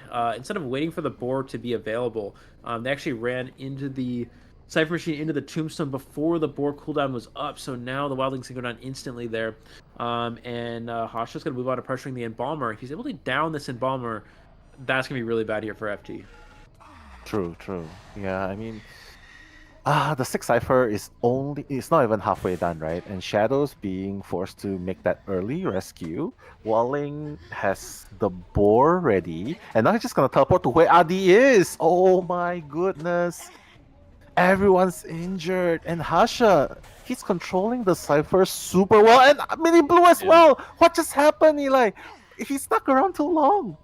Yeah, the survivors stuck around too long. They needed to heal at least one of the survivors before continuing that cipher machine, but no, looks like they're just going to go ahead and try to pressure down that cipher. It's close. It's 85. Maybe Antiquarian could potentially see it. No, my Antiquarian God! actually walks into the tombstone area, the tombstone is going to get 100%. I think it might have been a ghost as well. I'm not actually sure, but Antiquarian's going to get balloon hit here, and FT looked to be doing pretty well, but Hasha just really taking over. A couple of missteps there, and now this is looking like a 4-survivor elimination at this point. We could see maybe Antiquarian's able to self-heal, but no, we're going to see the chair onto the Antiquarian, and now knows location of the Bomber. They can just teleport onto the Embalmer here, and that's going to be the last survivor eliminated. Yeah, and with a blink and hand, yeah. Oh, yeah, he's just gonna catch it. The blink hit, going down, no more coffin to work with. And Hasha, wow, showing the power of Fennel in this BO1. Look at him. Calm, cool, collected. He's like, yeah, it's like another day in ranked. I got this. I got this, guys. BO1's mine. 4 elimination, Eli. Oh, what a game. And just when we thought that they thought that Ivy was going to be countered in this big map, but I don't know. What happened there? I mean, it's a big map. How? How it didn't even look like it was really close. It just looks like from the middle of the map, from the middle of the game, it was already looking like it's looking like a 3 or 4K, right? So, what happened there? Was it just Ivy being too strong, or? Well, we talk about how the first stand against the Ivy is really important for the survivors to extend it as much as possible. It's sort of like Dream Witch. If you go down too fast to a Dream Witch, and the first survivor gets eliminated too fast, it's very easy for them to pressure those Cypher machines throughout the rest of the game. If you have 4 survivors up against an Ivy, it's fine because you can spread out your decoding progress, and it's very difficult, especially on Moonlit, for the Ivy to pressure that. Because the Seer went down relatively quick going into the match, they're also able to pressure the Antiquarian Cypher on the bridge early in the match as well. It creates a position where you have the first survivor eliminated, and the Cypher machines are not ready. They had one Cypher machine at 50, and they didn't even start the last Cypher machine, and that's with one survivor already sent back to the manor. So it was really important if they wanted a chance for Wildling to make the second rescue, because if Wildling makes the second rescue, they're able to use the Owl. They can at least waste some time there, and also give the survivors who are still in play, the Antiquarian and the Embalmer, time to finish the 50% Cypher and start the last Cypher. If Seer dies, and the last Cypher is already 50%, if Seer gets rescued with Owl, by the time Seer gets shared for the last time, one of those Cyphers would have been almost done, and the last Cypher machine that they hadn't started would have been close to 50%. And from there on, it would have been enough for them to tie the game, most likely. But because Wildling was unable to make the rescue, they have one Cypher machine at 50, another Cypher at 0, and one survivor already eliminated. And from there, it's very easy for the IB to pressure down the remaining Cyphers with only 3 survivors in game. True. And you gotta hate it when you see it, right? Like, there's still a flywheel, there's still an owl available, and not being able to use it at all, and MX is just gonna go down without a fight. It just feels very unfortunate for Team FT, right? And you can see for yourself as well, no one kited more than 60 seconds. Everyone was more or less around 40 seconds of containment time. The coffin was used up. Antiquarian was... The bamboo harass or obese was practically non-existent. Mini Blue, 1 rescue, he did it. But I think the most unfortunate one was MX. You gotta be feeling for MX now. 1 owl remaining, 1 flywheel remaining, not being able to do anything. It's just Hasha. Hasha's destroying this game with his Ivy. And I don't know, man. I feel like FT's gonna bring out their big guns in the second half, because it's 5-0 in favor of FL in round number 1. Yeah. And that's the risk that you run when you play Seer, because what happens is, we talk about Seer is very good for extending the first kite, which is really important against something like Ivy. But then what happens is, if Seer actually gets chased first, and both hits are from 100%, scare onto the Seer, they can't use the Owl because they're disabled at that point, right? So there's no way for the Seer to use the Owl, and the Seer ends up dying with Owl, which we saw in this case. Hasha also was smart enough to go for a farm onto the Seer rather than hit the Wildling. That made it so the Seer wasn't able to rebound, and then from there was able to even prevent the next rescue after that. Unfortunately, Wildling went too late for the save at that point. Hasha acknowledged that he's not going to make the save if I'm able to get 100% on him. And that's exactly what happened. So that's, again, the downside of using Seer is Seer does get chased first. You're unable to use the Owl. Becomes a very easy chase target for an Ivy. We talk about fast towns against Ivy that's how Ivy win games. So yeah, I would have loved to have an acrobat or a patient in that game. Just so that I think it serves the function of making that distance, right? In order to keep having that gap between them. I would have loved to have those 2 other characters. Seer, I think Eli has explained it really well. The cancel from the scares is definitely a very strong factor. And the pros of playing as an Ivy, right? So coming into the next game, you think that FT's gonna respond with an Ivy as well? Or you think they're just gonna play the safe route, Opera Singer here? Because I feel like FL survivors, they might be more well equipped. Well, I will say that Ivy's one of those characters where it's less consistent in terms of securing like draws and certain. Say Opera Singer, for example. Opera Singer doesn't really lose, right? Whereas Ivy can lose.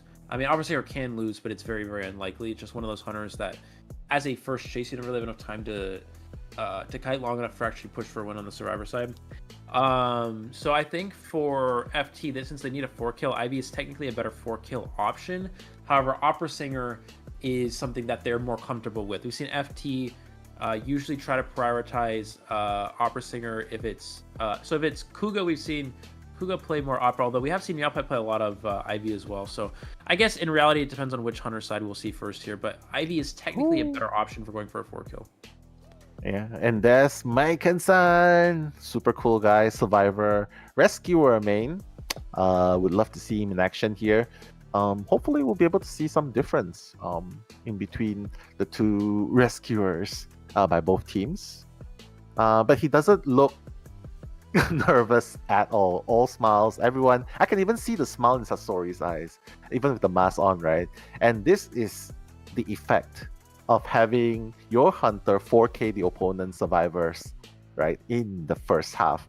Now they can just play defensive. They can still play very comfortably, even if they get a draw or a one-man escape. Things will still end up in a round 1 win for FL. So FL, they gotta settle for this. They gotta try and at least get one-man escape in order to win this game. That's UGG. Continuing on with the Acrobat. Oh, I just mentioned this character just now. And of course, the Entomologist. Hopefully, we'll be able to see a little bit of gameplay from Entomologist later on today. But up against Witch Hunter by FT. They have 3 hunters. My goodness, 3 hunters. I don't think there's any other teams with more hunters than FT. Yeah, it's going to be Kuga here, which means that we see Kuga prioritize Opera Singer typically in the first round. It's actually kind of nice to see. We've seen Kuga's Opera Singer when Opera Singer first became a main meta hunter. Kuga had a very difficult time with Opera Singer. We see a lot of teams struggle against Kuga's Opera. But recently in IVC, we've seen a lot of success with him using this character. So I think we'll probably see that this time around. We'll see how FL approaches this match. If they're gonna try to counter this comp or not. It's kind of scary though. You remember that game, that confusing game, in Moonlit River Park as well. Up like FT versus GH, right? And GH was using all this weird combos and weird pawn layouts, weird builds as well. It got Kuga off guard. And they managed to get a 3-man escape out of that. So, I don't know, man. Do you think Kuga... I want to say that Kuga has that certainty of getting 100% 4K, but it is FL we're talking about. And, I mean, there's sort of a record, a history etched where Kuga did fail as an opera singer before, so... You think it's wise for him to keep going as an opera singer here, or you think he should just mirror what Hasha did and just go with the Ivy right there? Well, I mean, as we talked about, Ivy is a character that's better for 4 kills than opera singer, but I don't think it's a character that Kuga is really as strong with, at least from what we've seen in IVC. So I guess we'll probably just see opera. Personally, I believe, I know a lot of people believe that opera and Ivy are really split. I really think that a normal opera singer is really good. And the reason for that is just opera singer is a character that has really strong chase early game, so you have a hard time actually losing with opera. So having blink isn't necessarily as crucial for this hunter, because realistically a good opera singer can still get a down pretty fast, even without blink. And then you bring abnormal, or for a large map you can even bring something like teleport or whatever. But you have abnormal, which slows down the decoding progress. And creates it from a tie trait like blink and turns it into a winning trait with abnormal. So I really think that abnormal opera is really the strongest, hunter in the game with that trait. I think it's just the strongest round 1 play. All right, the conviction of the opera singer prowess there. I like that a lot. Yeah, I mean, opera singer is definitely still very deadly, which is why she's one of the 2 main metas going on here. And what is going on in chat right now? Jules, I see what you're doing. And guys, stop typing 1. Stop typing 1 to respond. But yeah, glad to see all you guys are spreading love and not hate in the chat. So good to see that. But coming back to the game itself, we are gonna see something pretty similar. Coordinators have been taken out. Antiquarian has been banned. Seer's been banned as well. So what's going on here? It feels like a strong opera singer here. I mean, not necessarily. Right? I mean, I would think that's the character that Kuga's gonna play, but it could be go either way here. I guess with the Antiquarian ban, it makes more sense for opera. Looks like we're gonna see Magician and Puppeteer here. They did not pick up Gardener. We see a lot of teams opt to not pick up Gardener, just because Gardener's not quite as strong against Ivy. Although we know Kuga's probably gonna be playing opera, I would imagine. But yeah, with this team composition, it's still pretty good. Magician's considered to be a strong character against Opera Singer. Puppeteer very good because it just wastes time. Every time you use the ability, it just wastes time against Ivy, which is against Opera, which is very important. And then Acrobat's, just a versatile character in general, as we know. It looks like it is going to be that Opera Singer here. Looks like. Opera Singer, do or die. I mean, even the coach is smiling as well. This has got to be the most casual coach ever. Not in a suit, just in the cardigan. But yeah, I agree with you. Puppeteer is definitely going to be a force to be reckoned with, especially with wasting time. And the skill as well. Undauntable. It's crazy, man. It's... Yeah, that if you want to waste time, you want to use a character to waste time, contain longer, that's the character you have to go for. And I don't know, man. They are spawning in a very normal way. Kuga's just gonna spawn in between MCO and UGG. What's gonna happen here? What's gonna happen here? Go after the Acrobat first, or go after the Puppeteer first? You reckon? First choice. Probably the Acrobat. I think Puppeteer is being in 2-story is a pretty strong area. Then also, it's just not only is it a strong area, Puppeteer is a hard chase for Opera. As an Opera, you don't really want to chase Puppeteer because they can just waste time for free in the early game without really doing much. So that's pretty suboptimal. So I think going for Acrobat first here is good. It is 4-stop Acrobat, but of course, Opera Singer is one of those characters that doesn't mind as much. We are going to see, it looks like Blink and Trump card, so Kuga's not going with the Abnormal build. Now, something to keep in mind, Abnormal is not considered to be as good on a large map like Moonlit, because it's hard to get to the Cypher Machines to use that Abnormal throughout the game. So it does make sense having Blink here, but considering that it needs a 4-kill, it's going to be a lot more challenging now. I mean, you said it. Kuga's going straight for the Acrobat. Acrobat's already ready with the bomb, and IVS referee kicks in with the deduction. And Kuga's explaining why his controls needs to be fixed a little bit. Probably the sliding issue going on. Officials are looking at it. This is a rare footage of the officials helping out. So yeah, FL just chilling there. Survivors, they're all in position. Everyone's touched the Cypher. It's just the Acrobat that's hot on pursuit here. How do you hold your phone like that position for so long? Like my hands would get tired. Like when I was playing, I just gotta like rest it on something, but this dude's just like not moving, just like this. Bro, they train their fingers for this moment. I don't know. There's a lot of muscles in those fingers, I think, considering how they play this. But hey, looks like the official is done calibrating, fixing, resolving the issue. What kind of phones do you think they play on? iPhones. It's gotta be iPhones, right? But it looks like ROG to me. ROG? iPhones? I don't know. Honestly, ROG would be super great because of all the macro functions available to you. But iPhone, no, like there's the air triggers where you can put more controls there, so they can press multiple keys, especially when you have multiple skill characters, you can just use it. And that's a macro that's accepted. Yeah, it's accepted. Yeah. iPhone, well, you got the iPhone 16, but just one new button, and that's not even for any macro, it's just for the AI. I don't know, man. Anyone here getting an iPhone 16? Because I feel like nothing's changed. Yeah, I just buy whatever's they all seem the same, so I just buy whatever's the affordable one. I agree. It doesn't really seem worth it, but true. The difference between like the phone I have is an iPhone 11. The difference between like an 11 and like a 13 was like I don't remember The how much. best. I'm trying to remember how much it was, but it was like a lot of money. It was like at least it's like $100 at least more, something like that. And I was just like, why don't I spend $100 for the same thing? Like, it doesn't really make sense to me. But That's true. That's true. Yeah. For the better TikTok qualities. That's why. I'm pretty sure it's all kind of the same. It all seems to be the same, to be honest. But That's true. That's true. I mean, iPhones. I wish that we could go back to the time when the companies are releasing new phones, they're actually new. They're actually innovative. They're actually new.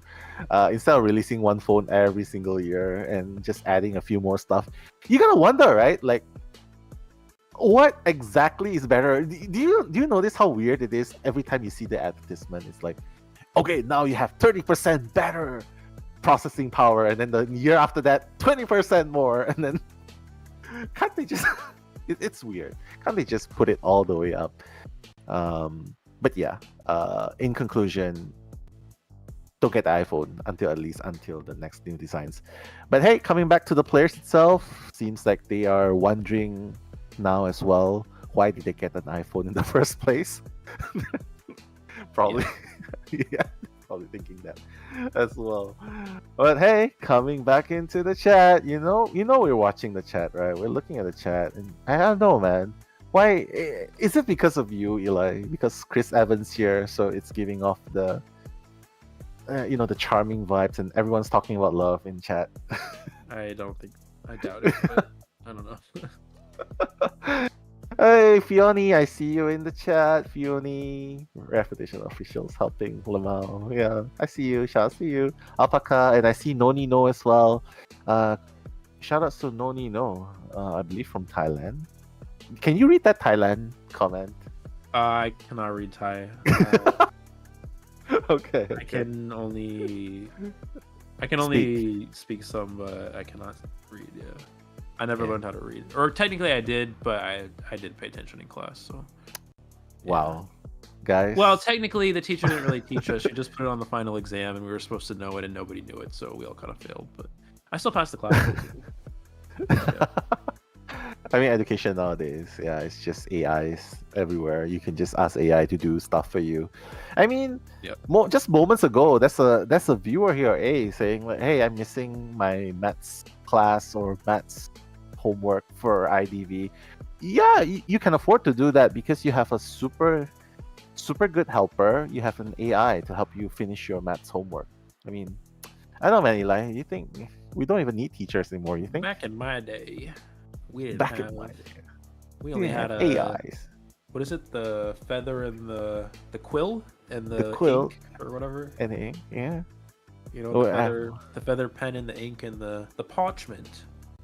Yeah. That you write on. Yeah, we don't call it paper back then. The parchment. Well, I don't have that. I'm Chinese, so I have the sempua. You know the ones where they count. Using that, yeah.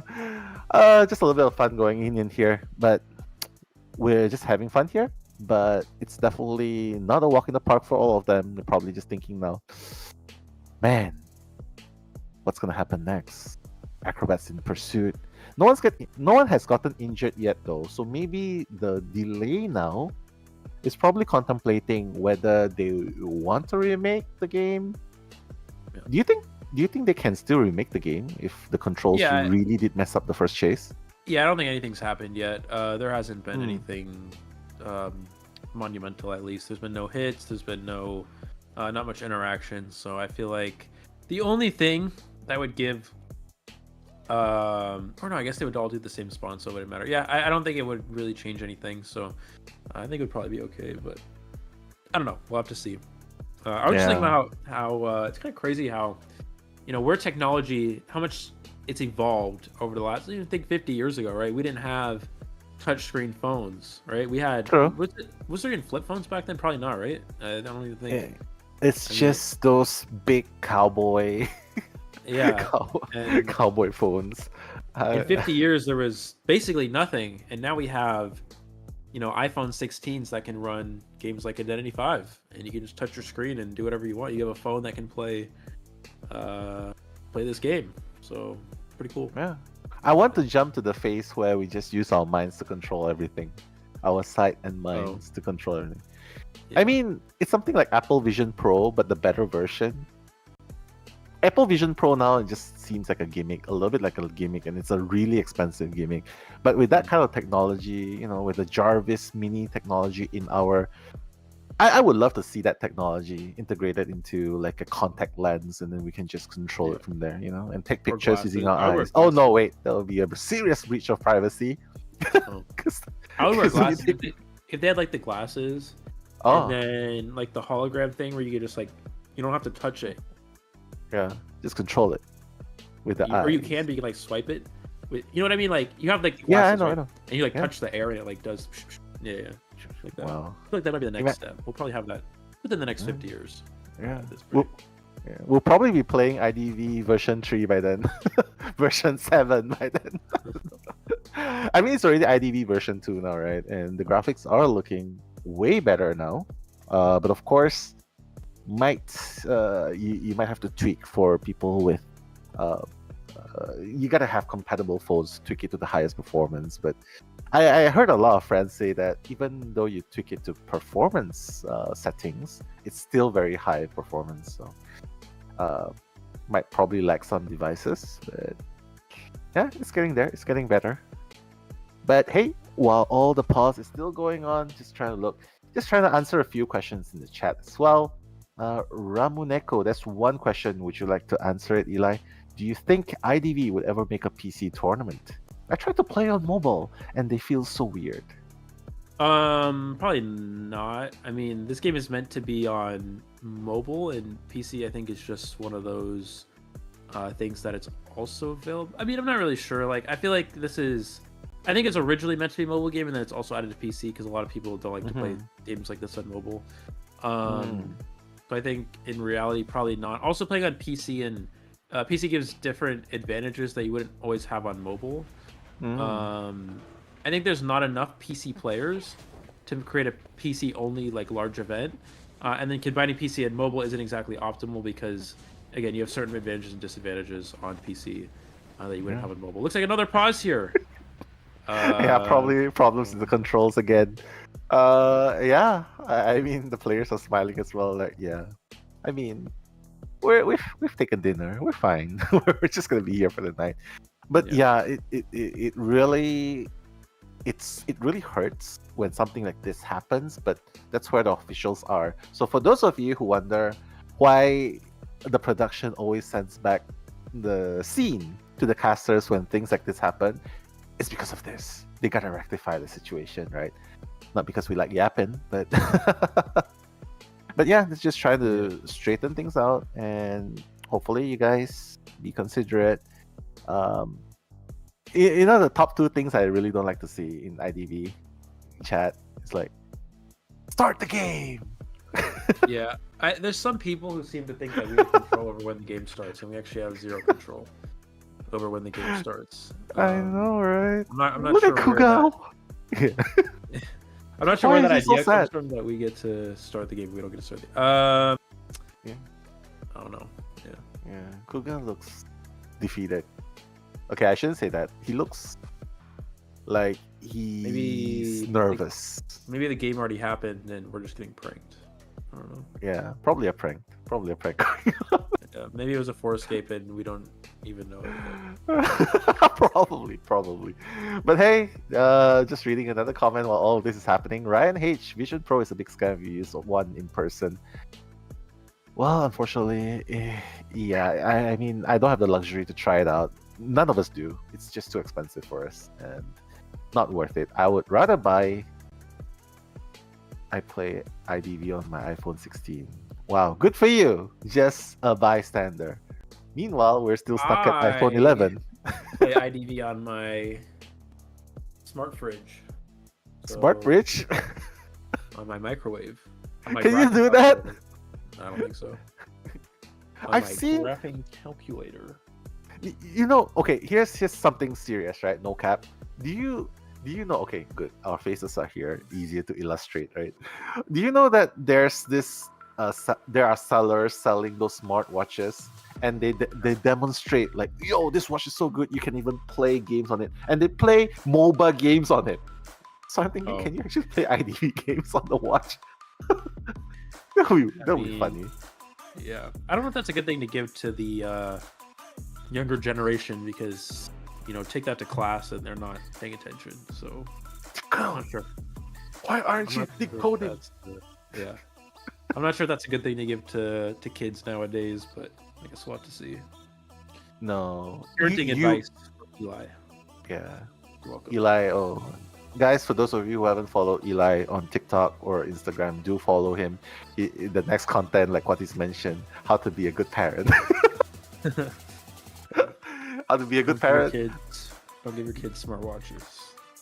Yeah, no iPads until 12. They'll probably kill for it. My parents never gave me. I didn't have my first cell phone until I was, I think, 16 was when I had my first phone. Ha! So, yeah. I didn't have it until I was 19. Oh, yeah. But then again, it wasn't. Was your first phone like a touchscreen phone or something? It was some Android. I don't remember. It was some Android. Some Android. It was touchscreen because I remember I was playing some games on it, but I don't know. Yeah, it was Android though. You were probably playing Snakes on it. Something. Yeah, but the thing is, like, most kids in my generation, right? We, especially like in the US, like they all have phones when they're like 8 years old, right? And I was like, Mom, I want a phone. And I was like, no, you don't get a phone. So my mom never gave me a phone until I was 16. She never let me watch like hardly any like TV or anything like that. I basically couldn't do anything until I was 16. That was basically my mom's mindset, I guess. Whoa. So, I mean, that's good parenting. Yeah, maybe I was 15. I think it was 15, but yeah, 15. 15, yeah. I mean, remember there was a moment when everything was, it gave us a feeling, it gave us reactions. Like when we listened to good news, when we listened to bad news, we had proper reactions. Remember those moments that was without phones, right? Because nowadays we see everything on TikTok, everything on YouTube. Nothing seems to faze us anymore. You realize? Yep.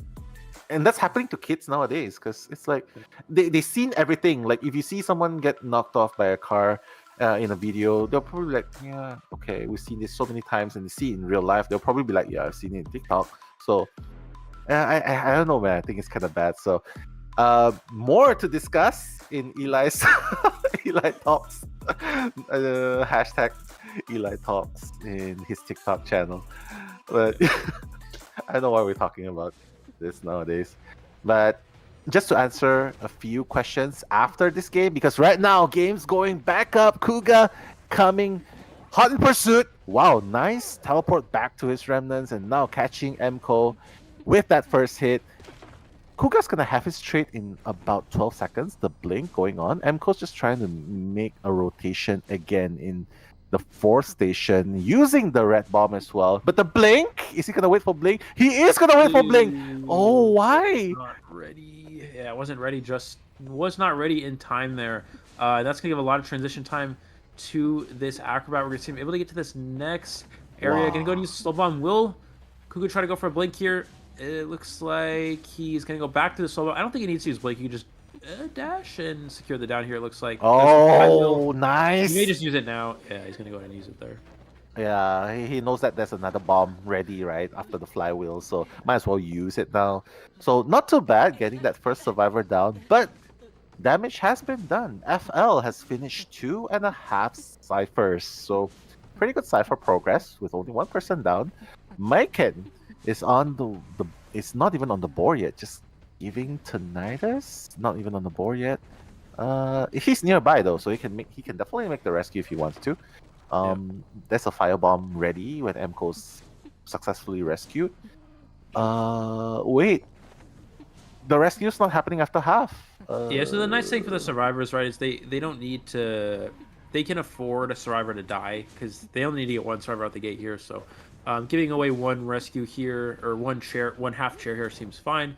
Looks like a Wildling's come for an after-half rescue at this point. Now, because Wildling does use the board to get to the chair, this does risk a potential double hit. Oh, but he hits the chair! He's actually going to get a free rescue here, so losing out on that injury is really crucial. We're going to see the red bomb here. I don't think it's going to matter. I think we're going to still see the down. No, he's going to miss here with the pallet. Mind game with the pallet, able to avoid it, stays alive even longer. And if he can kite past Tide Turn here, this is going to actually be pretty impactful.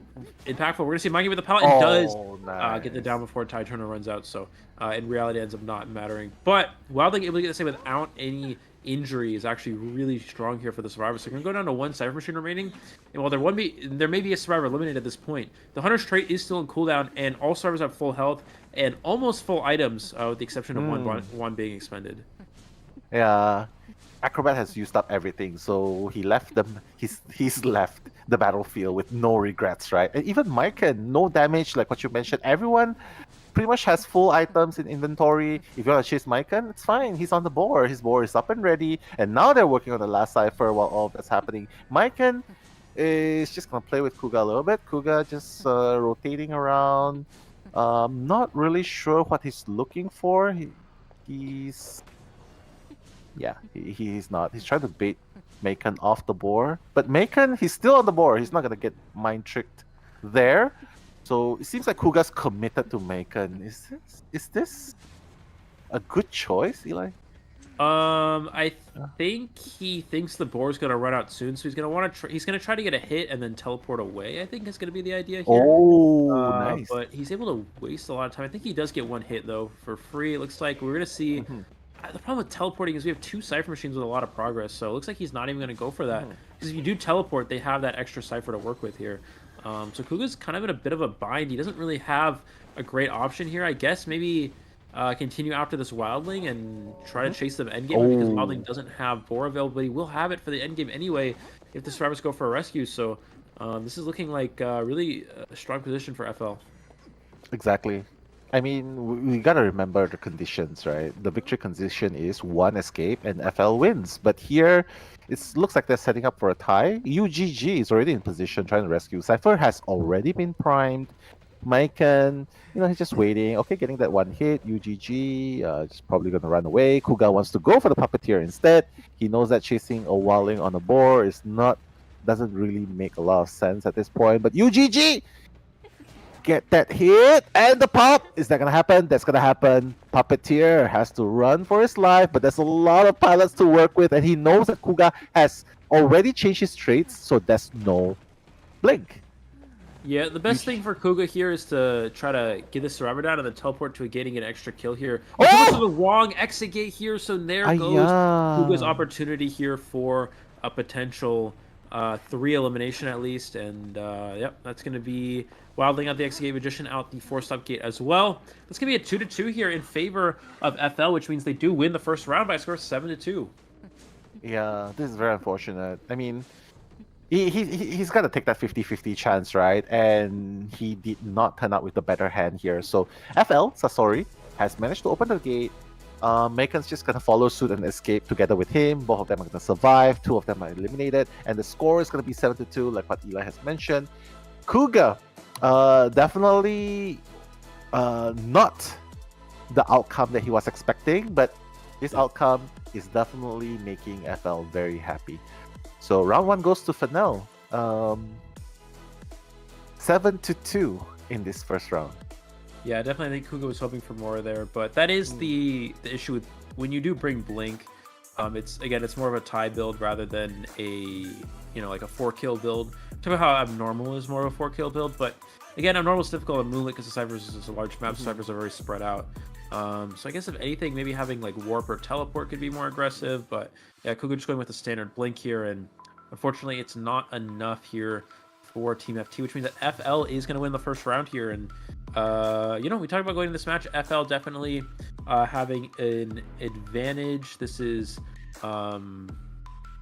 this is what they're looking for in this series, in this bracket. They're looking to just kind of dominate this bracket and try to get to the finals as quickly as possible here, and already have to a good start.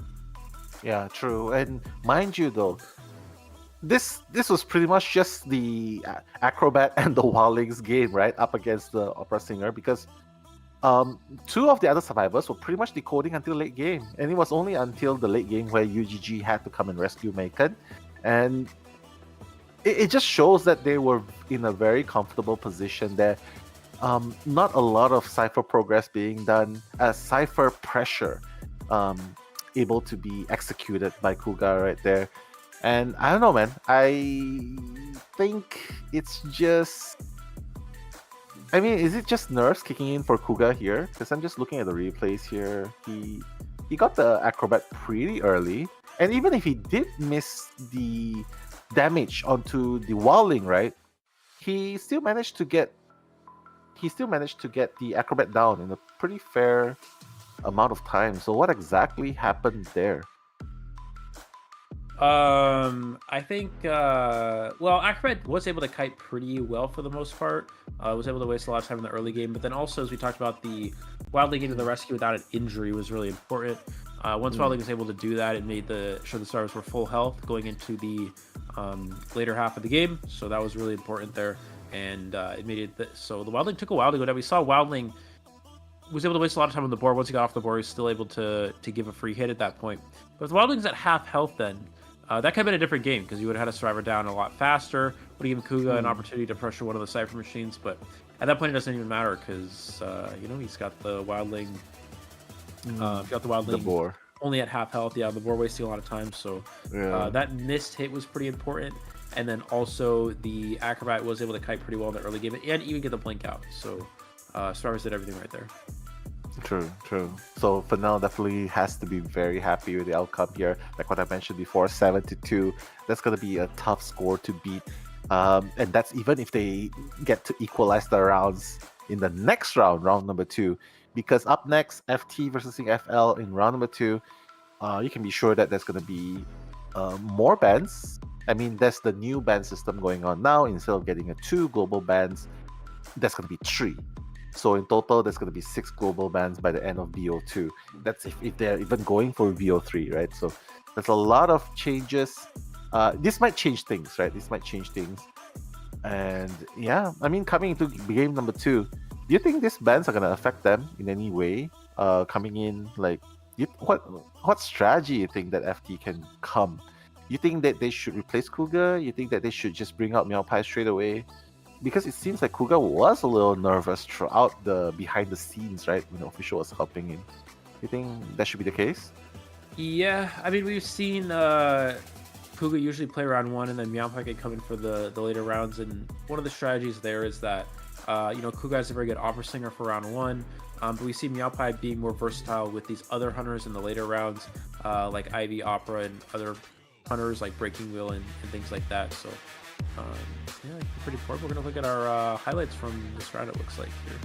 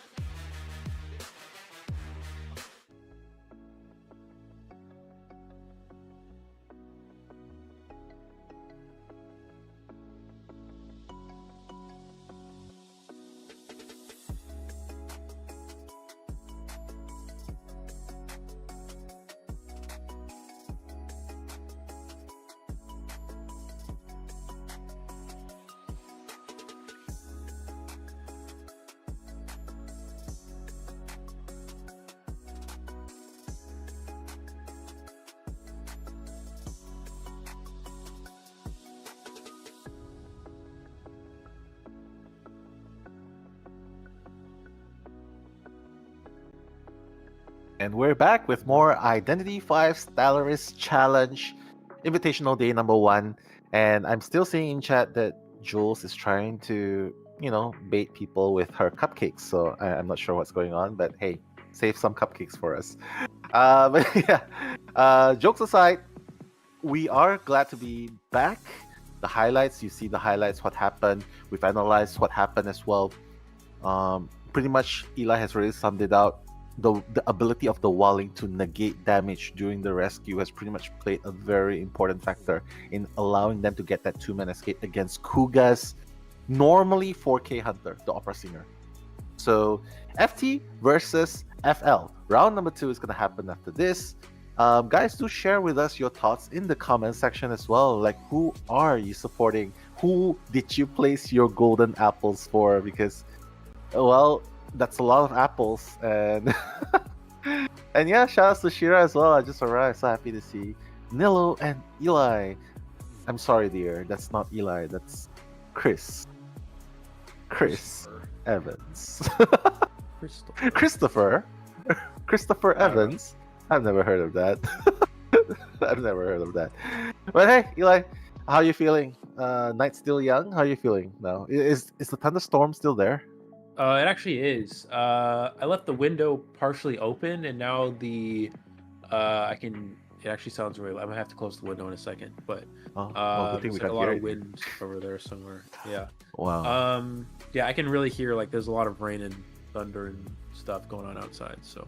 Wow, that's no, really it was, scary. Before the match, I was talking to Nell. I was like, yeah, the weather forecast says that there's gonna be a thunderstorm, and I looked out the window and it was just like clear sky. The sun was out. It was looking like a great day. And 30 minutes later, there's a really heavy thunderstorm going on outside. I don't even know where the clouds came from or where anything came from, but they did. So they're trying to prove the forecast correct. Yeah. It's not the forecast proving it correct. They just spawned in. They just spawned. Exactly. But yeah, hope you guys are enjoying the games as much as we are right now. This is the 4th match. For those of you who have been here since the beginning of the day, hopefully you guys are still staying strong. Make sure that you have your drinks and your snacks with you. We would love to have snacks here as well, but unfortunately we are commentating. And yeah, hopefully you guys make yourself comfortable. We're in for the game. It's not over for FT yet, because FT, they are definitely still there's still potential to come back in game number 2. They just gonna steal up. They just gotta steal up, and they just gotta take that blow from Fennell's Rocky, just keep taking that blow before they deliver that comeback. So coming into game number 2, what do you think is gonna shift besides the change of hunter? Like we talk about Meowpai coming in, right? Kuga might not be playing in BO2. Meowpai coming in. What do you think is the shift that's going on? You think that MX is gonna go back towards his non-meta character pick? Because I've never seen MX on Seer. I've never seen MX on Seer before, and it didn't work out that well for him this time, right? Yeah, it did not. It looks like we're gonna see Meowpai is gonna be playing hunter like we predicted here, and yeah, I'm not really sure. I mean, it kind of seems like in rounds 1 and 2, there's kind of a very set sort of characters that you can really pick from, and if you kind of go on a different path and use different characters, then it seems like it'll be really bad. And round 1 and 2 is so important in this current meta, so maybe that's the idea. Maybe they told MX, well, you got to play these specific characters or else it's not going to go well. So that probably, I assume, is what's happening. But yeah, Kuga in here, which means that still have Opera Singer and Ivy for this round. So as we know in this meta, the first 2 hunters are always the same, and just gonna have another continuation of that, I would imagine. Yeah, I'm just wondering what Mitsun. I would love to hear what Mitsun's saying to Meowpai now. I mean, this is the first time I'm seeing Mitsun as the coach. I mean, at least on stage. So, the hunter of FT is gonna come out first, right? We see Meowpai on the stage, so it's like round 2. The survivors of Fennell is gonna come back in. You can see the smile fade a little bit, probably thinking about, okay, we've got Kuga this time. We've got the 2-man escape from Kuga this time. Now it's Meowpai. He's smiling. He looks more comfortable. He looks more confident. He looks like he's in his elements. So you gotta wonder, Fennell survivors probably caught that hint and are thinking, what hand we expect from Meowpai. You think Meowpai is gonna go straight for one of the 2 meta characters again, or you think that he's just gonna come out with an unexpected pick here, even though it's in BO2? I think that we'll probably just see the standard.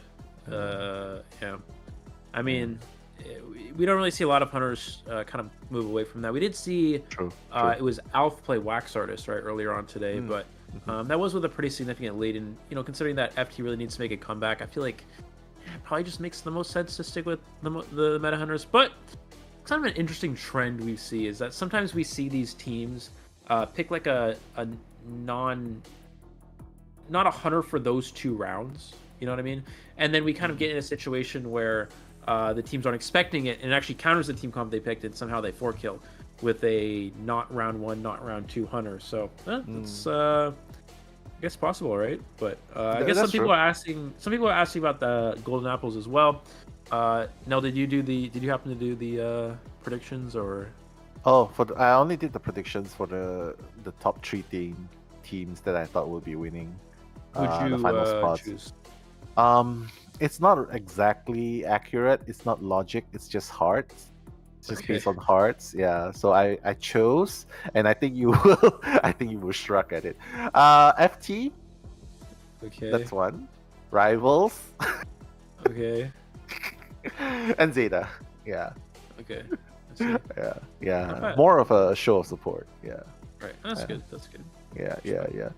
But if I get it correct, NetEase should probably give me 2 times the amount of gold apples. Yeah. Like, I mean, what are the odds, right? I mean, you usually have odds, right? It's not as simple as like, 1-to-1, right? 1-to-1 ratio. There's definitely odds when there are more teams supporting, when there are more people supporting a specific team. So I think it makes sense if we put the golden apples onto a team that is less chosen, probably get more return in return. How about you though, Eli? I'm sorry, I'm pretty sure you mentioned it, but I can't recall it all of a sudden. Yeah, I went with 2 FL and 1 Weibo because I thought Weibo was gonna beat GR, but I mean they could still come back, right? But 2 FL. The reason why 2 FL, I don't think FL will win, but I think they'll get second. And the reason why is if you look at their bracket, they have themselves and then 3 non-professional teams, which again, some of these non-professional teams could absolutely come out and surprise us, but based off of realistically, FL seems to be very strong in that bracket, so the chance of FL getting to the final seems very, very likely. So I was like, okay, I'm gonna go 2 FL. I don't think FL will necessarily win, but I think they'll be in the finals most likely. So I went 2 FL and then 1 with Weibo because in my opinion Weibo is one of the stronger teams in this event, if not the strongest, although they did have a difficult match in their first match. So I mean, it wasn't exactly that difficult. I mean, the Acrobat did, like you pointed out, Acrobat did have an amazing time. Okay, sorry to interrupt. I'm gonna quickly close my window because there's a really loud. Go ahead. Yeah. And I don't know if my mic picked it up, so we're gonna close the window. Yeah. Real quick. Okay. So while Eli is away closing the windows, let's talk a bit about Eli. So guys, when you come back, when Eli comes back, guys, go and start the hashtag. Eli, we want to see you color. We want to see you color your hair into a different color. Okay, he's back. Hi. Okay. Okay, so Eli, we were just talking in the chat. We were saying if there is one color you would want to change your hair into, what color would that be? A lighter blonde. Oh, that's basically the same. No, my hair is dirty blonde right now. So if I were to dye it, I would. It's still blonde. I'd probably bleach it to be a light blonde. Okay, if I had to change like a specific color, no, I really like this color. Blonde for yeah, sure. I mean, I just like light blonde color. Yeah, like a lighter blonde. Nice. But hey, while you're away, there's also a surprise in the composition as well. We see the Weeping Clown. So we haven't seen the Weeping Clown for ages. What's the logic here? For fun? Or is it actually super good in this composition up against Ivy? So apparently Ivy's in trouble. It can be pretty good against Ivy for making distance. So that's something we might see be a factor here, but yeah, it's a character we haven't really seen almost ever, but it is a character that could be utilized against Ivy. And I think what they did here is we saw them ban Opera Singer, and I think they're just going to counter comp the Ivy as best as possible. We saw Barmaid as well, we saw Prisoner as well, so really just picking these characters to counter Ivy to the best of their ability, because that's what they would be expecting here. And Barmaid, as we know, is a very strong character against that, since Ivy does have a hard time getting back-to-back hits within 20 seconds, something like that. Yeah. And so yeah, it's really it's really just a strong team composition to counter Ivy. The Prisoner as well can send decoding progress over to Cypher machines that have been tombstones, so there's definitely a lot to work with. Yeah, Cypher progress will be flying across the map. Yeah, I like this position as well. They're just spreading themselves really, really far out. And Meow apparently is going to be in between Sasori and MCO. Both of these survivors do have skills to help them rotate away even further a little bit. Weeping Clown with the rockets for sure, and of course there's the Barmaid Speed Dublin. We'll just have to see and find out if Meow from Team FT will be able to bring FT back from the brink of despair. Because he's got to win this game in order to give his survivor counterparts a better time. But hey, joining the commentaries with me, Nello Mello, is Eli O, aka Chris Evans, aka Chris Pratt, everything Chris. Let's go. Okay. We're gonna see Meowpie is gonna bring the ghost over to the shack area here. Gonna go with main body over towards the god kiting, looks like. Does find the Barmaid early, but you know, we talked about not really a great chase target here. I think he's gonna obviously prefer Clown or Prisoner here, Prisoner being the best target. And it looks like just rotating towards this god kiting area, but doesn't actually see a target here. It looks like this is the Weeping Clown. Here. I don't actually chase it, but I feel like you just go for Prisoner, but I don't know. Yeah, Prisoner's already away, so good job, Prisoner avoiding crisis. MCO will be trying to wait. It's early scare there. Yeah, and good too as well. 36%. That's pretty good. Yeah, this is really good. Being able to get to 80% already here. We'll have the scare online. Nice to be able to use it right now. Should be able to get this hit. Let's see if he's gonna opt for it, or he's just gonna go. He may try to get a hit without getting to 100. Oh, he is able to get the hit without trying to get to 100, and also my God, able to use the flywheel. Oh, he was able to fly, but he wasn't able to use a rocket, and it is on cooldown here actually.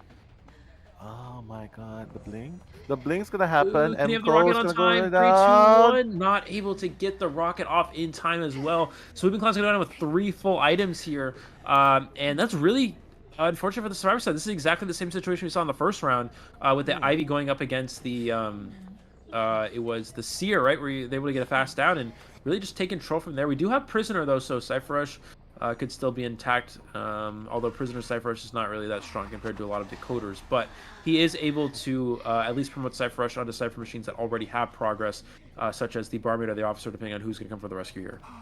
Yeah, exactly. Pushing Cyphers is his specialty. One of his specialties, right? So Megan-san coming in for the rescue. Okay, let's see if he will be able to pull off that no damage rescue again. Okay, this time he's gonna take that damage. Successfully rescuing MCO, and now getting away from danger. MCO's just trying to use the rocket right now. Trying to gain distance, run as far away as possible, away from everyone else. And looks like MCO's gonna cover a lot of grounds here, Eli. Yeah, absolutely. Is able to use that rocket to make distance, but we see the Hunter catching up pretty quickly here with the main body. First off, Stall's going to get a drink and be able to get that heal off here. Looks like he's going to go straight for the factory. If he's able to get in a factory and get that rocket back online, that is actually so big. And the reason why is now they not only is God Pallet wasted, Clown would have been in factory with a full rocket to work with. They would have had the pallet down. That is a crucial play. If the Weeping Clown is able to get that pallet down, that kite is at least another 30, 40 plus seconds. That is a long kite incoming. That is a huge down right there with the pallet hit. Exactly. MCO does not seem to have an answer for Meowpie. Meowpie is playing way more aggressive, and yeah, probably just the shock from the changing of hunters. But now Meowpie is in a very good position to get at least more than a draw. The rescue is going to happen, and wow. What just happened there? Mycon tanking that hit, right? What happened? He hit? Tanking that hit? Yeah, was able to... okay, nice. The flywheel negate. It does allow the Weeping Clown to get that rocket. Oh, no! But he's able to cancel it with the scare there, so the rocket ends up becoming useless and is going to go down. Still has 1 rocket remaining, but another down. But look at the cyber progress here. We have 87 and 75% already here. So survivors, while this survivor may be down on share, they do have almost enough to get to the end game here. This prisoner definitely putting in some extra work. We have 85%, Wow. or 94 rather. Yeah. And Cypher's not able to pop it, but it's almost prime there, 92%. That's true. And he's gonna get that hit onto UGG as well. Prisoner still has a charge to work with, still has plywood to work with. Mind you, no borrowed time though, so that's something they have to consider towards the late game. First officer, Maiken, is already starting a 7th Cypher. But no, they're just gonna pop it straight away. UGG, 100% on the scare. Oh my goodness, this is a very scary situation. We all seen this situation before. Even though it's pop late game, 2 survivors are still healthy and running away. But the power of Ivy, the teleportation. Oh my goodness, what is FL? I don't think they can get a. We're gonna see the pocket watch being utilized here. I don't think they can get a 4 elimination here because 1 survivor will be able to get the gate open. We're going to see the watch continue to get utilized here, and now he is able to get the teleport here. He was not able to get the gate all the way open, and the officer is going to take that detention hit. Will we see a rescue? Is there a tombstone actually in the shack area? It looks like I don't think so, so Meow's going to have to actually walk back. No, but it looks like Sasori actually just leaves anyways, and that's going to be a 3 survivor elimination here. So Meow able to get 3 down here for Team FT. That's pretty strong for them. And really putting them back into the game. Now, it may not be a huge factor, as you can see, definitely a sigh of relief. That's a really strong position because FT is going to want to try to win 2 games here, right? They're going to want to try to win round 2. They're going to want to try to win round 3. So getting that 3 elimination puts them in a spot where they can just go for a tie now. But the problem is, because the first round was a 5-point deficit, this means that FT will have to win both of these rounds. The 3 elimination means nothing. If, let's say FT gets a 3 survivor escape. The difference between Meowpie tying and 3 eliminating doesn't actually do anything because the points would still be in favor of FL. So basically what has to happen is FT needs to win this round, and then they need to win the next round as well. So they need to at least get 2 survivors out here and then also win the last round, unless they get a 4 escape, but that's pretty unlikely, I would say. That's true. But can we just say FL was responding to that situation very well as well. And the respect onto the IV as well, and the respect onto Meowpie as well, because they just left. They realized that it's the best we can get, a 1-man escape. That's the best we can get, and they left. And they take that 1-man escape, and I think they're probably betting on the second half where they probably try and get a tie, or at least the hunter will be able to get a 4-man elimination there. But yeah, I mean, FT is definitely bouncing back in the right direction, thanks to Meowpie. Like what you said, the genuine reaction of him breathing the sigh of relief, right? It's definitely very nerve-wracking going up against the Fennel, the Japanese pro team here, so to speak. So coming into the next game here, what do you think they should ban here then? They've been 4K'd by an IV. You think they should just ban an IV here and opt to deal with an opera singer, or you think they should just continue facing IV and banning the opera singer? Well, since survivors are going to play for a tie here, I mean, I personally believe that opera is a little bit stronger right now than IV is in the meta, but I think some teams would play it differently. So I feel like they'll probably ban Ivy here and just try to counter comp Opera and just go for a tie against the Opera Singer. Again, they need to get a 2 survivor escape. We have to see a 2 survivor escape here. We don't see that. FL is in such a great position where they probably will just be able to win this series. So it's gonna be really important for FT to get 2 survivors out the exit gate here. Yeah, that would be the safer route to go through, right? Instead of fighting for points, right? But again, I'm just worried about one thing that you've mentioned. If the hunter manages to get a 3-man, who should render it in a tie, then things will be very difficult in BO3. So, FT, whatever they draft, I hope that the coach will be able to help them make that better decision in doing the BPs more efficiently. Especially since they already know they fell to Hasha's 4K IV in the first game. Do they want to continue facing it? Or do they want to do the logical thing and just face their fears? Or do they just want to ban their fears and go with the hunter? the other meta hunter? I guess we'll have to find out. But hey, shouts of joy. I wouldn't say shouts, the messages of joy coming in the chat as well.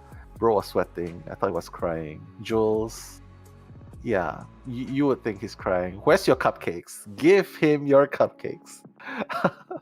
But yeah, I think that's a sigh of relief for many of the FT fans there in the chat as well. But coming into the next game, the next half,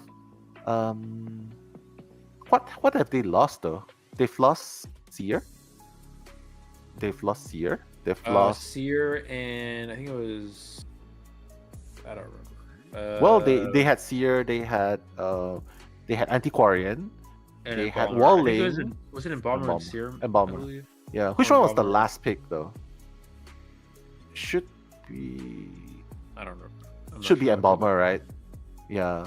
So rest assured, yeah, Walling, Seer, and Antiquarians, it's safe to say that they're probably off the bats now. So if they want to face a opera singer without the Antiquarian, you think they're still gonna go for it? We have the auto-generated chat message thing. Really? It says the chat is actively showing, talking about how Team Fennel has defeated Team FT, although they show sympathy for Team FT or something. What? AI is scary, man. That's what it came AI up with. is scary. Yeah. AI is super scary. Yep. AI is definitely super scary. Scary how, in the sense that they might replace us one day. But hey, let's take you back to the results. Prisoner is definitely very happy with his decoding progress, 218%, while containing a hunter for less than a quarter of a minute. While Maiken, again, beautiful rescues coming in and the 2 healings going on as well. Emko was probably hoping to do a little bit more on his Weeping Clown, right? But now that we've seen it, yeah, Weeping Clown probably needs a little bit more sharpening around the edges. I can definitely see Weeping Clown being back in the meta as well. You think? Up against an Ivy here? You think it could be worked on and it will be a very valuable counter to Ivy? Well, I mean, we saw in the last round, it seemed it didn't work in the last round. I think it does. I think it does work in some situations. But the problem is if you get the ghost on the Weaving Cloud and they use the Scare, it'll just cancel the rocket. Rocket, right? Yeah. Yeah, so like there's some situations where it can be good being able to transition out of the away from the IV so they can't actually use the ability.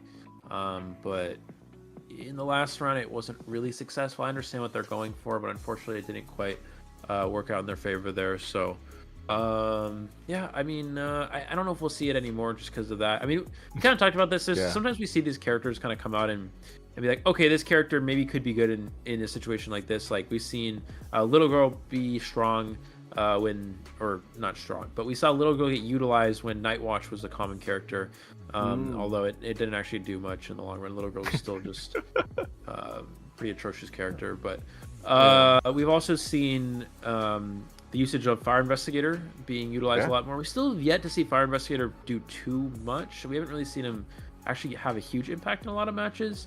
I feel like it's more of a it's been less helpful than helpful in a lot of recent tournaments, so I'm not sure if it's actually going to be a character that teams will continue along with, but it looks like Weaving Clown's another one that they're trying, and fortunately it did seem to work quite well in this match, but let's see if it works out now, or later on at least. And if you guys spotted a few moments ago, MX was smiling, probably thinking, yes, I get to play my character now. But Adi,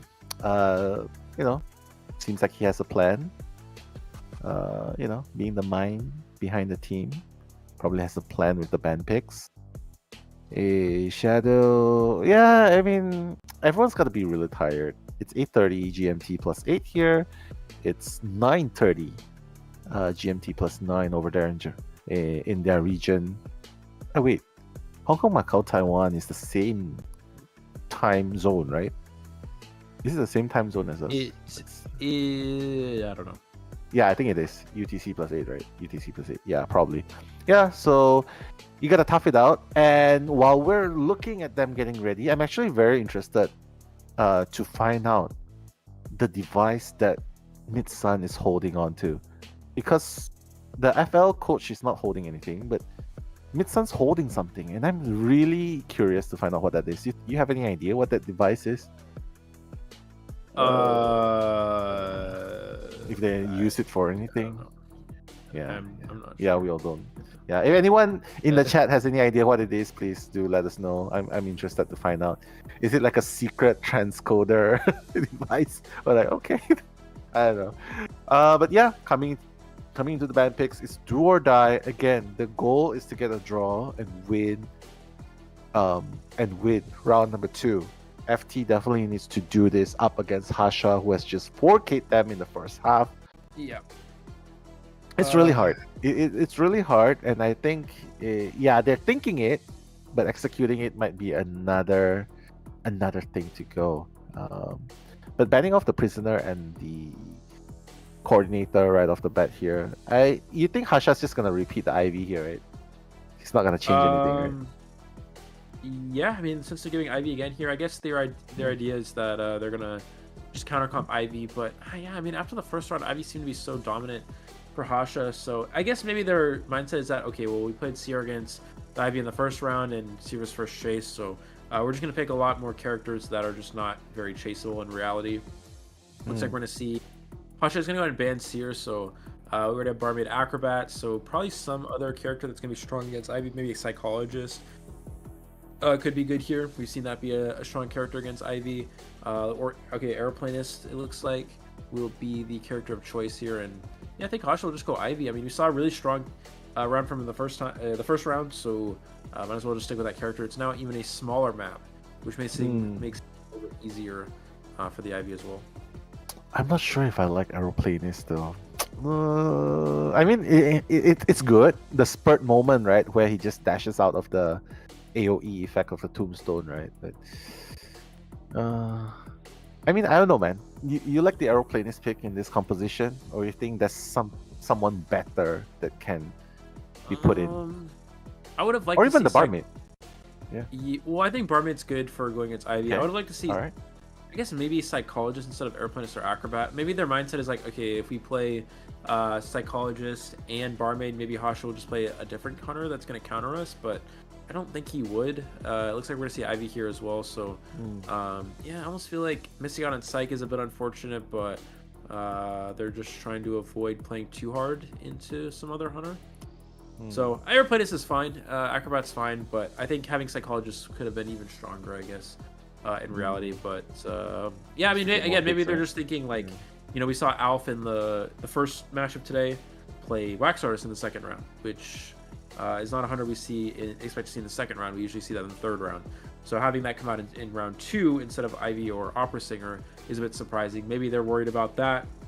But looks like we're going to see the Survivors doing the spread out spawn here, creating the plus sign. Hasha's going to go ahead and go in the middle here, just trying to, just trying to slow down the Cypher pressure by spawning very far away from each other. Yeah, they're putting Shadow in the factory itself though. I mean, who's gonna be on the right side? MX on the shack and Adi on the left side of the map. So buckle up, guys. This might be potentially the last game for today, because if FL gets another 4K, that's it. They are going to win this 2-0. And as for FT, a draw will still bring them to BO3. As in getting getting a one-man escape will still bring them to BO3, although they won't be winning any rounds. So optimally, a draw would be very good in this situation. But hey, bringing you the commentaries is me, Nello, and Eli. Looks like we're going to see first chase right on to the Aeroplanist, already 60% onto the Aeroplanist. And yeah, Hasha not really going for Cypher pressure here, just going straight for a chase, it looks like. And Adi gonna go ahead and use that first jetpack to get away here. Just trying to no. What's going on? Okay, 100%. Okay. Oh, he does get 100. Yeah, he's getting 100%. And also gets the main body scare as well, so he's able to get an extra 40%. That's a play we've seen a lot of these Ivy players do here to just gain some more percentage. But we see Adi gonna use the floating jetpack, but was not able to get anywhere with it, it looks like. But now I'm just gonna change targets, actually. No, he's just gonna pressure ciphers, I think. Yeah, and even the ethereal form is in the factory itself. So even if Adi's on the second floor, Hasha's got him where he wanted, right? Because he's disrupting the cipher in the factory. And he's trapping Adi here as well. So Adi, okay, the teleport coming in. Adi jumping down. Okay, nice. Gonna use that last jetpack. Oh, the last one did not connect. The last one did not connect. So let's see if that's gonna be a difference here because Hasha already has Blink available. Oh, he missed the Blink! Hasha! He tried to flywheel there, but it wasn't 100%, but then went for the blink, and unfortunately got stuck on the barrel, so he was unable to miss the blink. Now we're going to see if I can get the pallet. Oh, but Adi runs away from the pallet, and is actually going to go down there. I was going to say we could have seen maybe a mind game. Maybe Adi was able to kite around that pallet for a bit, but unfortunately he actually just ran away from the pallet, so a missed opportunity there, it looks like. But still, a lot of time wasted in the early game. That's a really strong first kite for the side of FT. This is exactly what they need to see if they're going to play for a tie here. Exactly. 3 ciphers kite. Not too bad at all. But the jump onto Shadow straight away and the flywheel to negate the 100%. Beautiful use. Beautiful timing going on here. Shadow is going to avoid that damage. Hasha needs to go back. And Mini Blue will be in the vicinity. He needs to get that hit onto Mini Blue first. Mini Blue's not even... Yeah, he's just going to take that damage. It's okay. Adi is still going to run towards where he thinks is the safest, which is the factory, the second floor. Although he does not have any more jetpacks to use. Well, very annoying spot to be at, right? Especially when you're the hunter.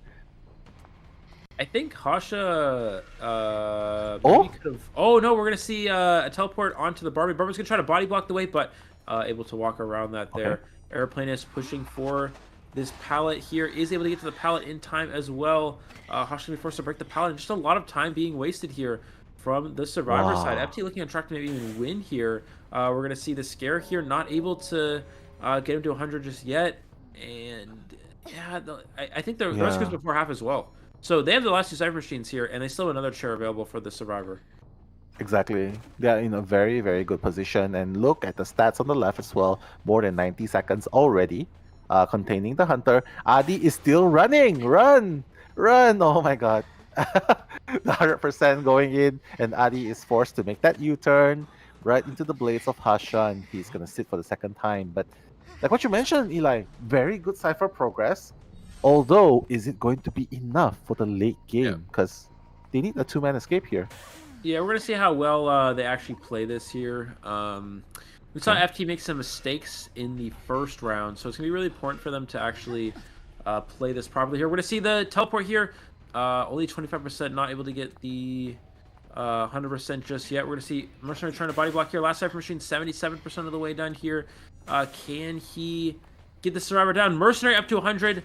Not Airplane, though, and we're going to see the blink. See the blink down here. Acrobats in the area. Mercenary's going to go for the Cypher Machine.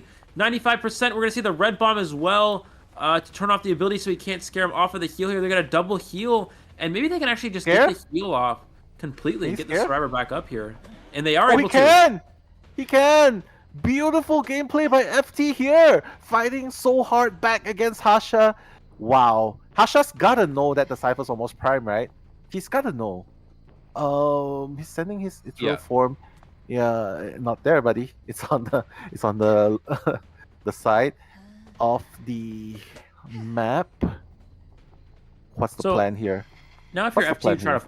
Well, if you're FT, you try to 4 escape here, because if you only get a 3 escape or a tie, FT still has to win the last round no matter what. But if they're able to 4 escape, then FT can actually just tie the last round, and they'll actually win the series. So at this point, FT's going to play for a 4 escape, and they don't mind if they get a tie. 3 escape and tie is the exact same result in terms of how the points play out. So FT really, they want a 4 escape or just a tie, I guess, is basically should be their mindset here. Yeah, exactly. And the Cypher's gonna pop. And Adi's gonna run, has an elbow pad to work with, mind you. So the tension Ivy is up, and this is a very, very scary moment for Hasha because he has no trump card. He has no trump card, and Mini Blue is already getting the gate open the way up to... He does actually get it open here as well. Now Mini Blue is going to be forced out, so that's not optimal for FT. I think Mini Blue should have elbow padded away there and tried to stay in the game as long as possible. I guess you don't want to get risk. You don't want to run the risk of getting 100, and then also we're going to see Flywheel to get out of the full presence here. Dungeon is also over here, but the servers are not. They've not really done much to the other exit gate. It's only 10%, so. It's not even being decoded. It's not even being decoded. Yeah. But Adi, let's see if he's able to raw kite this. Hasha has no blink, so what's gonna happen here? What's gonna happen here? Main body there. Misses the main body here. Gate is 75, 70%. 80. He's really building up more vision, but Adi's still able to avoid looking at him here. He's gonna wait for the main body ghost here, I think, or not the main body. He's gonna just wait for the ghost here. He's gonna use it. Oh, the shot! He can! 3-man escape! That's a 4 escape. 4-man from a 3 to 4. What? Look at him! Adi What just MVP. Adi MVP. That's what's happened. That 4 escape is so important. We talked about in this round, FT needs a 4 escape or basically just a tie. A tie and a 3 escape does nothing for them in terms of besides winning this round. That 4 escape is so important. That means they're actually winning on everything now, on points, so they can actually just tie the last round, and they'll actually defeat it. What a comeback by FT, showing that they woke up. They finally woke up. I don't know what they drank during the intervals in the break room, but drink more of that. Yeah, drink more of that. FT woke up, and they chose to face Ivy again, the Hasha that has given them the 4K, and now the 4-man escape. That was crazy, man. And can I just say, Adi, he kited the entire early game. That's a 5-cipher kite. That's a 5-cipher kite and a dungeon escape. I mean, if they were to award a dungeon escape with a +1 point, that would have been super, super, wow, impactful, right? I mean, Eli, just talk to us. Like, what happened throughout the entire game? What happened to Hasha? What happened? I'm trying to think about the end game. I think Hasha had the ghost scare available and he never used it. The problem is if he uses it, he only gets the survivor to, I think it was like 40, 50%. I think it's like 52 or something. So he only gets to 92. Also, there's a trick you can do is if you run while touching a wall, they can't use the ghost on you if the ghost is attached. So maybe that's what he was doing. But no, but he came off the wall a few times. Yeah, so I guess Hasha was trying to build up maybe it was like 55. He was trying to build up the vision to 60 and then go for the ghost there maybe. But yeah, it ended up not mattering. The gate, I think the reason why the gate wasn't being open, the one that was at 12%, is they had to remove the tombstone first. So I think one survivor was removing the tombstone while the other survivor was trying to open the gate, but they weren't both at the gate at the same time. Either way, it doesn't matter. Hasha at that point realizes, I'm not gonna go to the gate here. I have to get one survivor eliminated, because because basically for FL in that situation, the hunter either wants to get a 3 kill or a 4 kill, or just not get 4 escaped. Because if you don't get 4 escaped, you can as FL you can just tie the last round and you still win. But because it's a 4 escape, now FT is the one who can tie the last round, since they're now up by 2 points at this point, and they're able to win that way. Exactly, and that's just this little detail that we see in the very end. The pallet was done. The pallet was down, and I think they've probably done this in simulation and training before. But he confidently just vaulted through the pallet because he knows that he has flywheel, so he has the crawling speed, right? Yeah. He vaulted through, doesn't mind the terror shock because he knows he will stay in place. So you gotta wonder, Hasha, wouldn't it have been better if he just removed the pallet there instead of just leaving it there? The problem with removing the pallet is if the gate was open, he was worried that maybe the dungeon was gonna open it when he breaks the pallet and the server just runs past him and gets out the dungeon. Because Hasha doesn't actually know if the gate's open or not. So I guess the mindset for Hasha is like, okay, well maybe the gate is about to open, the dungeon's about to open. So if I break this pallet, the server's just gonna run past me and get out the dungeon. Right? So basically his mindset is like, okay, I need to scare him while he's on the other side of the pallet.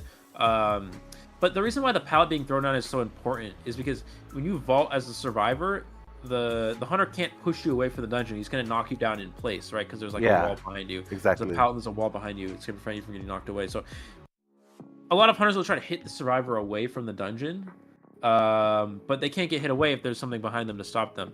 And then because, as you mentioned, because he builds up the flywheel, he also has sticker, which it makes increased crawling speed, and he's able to make it out of the dungeon from there. Exactly, and all of a sudden the situation is being reversed. I don't know, man. Eli, your 2 FL sticker might be in danger here. Your 2 FL golden apples might be in danger here. Yeah. Well, not yet. But you gotta, there's still the elimination bracket as well. So exactly. But you gotta love it when something like this happens, right? The first 4-man escape. Is this correct? First 4-man escape of the day. What I recall, yeah. Let me recall, yeah. But that was beautiful. The whole game. And this was Adi taking charge. She was like, yeah, let me cook. I'm the one that's gonna take that kite, right? I'm the one that's gonna take that kite. I'm gonna use the aeroplanist, and he made it happen. And even MX was like, yeah, I'm just there to just throw a red bomb for you, just in case. And he got away so fast. So can I just say it was really, really all Adi that game. If he didn't kite as long as he did, if he didn't have that discipline, if he didn't have that individual skill of just looking away and still maintaining his position and the awareness of his surroundings as well, I think that wouldn't have happened. But hey, guys, please do enjoy the highlights while all that's happening.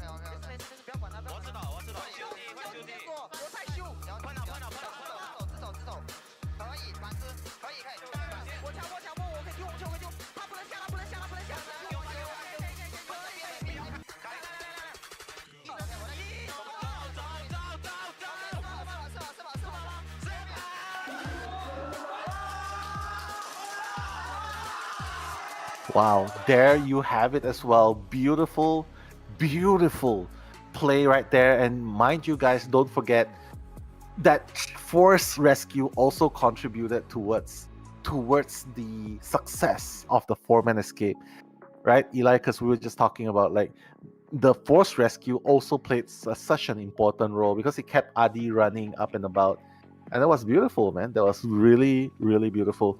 So Fennel, if you're on Team Fennel now, you definitely gotta be worried. I think the stress is definitely gonna be coming like into thinking, yeah, because right now, if you get a draw, FT is gonna benefit from it. It's no longer Team Fennel. Yeah. So FT, yeah, they just need to not lose this round essentially. So those of you who are wondering how this situation works is because FT1 has won. Okay, so Fennel won round one, FT won round 2. So at this point, it's tied on rounds. So it comes down to points. So if the last round is a tie, that means it's 1-1 in terms of rounds. But FT has 2 more points than FL does. FL currently has 7-2, 8 points. Yeah, 8 points, and then FT has 10. So it's 10-8 in terms of points. So if this round results in a tie, then the rounds would be completely tied, but FT would have more points. So they would then win from there. Exactly. That's super, super good. Still getting goosebumps from watching that as well. But yeah, just a reminder for all of you guys, if you guys are still here, this is Identity 5 Stellaris Challenge Invitational Day 1. We are currently at the last game of the day, FL versus FT. So far, both teams are getting 1 round wins each. FL with the 1 round win, FT with the 1 round win. And basically, with the points difference, everything's going to be decided in BO3. You can see a lot of you guys in the chat like, whoa, 4-1s, that's BO3.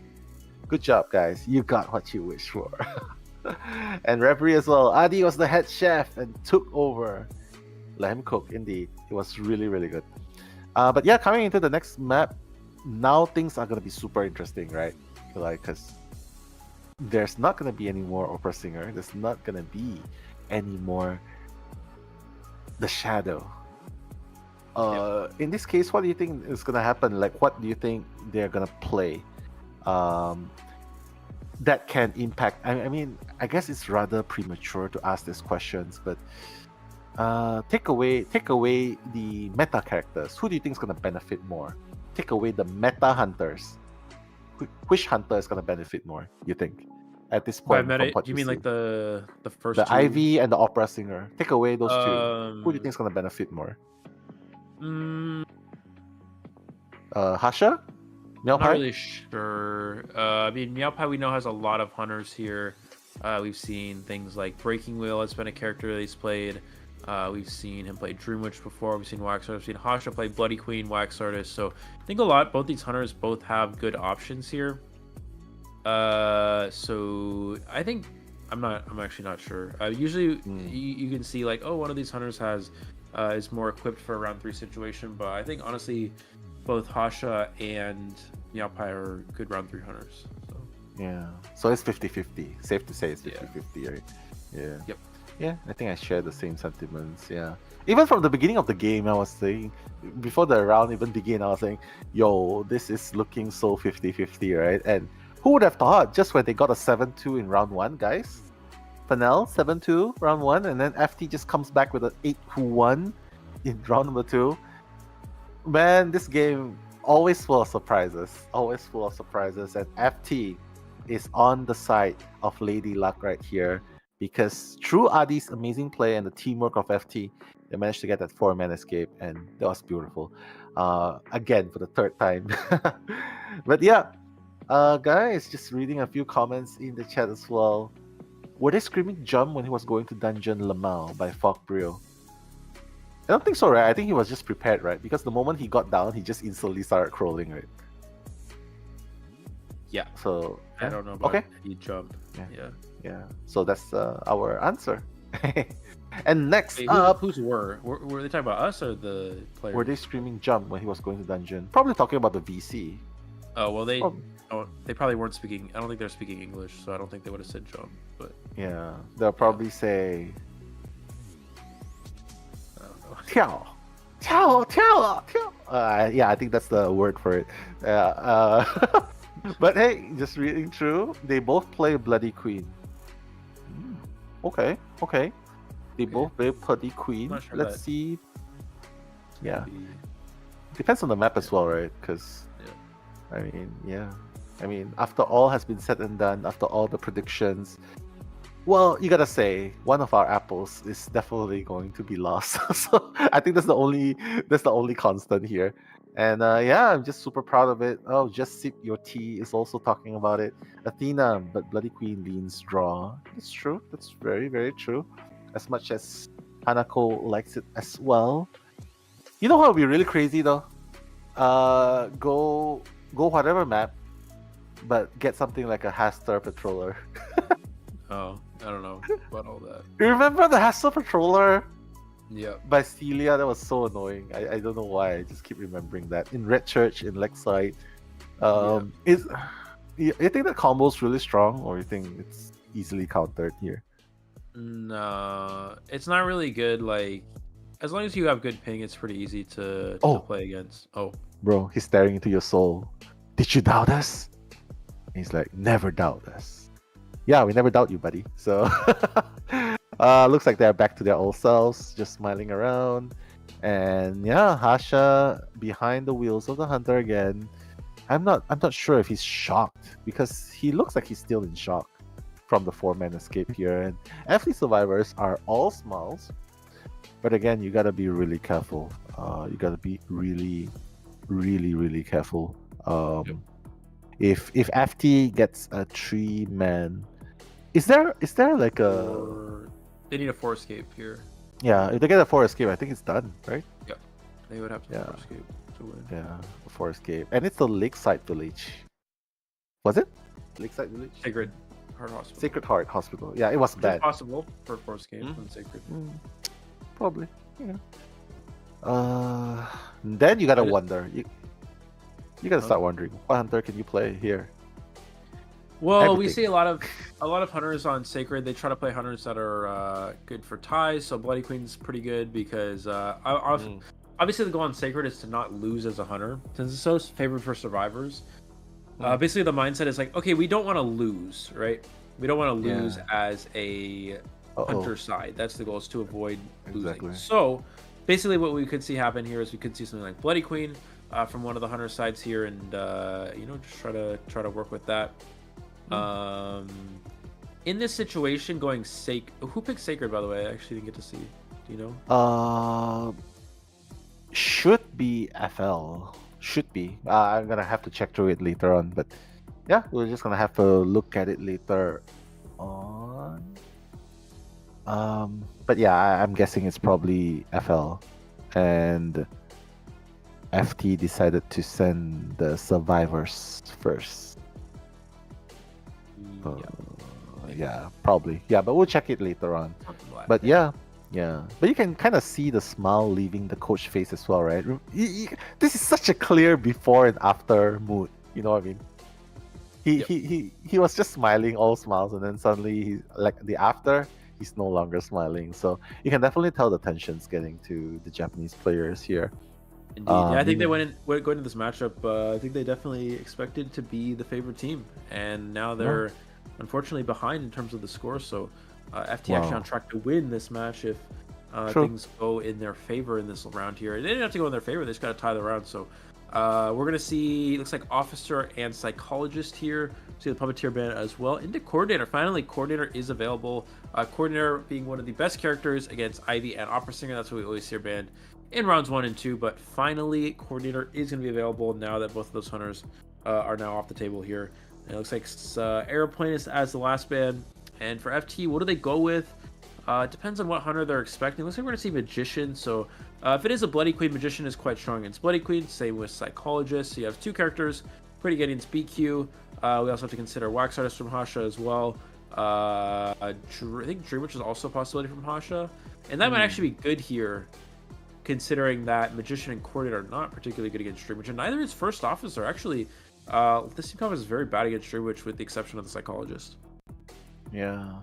But does he want to risk it? Because there's also a lot of how do you put this? A lot of places to kite, right? The windows, the pallets. So a lot of things that can help kite the patroller's bites as well.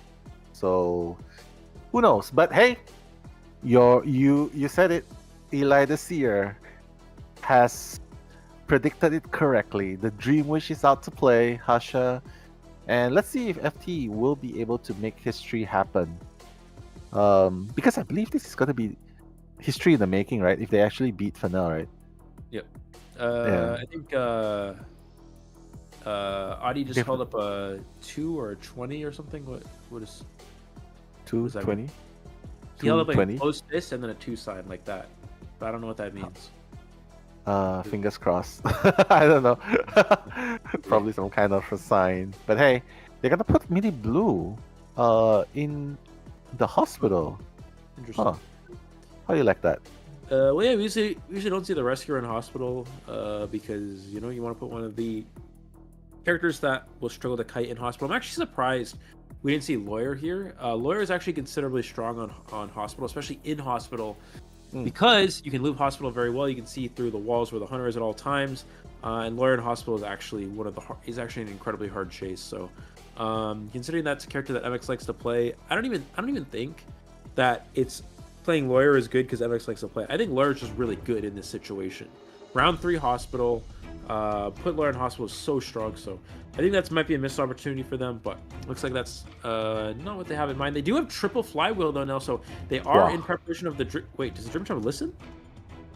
Yeah. Why? Why is Listen Dream Wish finally becoming meta? No. Okay, that was a It's definitely not. Yeah. For reals. Anyways. There you go. Okay, Hasha's gonna chase Adi first. And they do have, as we talked about, we do see the triple patroller, right?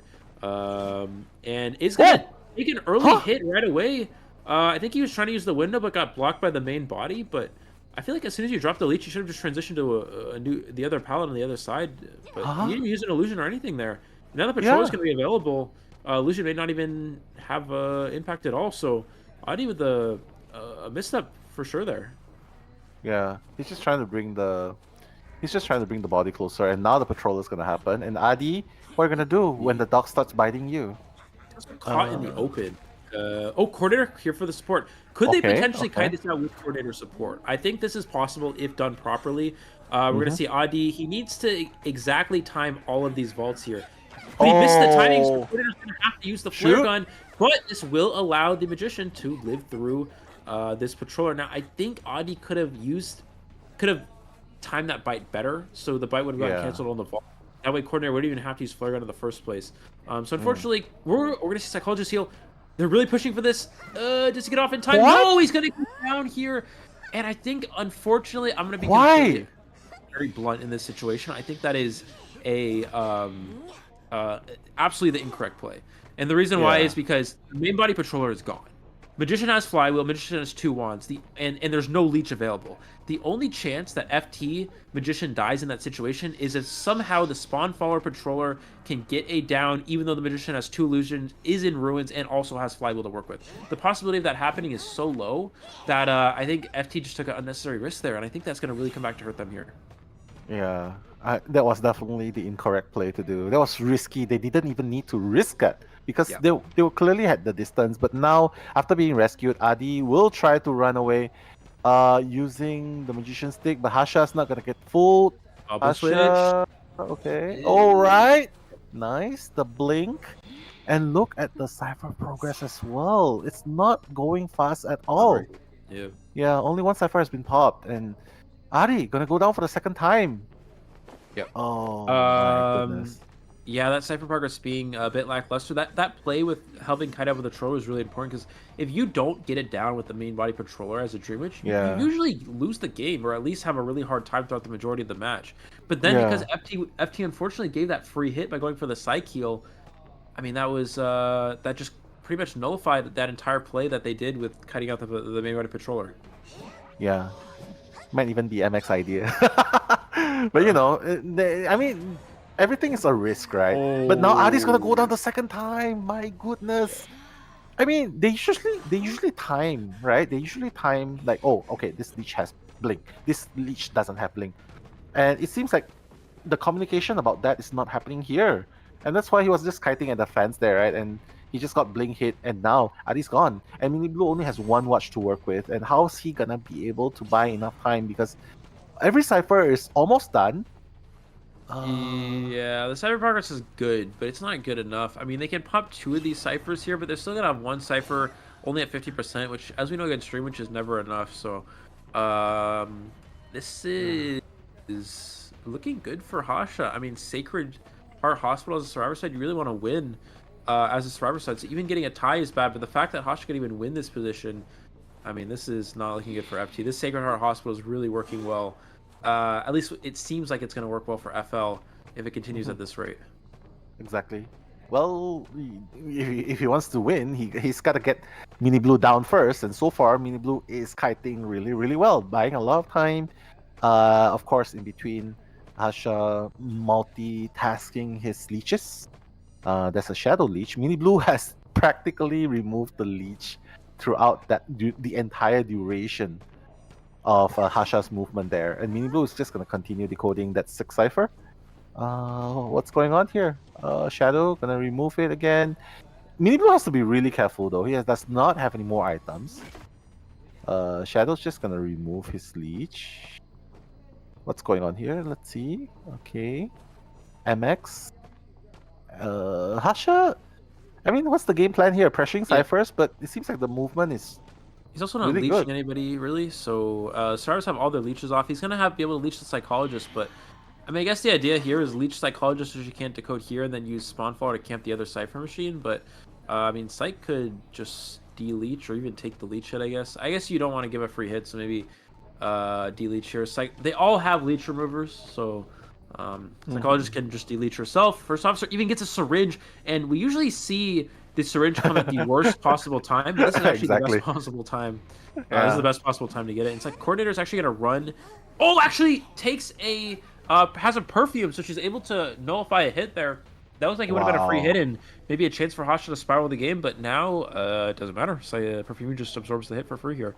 Yeah, Hasha's just trying to move around the map and try to leech as many people as possible, right? But at this point, MX is going to be able to remove the leech. Shadow. Wouldn't now be a good time for MX for Hasha to just change to the MX Leech and just hit him? Or he's just letting him waste time just to remove the leech. Yeah, I think he wants to let him waste time to remove the leech. That way they can slow down the decoding progress. Looks like first officer is gonna move on to that 55% cipher machine here. Oh, it makes it pass down here, and a flywheel. Nice! Does force out a blink. That's actually really big to force out the blink. There's the cipher machine is probably gonna be primed here. I think first officer will prime, and psychologist will come for the rescue. But I guess the problem is there's two leeches in play. We have to see flywheel. Oh, big flywheel here to avoid that hit. If Hasha was able to potentially get that hit, that could have been game-changing. But now they're barely get the rescue off here, it looks like. And only one leech for endgame here now, which is actually really important.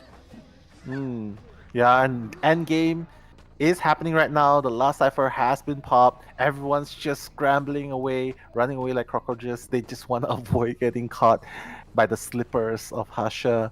And mind you, though, there's one leech available on the coordinator, 3 of them running around. And even if FT manages to get only a two-man escape or a two-man escape, the chances are still very high for them because they just need to get a draw. So Hasha needs to increase his chances for his survivor counterparts. So he needs to get more than he needs to get more kills right here. Yeah, and he's got the coordinator down. It is sacred, so even if survivors only get a tie, I think it's probably not too bad for FL. Looks like we're gonna see, first officer's not able to get the gate open as well. We're gonna see the leech from the officer maybe try to chair the coordinator. Then he's gonna use, looks like he's using first officer's leech to chair coordinator. Then he's using spawn follower to chase officer. There is no blink available, but officer actually runs into kind of a dead area. So now I think maybe 3K. This could be a 3 kill. And if it is a 3 kill here, that is really, really bad for the survivors of FT. And Mini Blue just running in the open. This is going to be another down here, it looks like, with this follower. We're going to see getting the down onto the officer psychologist. I think it's going to be forced to take a 1 escape, and Hasha with a 3 elimination on Sacred, which means now FT's Hunter is going to need a 3 elimination if they want to win. FL can just go for a tie on Hospital. Yeah, exactly. And they still have, correct me if I'm wrong, I think they still have an Embalmer to work with as well. So Hasha also sharing similar sentiments to Meowpai in his games just now. A sigh of relief. I'm pretty sure about that. So yeah, like what Eli has mentioned, a 3-man escape.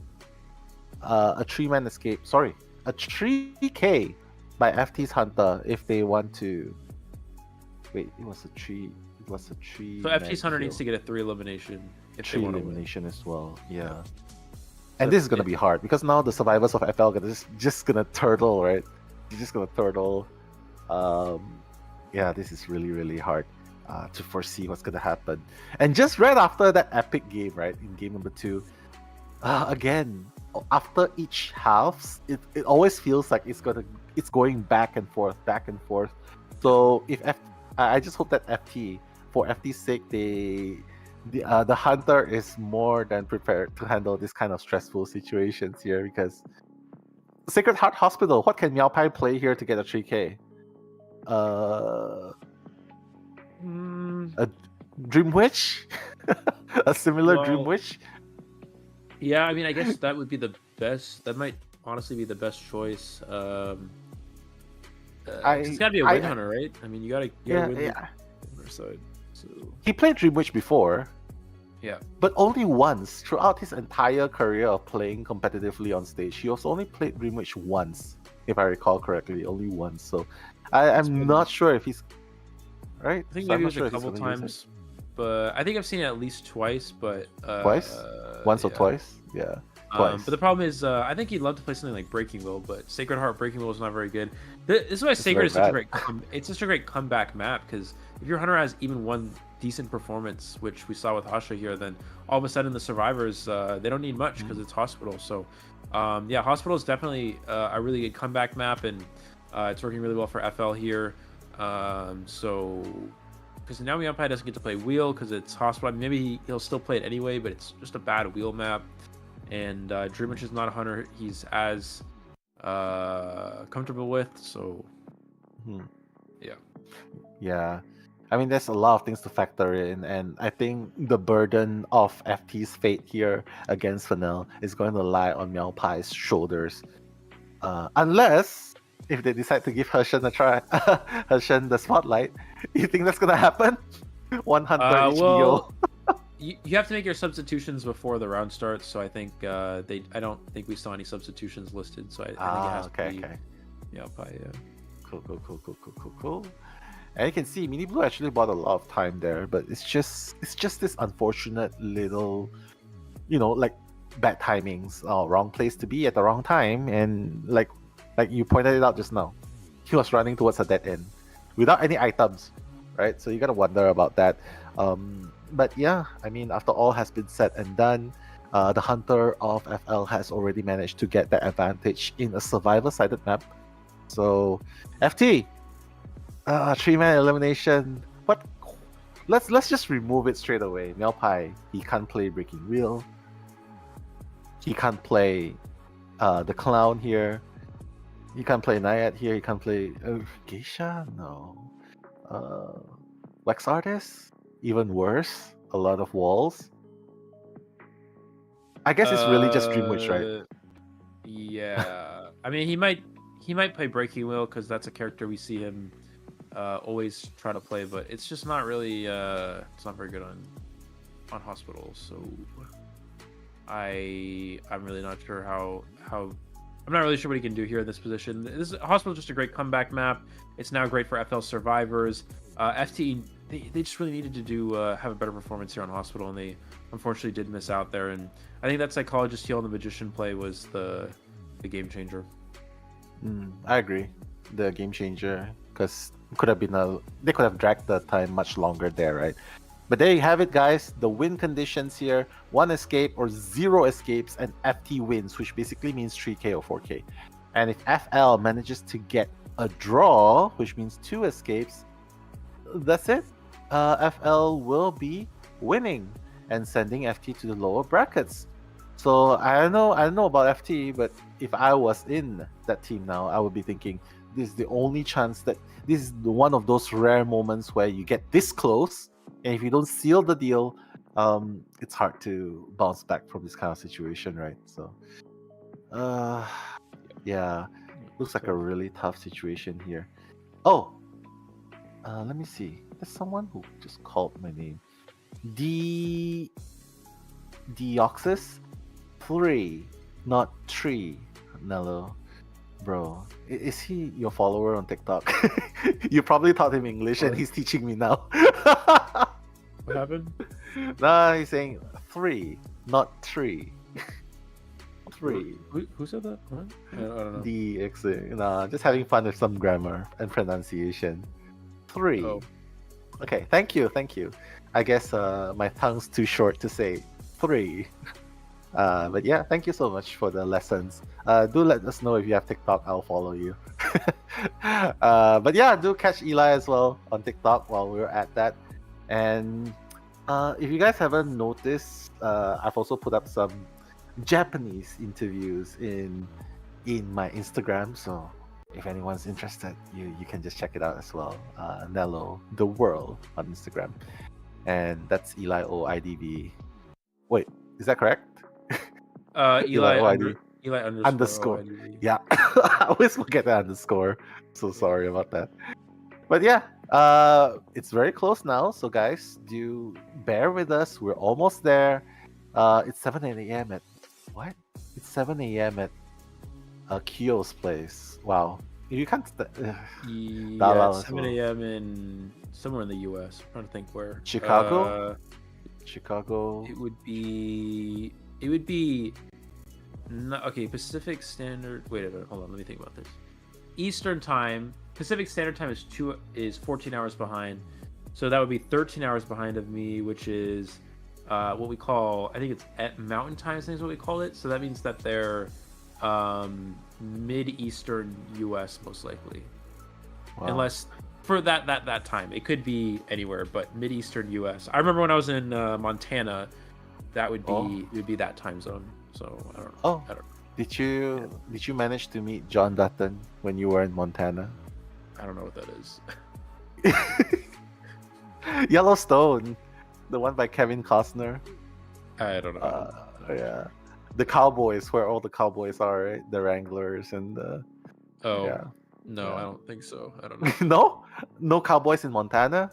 I mean, there are. No, there definitely are. I didn't mean it. Or I probably did mean to know. I don't remember. It was a while ago. But yeah. Yeah, we should probably do that next time when we go to Thailand. If we make it to IVC again or the offlines, we should have that ready. But hey, coming back to the game, Meow Pie does not seem phased. Wow, that lighting really makes him look like he has a unibrow. Oh. But yeah. But you have it, ladies and gentlemen. He just needs. He doesn't just need. He definitely needs 3K or 4K. Has to. Must get to. in this situation. Yeah. Let the record states that I said has show. to. Yeah. Not has to. Has What do they say to. in court? Let the record show something. I don't know. Objection. That's the only thing. Sustained. I don't know. What do they say? Sustained. Objection. Objection. He's using Gen Z slangs. Oh. I think it's acceptable. Really? Really? You ever seen that YouTube video where it's like Gen Z courtroom or whatever, and then they do the court trial only in Gen Z slang words? I haven't, but it sounds cracked. Yeah. But hey. I'm not gonna lie. Yeah. Gen Z slangs. Let the court. Wait, what again? For the record, let the record show. Let the record show something. Okay. Yeah. Let the record show that the defendant will not cap. Can you use it like that? It's weird. Yeah, something like that. I don't know. 3. Okay, so he needs a 3K. That's Meow Pie's magic number now. A 3K or 4K. My God, it's so hard. Stressing those words. But yeah, 3 and 4. Yeah, I wonder what character he's gonna play. We actually see coordinator get banned again here, so I wonder what character he's gonna actually play. Because if you're playing Dream Witch, you wouldn't really ban coordinator. I think that wouldn't really make sense. So interesting to see what character we're gonna see utilized here. It looks like we're gonna see psychologist and the antiquarian. So Meow is already in a tough position to play Dream Witch. Also mercenary, very good rescuer here. So if he's going to play Dream Witch, it's probably not going to go very well, considering this team composition. We're going to see Fire Investigator as the last character, which we've yet to see Fire Investigator have a monumental impact, but it's a character that we've seen here and there throughout these events. Yeah. I mean, based on the first 2 games and BO2, right? I don't know, Eli. I feel like Meow Pie, it seemed like he was really struggling to get that win with a 3K, right, with his IV. But here it's Sacred Heart Hospital, so that's already one factor that's disadvantageous to him. Number 2, he does not have the 2 meta characters to play with, and number 3, FL survivors are already up on their guard. So I'm really nervous for Meow Pie whether he'll be able to make this 3K. Because FL, I don't know, the coach is starting to smile again, and you think that's a sign? They found the code to crack. They found Meow Pie's code. He's gonna play Anne when he needs a win. What? What? Why? I have no. Is that the new meta? Is Anne the 4K hunter now? I honestly don't have an explanation. Weird. Yeah, I mean, as much as this is very unique and it's definitely something exciting here, I'm not sure. I don't know how to explain this strategy. So yeah, probably just going for something simple, raw power, jumping cats into stuns. Look at Myken's own. He's just smiling there like, oh, okay, the disciple, we got this. I think the survivors of FL should be very happy about this. Yeah. I mean, you get to play against a TIE Hunter on a great survivor map. I mean, this is exactly what FL wants here. But to quote Top Gun, it's not the aircraft you're in, it's the pilot. Yeah, probably should. Yeah, I've it's heard pretty those good. references a lot, but I've never seen it. So Yeah, Tom Cruise pretty cool. Yeah, all his movies are good. I mean, I might be wrong, but you guys tell me. But hey, this will definitely be the determining factor. This will be the determining match, the half that determines which team will be moving on in the brackets, the winning brackets. The loser will not be eliminated, will be sent to the lower brackets. But here, there's 2 players with flywheel. Everyone has borrowed time, so I think they're pretty comfortable here. They're anticipating everyone will be able to last until endgame. yeah, here we go. We're gonna see the end spawning into the statue area here. Gonna go straight for ruins or shack here. Nope, gonna go for hospital. Micah's there, nearby. Nope, just taking a little detour, and it's actually going to go towards Shack, it looks like. This Okay. is the story, the location of the fire investigator, which I actually think is a pretty good character against Anne, just because you can put up the balloon, and you could potentially cut out a cat with that. So Cool. Fast breaking pallets, that's for sure. But Sasori has already bounced off the ball, building a lot of distance, and the cat is not gonna hit the target. And Sasori's already at this pallet. I love this place, man. It's such a good place to kite. And if the hunter breaks the pallet, he can just rotate into the bird cage, and that's exactly what he did with the help of the second ball. And Meowpie, he's like, yeah, I don't like this white ball. I'm just gonna break it. And they're just gonna. The vanilla survivors are just using up everything. They're just using up all the pallets. They don't even care. which is fine. I mean, they need to just not lose this game, so they're just gonna play this as conservatively as possible here. We're gonna see the pallet breaking already. Yeah, still no hit yet from Meowpie at this point. We're gonna see the cats onto the and using that to stun the Anne, which might be enough to kite out this cat. Let's see. We're gonna have to see if one more stun does hit the next stun and can actually kite out the cat with this play.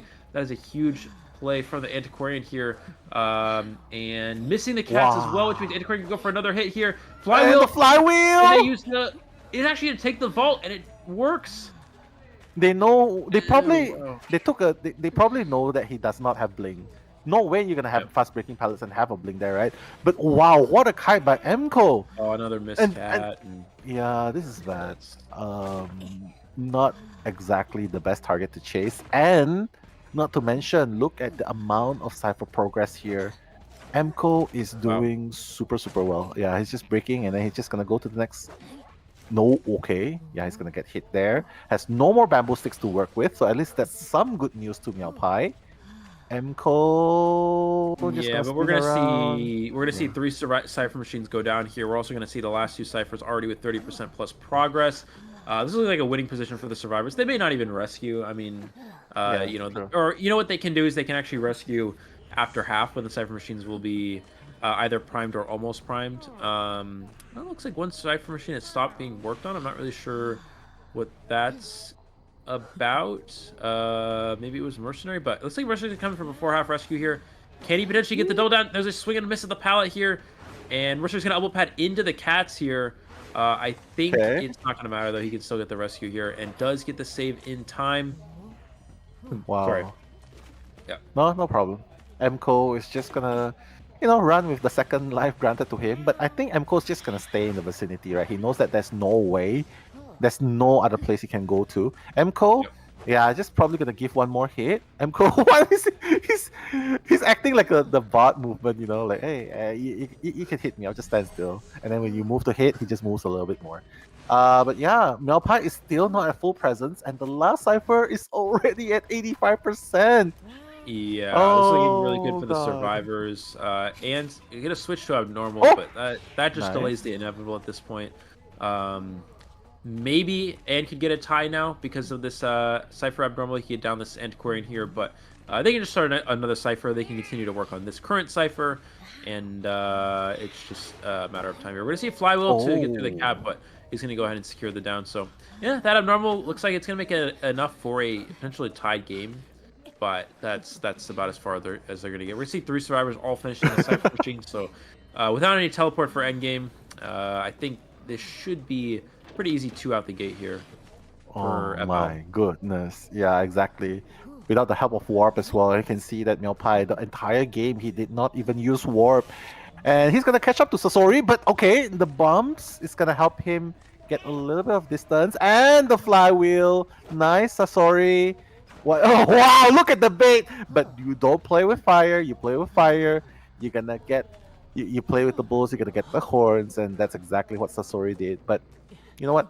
It's kind of fine because the last gate is already at 60%, opened by the psychologist. Mercenary is also... Where is he? Oh, he's staying in the middle. He might just go and rescue Sasori. Yeah, I mean, basically what needs to happen is Meowpai needs to force out the survivor. Oh, Mercenary's right there, though, so Mercenary can't get out. Yeah, with the cats being on cooldown here, that's going to be a 2-survivor escape here for FL, which means that they will be victorious in this series. FL with the comeback victory. It looks like good for FL in the first round, and then FT came back and took the lead, and then FL with the comeback win, barely able to come out on top here. Final score of 2-1, and actually in terms of points, both teams are tied, but FL will win in terms of rounds here. Exactly. I really do not understand the end pick. I really do not understand the disciple pick, especially in the hospital as well. You can see how much he was struggling to get that cat latched onto the survivor. MCO was just running circles around him. And this is not the usual character Meowpai would go. He's an aggressive risk taker, and Disciple doesn't scream taking risk, right? So, but you know what? They fought tooth and nail. They almost got Fennel, but ultimately Fennel is going to take this victory. Sweet victory. They're smiling. They're already all smiles, smiling ear to ear. And yeah, congratulations, Team Fennel, after a brutal BO3 against Team Future from the C Division. So congratulations. And of course, FT as well. Not to forget FT. They've definitely played super well and very memorable. And it wasn't one-sided at all. It was very neck and neck. So made it worth all the hype. Tied in terms of points. It's even tied. So that's yeah, really close there. Yeah, again, we talked about how FL would definitely be advantaged here, but FL barely managing to squeak out in front here. So FT, you talked about this before. Now FT is looking to try to get themselves into the professional scene, and they're looking like on track to do so with the way they've been playing. Almost able to take down FL here, just falling a little bit short. I want to go back and review that. The Anne character selection, I'm not really sure the strategy there. I mean, I guess it's one of those hunters where sometimes we see Anne, well, maybe a tie hunter, sometimes we see Anne come out and get some free kills here and there, but I mean, it's a tough Anne map. It's a great survivor map. You need to get a win, and playing a tie hunter, I feel like maybe they just wanted to go out and make the match as close as possible. That could be the idea, but I don't know. I feel like going for the win there would have been more. Yeah, this should have just went down swinging. You know what I mean? Yeah, went down swinging, right? Because there's the only thing I can remember. I can't speak for everyone, but the only thing I can remember from this game is they got so close, but that very last step that requires the risk to be taken was not taken, and Disciple. Yeah. They didn't go for the Hail Mary. I'm gonna pull out a lot of sports references. Okay, you gotta either go for the Hail Mary, you gotta go down swinging, you gotta get caught swinging instead of caught looking. So if ever you watch baseball, you never want to strike out by looking. Don't let the umpire call you out. You want to at least go down swinging on your own accord. You know what I mean? Exactly. So you want to go down swinging, not get caught looking. You want to at least throw up a Hail Mary. That's American football reference. Let's see, what else can we? You gotta at least go for the buzzer beater. Try to take a half court shot. Basketball. Exactly. I don't know what What else. else? I don't know. I was thinking of like football. Go for like the golden goal. Football, but I can't. Go for the golden goal. The one goal that determines everything. But yeah, with all the sports references, I think the audience also knows what we're up to, what we're referring to. It's just very unfortunate that the risk wasn't taken, and I'm not sure if FT will be looking back at this and thinking, yeah, maybe we should have taken this risk, because in the end, a lose is still going to be a lose. It doesn't matter how close your points are. right? Yep. Because I think this is very true, especially if you're playing a basketball fan. You just look at the scores. Sometimes the scores can be really close, and it's just a buzzer beater point of a difference that makes all the difference between win and lose. So this is exactly what happened between FT and FL, and it's just very unfortunate. And I think it sort of speaks a lot that FL survivors were just smiling because they know this. Yeah, they got this right before the game starts. But yeah, I mean, it's still a very great achievement for Team Future because this is very far. This is very far in terms of points. It's very far. The furthest they've gone, right? One of the furthest journeys that they've gone through, and I'm just really happy that they did their best, and unfortunately falling a bit short. But the heart is the heart that matters, right? But yeah, coming to look at this again, I'm pretty sure we are going to be going to the interview section. Who do you think we're gonna interview though? All the players. I don't know. I mean, hopefully maybe we'll see Hasha. We saw a 4 elimination, 3 elimination, so definitely could see that. Yeah. Could you translate Japanese? No, don't do that. We can try later. Yeah, we can have fun trying. We gotta do the Hail Mary. They do the Hail Mary. Yeah. I don't know any Japanese, unfortunately. Konnichiwa. Yeah, that's more or less what I know. But yeah, FT versus tomorrow though. RVL. So just remind me, who will FT face tomorrow? It's GBB, right? It's a direct. Yeah. So the 2 teams that lost will face the 2 teams that lost on their own side of the bracket. So yeah. So FT will play against what is it? The Korean team, and Weibo. Hold on. Rival will play against Weibo, right? So, yeah. Rival is in a very tough bracket. I just have to say. It seems like every year, the NAU team consistently gets one of the hardest brackets or groups. But where we put the test. I mean, at least look where they gotten. They got a sponsorship, right? Yeah, they were recruited. So, yeah. I mean, they've went through the worst, right? The group of death. I just remember all these funny terms from Koa, previous Koa. The group of death, the group of hope, and it's very unfortunate RVL is in the group of death, while everyone else in the other group is in the group of hope. We'll see. There's a lot of prize going on. Like I'm just looking at the chat as well. Some people are already. Congratulations, you guys have made it to the very, very close to the end. Very close towards the end, and yeah. If you guys were here since the beginning of the game, please do make yourself known. Just let us know if you've been here since the beginning of the stream. But yeah, just looking back at the stats itself, you can see that MCO, 107 seconds containment. That I think that speaks for itself. They've done. He's pretty much soloed everything, right? Yeah, Eddie Aquarian did an excellent job in this match. Heading against Ann, it's not easy, but the rotation was very good for the survivors as well. As you see the score of 13-13, but because of rounds, FL will win 2-1 in terms of rounds here, which means they're going to the next stage of the winners bracket face against RD. FT, of course, will not be out of it just yet, but they will still be.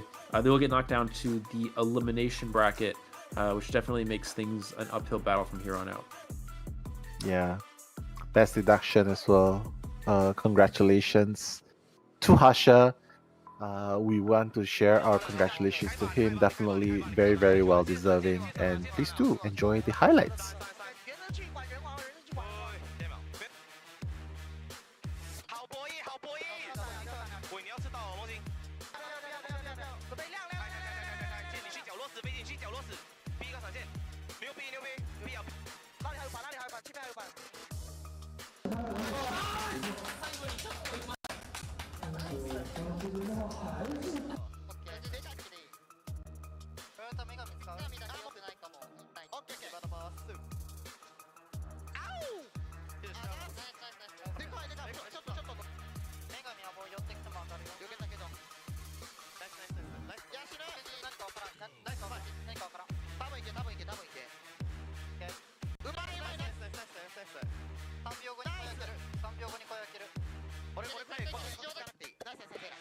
All right, there you have it, the highlights. I mean, it's been a long day, right? Definitely a lot of exciting matches. And can you believe it's only day 1? So, guys, don't forget to tune in tomorrow as well. That's day 2. Just a reminder, it's going to be the same time. You definitely do not want to miss it because there will be some teams that will be leaving tomorrow as well, while some of the other teams will be moving forward. So yeah, I'm just looking at the chat as well. Just looking at it. So wow, my original apples were on FL, but FT did so well. I don't mind losing apples by them. Yeah, I think the match was very, very neck and neck. So it was very worth it. I wouldn't mind losing my apples too, because I definitely placed FT rivals and ZETA as my top 3. So yeah, we'll get there. We'll get there, guys. It's also still possible. I mean, we're not. None of these teams are out yet. Still got the elimination bracket. There's still a possibility for these teams to make a comeback here. So yeah, I think it's possible. But yeah, from today's matches, we have FL moving on, and so it'll be FL versus RD in the winners bracket, and then GR versus ZETA. ZETA, there you go. Yeah, and then in the elimination bracket, we will have Rival versus Weibo and FL versus FT GBB. versus exactly. FT versus GBB. Yeah. So many letters, I can't even. I know the acronyms, right? Yeah. Yeah, the acronyms. I know. I remember the regions that they're from. We go by region. Losers bracket is NAU versus China, Korea versus Southeast Asia, Japan versus China, and Japan versus Hong Kong, Macau, Taiwan. Yeah. So, yeah. When it comes down to the specific teams, then that's gonna be confusing. Easier to remember as the region than the. Oh, true. Region represent. Yeah, but it's really. I'm just looking forward to asking. To not to ask, but to listen to what their thoughts would be like.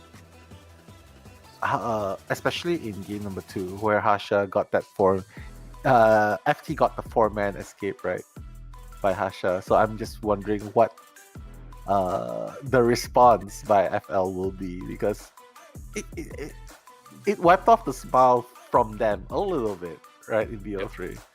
Yeah, so I'm looking forward to that. How about you, though? Anything that you're curious to find out from the team itself, from the matches? Well, I'm not sure, to be honest, but I mean, yeah, I guess how they're feeling after being down after the second round is very difficult. You know how you can make a kind of stay in the game and make a comeback after a really strong first round, but then dropping the second round by a lot. And then how can you stay focused, and how can you regain the momentum and continue on to win the match? It's really tough. So that's definitely something to note. And also, talk about the map selection as well with Sacred is really important too, I think. Hopefully we'll hear something about that too. I'm not sure. But Exactly. strategically speaking, that would be nice. To hear them talk about is the Sacred Heart Hospital as well. Yeah, Sacred Heart Hospital getting 3K. I think that was very dangerous. But hey, we're moving on to the interviews part, and let's listen. では勝利おめでとうございます。一人ずつじゃあ自己紹介お願いします。 Say hi to the フェン fans. ネルのマイケンです。 Hello, my name is Maiken. ニーハオ I followed my Nell name on is Emko IG. です What? Did you just speak in Chinese? 中文说的非常好，而且真的外套好帅哦！刚才在后台已经夸过他们了，队服真的非常非常的帅气。那接下来第一个问题想要给到两位的就是，因为确实其实 Emko 是新人选手，我们可能大家会对他比较陌生。Mike 呢是上次在深渊2的时候有跟我们去进行交手，所以还是蛮想问一下两位，这次来到线下，特别是面对我们今年深渊的黑马战队 FT 交手下来，有一个什么样子的感受？ Facing the Dark Horses FT this year, how do you feel about it? Dark Horses. でで、今回の試合、山子選手が、新人で本当に多分初めてこういうのを経験すると思うんですが、まだマイケン選手は COA2 の時に、いろいろ参加していたと思うんですが、で本日の試合で、IVC からの強豪チーム FT と対戦してきて、今の心境はいかがですか？一人ずつ答えていただけたら。I'm just surprised she could even remember everything. 嬉しいです。非常的开心。嬉しいです means happy. めっちゃ嬉しいです。非常非常的开心，非常非常开心，找到了回答采访 very 的 very 方 happy. 式。那么接下来就想要问一下他们关于比赛相关的问题，因为是在第一局的时候，他们是完成了一个7-2的大比分的领先。那确实 They got 作为第一 72 in 场 the 比赛 BO1. 嘛，是会不会还是感觉到有点小紧张？然后包括是怎么能够在第一局就有这么大的一个比分领先？大家是有制定一个什么样子的战术呢？问一下麦克。After getting the result in BO1, right, 72, and then suddenly getting the reverse score in BO2, you must be nervous. How do you respond? ではやっぱりちょっと緊張とかあったりしましたか？でも多分緊張の中でもこういう有利な場面が作れるのが本当に素晴らしかったと思うんですが、どういうふうに考えていろいろ対策とか練習してきましたか？いや、いつも通りやれることをやってきました。也就是一直以来都做过了，比如说训练，一直以来的练习，然后也今天的发挥也是发挥出了训练的。All this while, been doing the practice and training just to prepare for any kind of situation. 这场比赛之前，大家是有做充足的准备和训练的。那接下来其实能够看到，在第二局的时候，对方也是有非常拼命的想要去完成这场比赛的胜利，对方也是拿下了一个很大的一个比分领先。那在对方领先的时候，我们这边有没有再去布置一些战术，包括隊員們啊、教練之間有去做一些什麼樣子的溝通和調整呢？問一下エモコ。エモコ選手、第2試合では相手チームに結構逆転される Do you do any preparations or discussions with your coach to handle the situation that arise? とりあえず切り替えっていうのも大事で、覇者さんを気持ちよく送り出して。サバイバーも気持ちよく送り出されました。です。还有补充呢？台下有粉丝在说卡了一，就是他们首先就是先要先自己首先要调整状态，那么而且因为哈夏的上一场的比赛的成绩不是特别的好，所以他们也就是给哈夏打气，包括也互相打气，然后就是说他们在比赛前都会目送自己的队友。Considering it, like just looking at his performance in the previous one wasn't that good, but they wanted to just give him the support and the encouragement so that he would do better. 求生者也表现得非常亮眼，所以在第3局我们求生者下半场上场的时候也是有一定的压力嘛？大家有在场上去做一个什么样子的沟通和运营呢？问一下麦肯。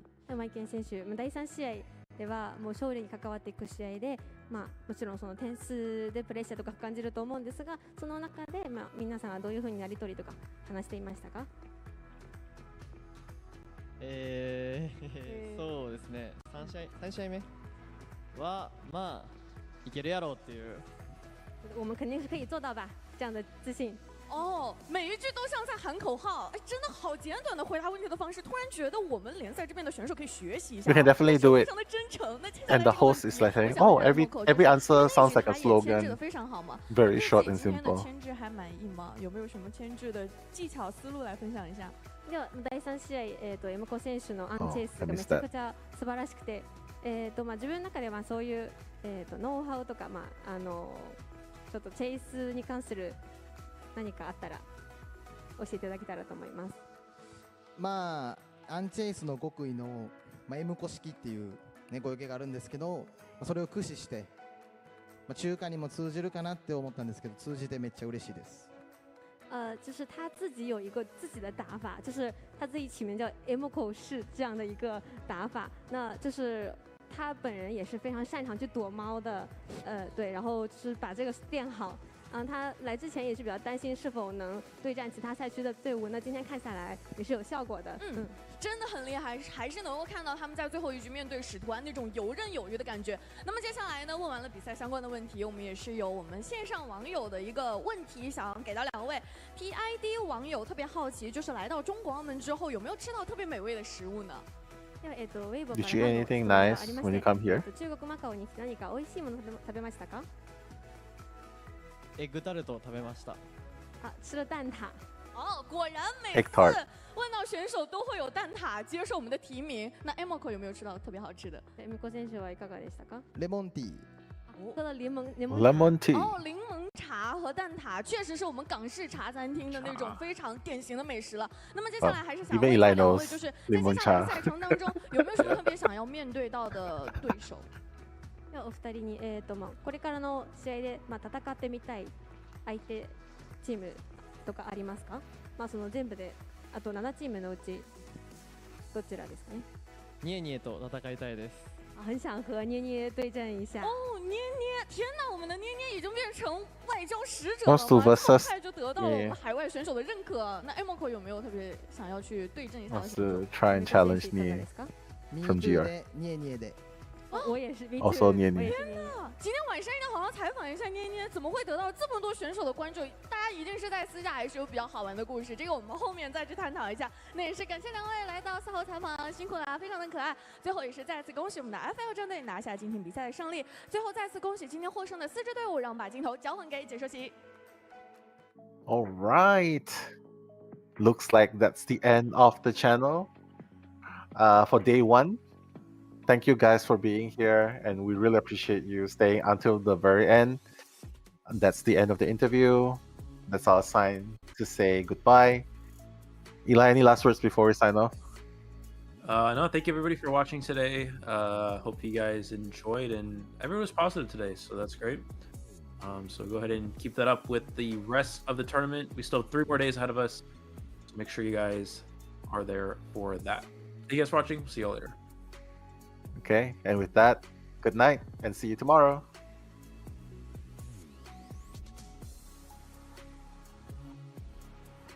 Or not. I'm sorry. Well, nah. It was a prank. We're gonna stay until tomorrow. Yeah, I guess we're just gonna be here all night, guys. So yeah, we could do after party.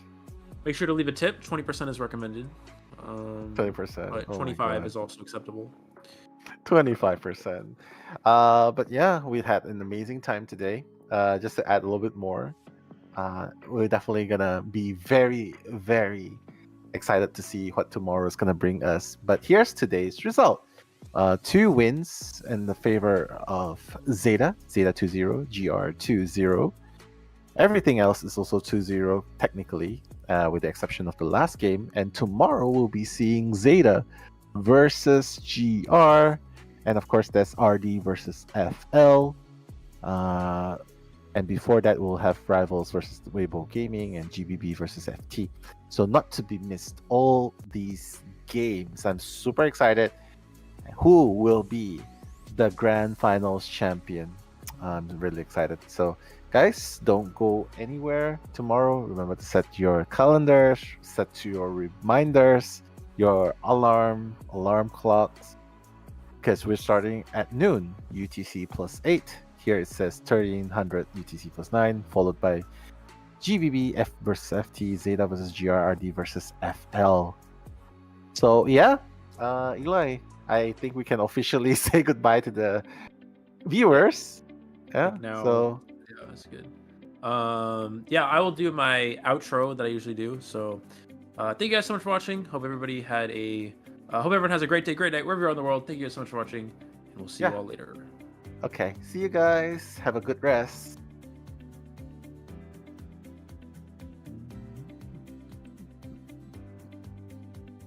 I think we should freeze ourselves.